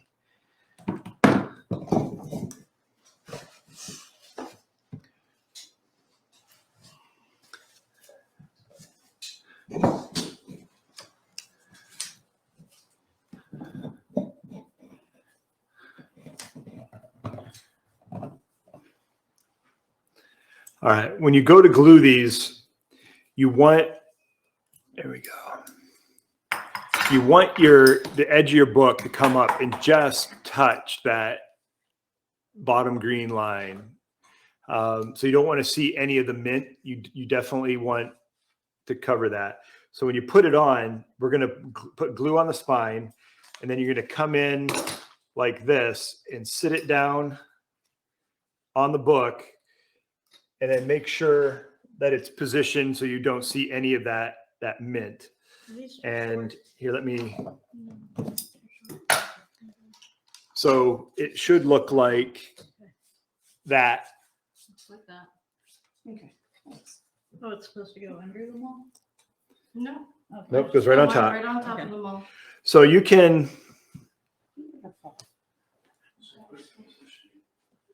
just apply a little bit of glue, go beyond where you think you need it.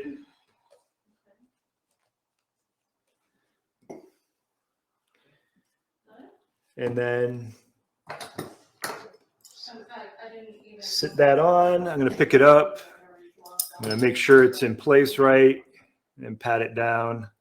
But yes, you just want that roll to be just above the edge of your book, because that's what protects the book from the shelf.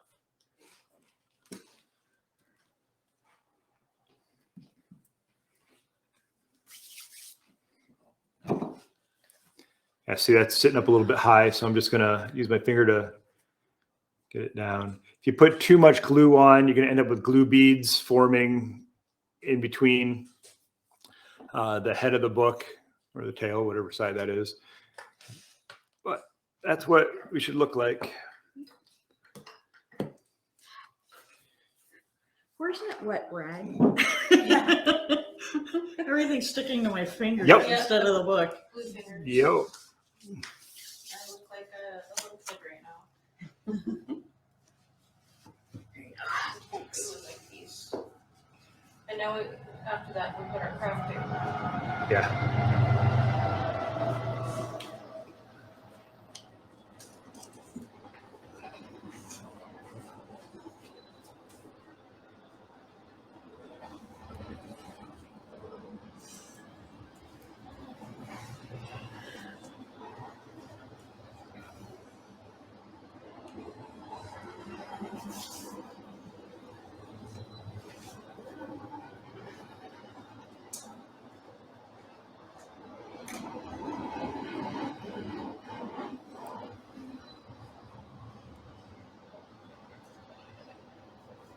Stick.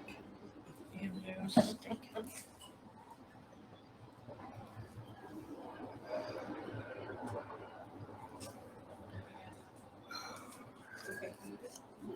Hold it so it's over the edge of the book. Whole roll to be this over here. Because that's what protects your book. All right, I'm gonna switch cameras again real quick. Yep. No, what's the other side? And here comes the finish line. We're gonna do the last step.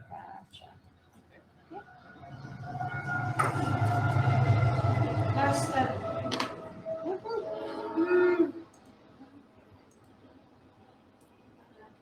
All right.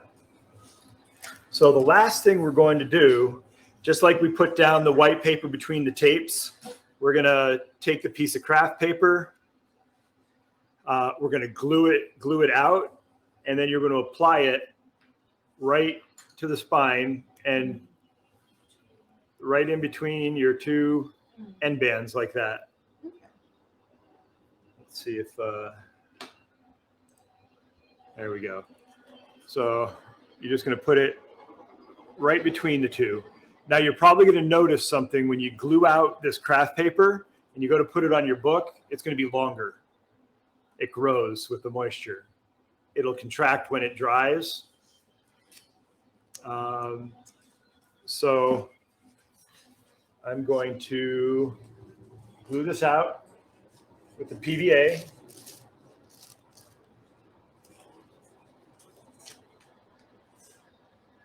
Doesn't need to be gopping, but get a good amount on it. You want it to stick.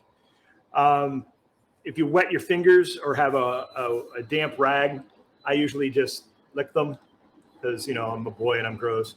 And spit works.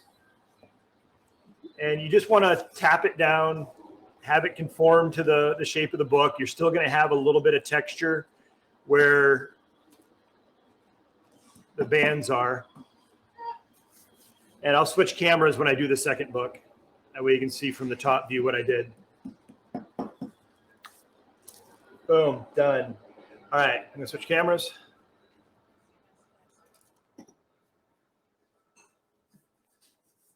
Someday. Maybe this week.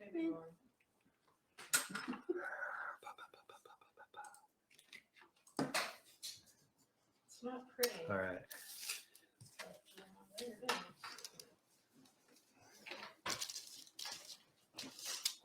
Used two pieces in between the bands. Still got a little bit of A little bit, not as bad.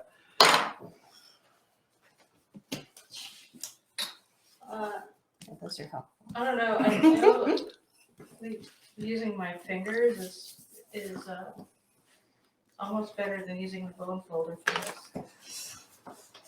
Yep. Because you can really press it down and get it into everything. There she be. Okay.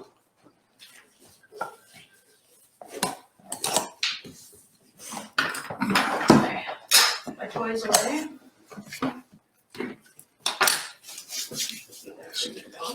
Yeah. That's it. That was the last step, right? For today.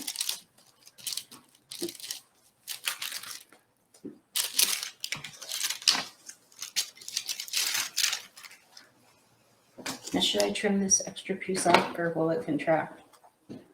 Where? Right there. Oh, yeah, peel it back and trim it. Okay, thanks. Yeah. It's not gonna contract that. Okay, I wanted to make sure before I do it.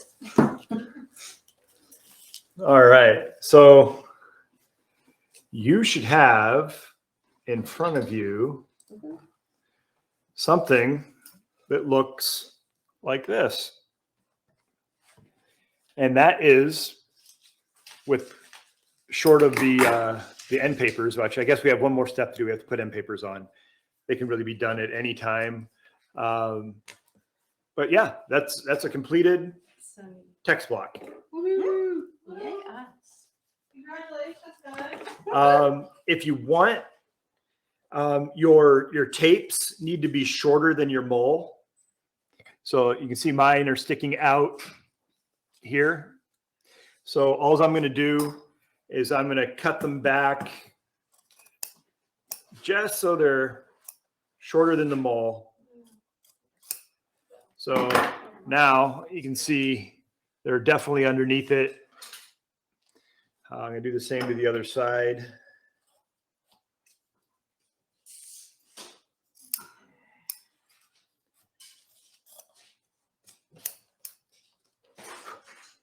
Yeah, he scoffed at my knee-sized scissors for the longest time. And I would come into work and they would be where I left them. That makes so much sense.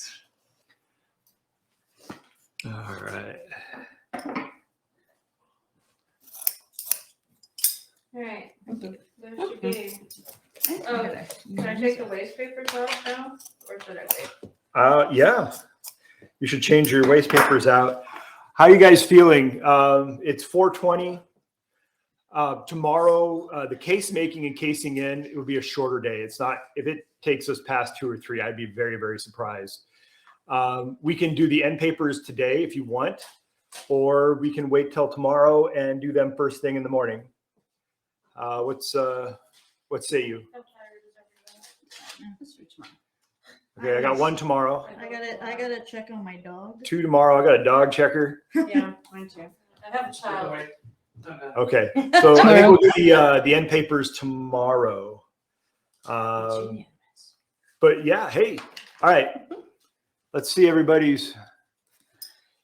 Okay, almost everybody's. She'll have her homework. Nice. I'm sure she'll. Very nice. You feeling good about it?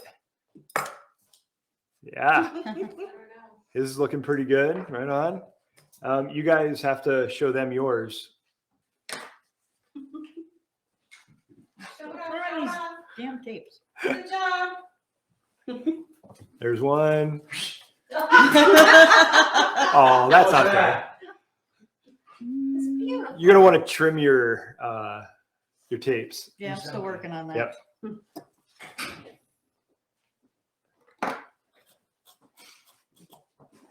Okay. I'm not sure what I'm going to do about the video because I botched it and we're missing 2, maybe 20-minute segments, and they were probably critical. We can refilm them. So I guess I'll watch the I'll watch the tape, the digital recording. I'm getting old. Okay. And we'll figure out something, like maybe we'll just video the process straight through without my blathering on. That way at least you can see the process, and I'll do in screen, because once I in post I can put in screen, because this recording is going to be just like what you're seeing, where you got all 4 squares on the screen. I can do it where you're just seeing the book in my hands, and I think it'd be a lot easier to see what I'm doing, and be a lot less commentary. All right. All right. Oh, yeah. Do you guys have any questions online? No, Oh, all right. thank you. About in-house. In-house. No. Hey, you're upside down. Oh, Woo! she's got Oh, she's got skills. alrighty then. She's dancing on the ceiling. All right. All right. Hey, think up some questions for tomorrow. Make this interesting for me.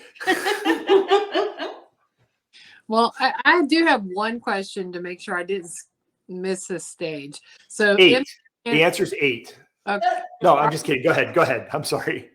In the step after we basically tie off the last signature, Right. what was right after that? Because I was in like sheer panic going, oh no. And, when the tape went out and it was bad. Oh, okay. So you've sewn the book. Right. You So put on the last signature and you tied it off, right? something about Something about what? something about the paste and the glue. You all did something with paste and glue at that point? Okay. So right after we sewed the book, the first thing we did after that is we rounded the spine. Okay. And so, well, we glued up the spine, then we rounded it. Okay. So glued up the spine was the step where I was like in another world trying to salvage Yeah. it- So all we did is we put the book between the boards and clamped it down. And we knocked up, what the hell happened to this? The what rag Oh. got put on it. That's Oh. nice. All right. Another notebook. So you knock it up to the head, Mhm, and we knocked it up to the foredge, mhm. and then we glued it flat. We waited for about 15 minutes, give or take. You Okay. want it to the point where the glue is still tacky and hasn't set yet. And then what we did to get the round in it is we Jim? pick up a signature or two. Okay, so you got that part. My brain reconnected at that point. Yeah. Gotcha. All right. Yes. Yeah, no, good question. Thank you. Y'all moved around a little bit. Yeah. Switch sides. Flipped over. Nope. Any other questions? What about you guys? Do you have any questions? You good? We just clean up then, leave stuff here. Well, yeah, we're gonna straighten up a little bit. Yeah. So we're gonna tidy up. I think I'm the only one that can't hear anything. Oh, You can't hear anything? Is she on mute? Do you have a mute button? I can just see your mouths moving and that's it. you have a lag. Oh. You actually can speak sign language? Oh, I can't. I can say, what, is it hi? Is that right?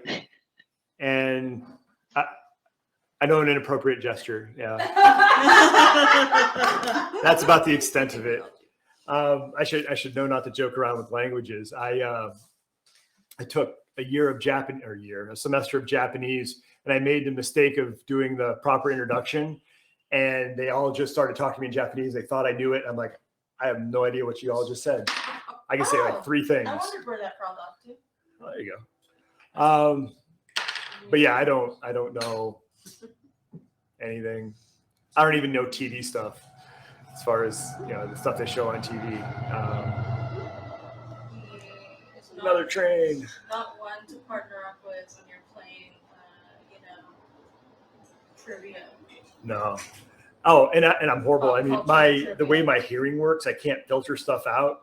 So I have never picked anyone up in a bar ever. Because I can't even talk to them in the bar. Because I don't read lips. I can't do that. So yeah, when I go down south, I can't even understand them. So my filter doesn't work with accents.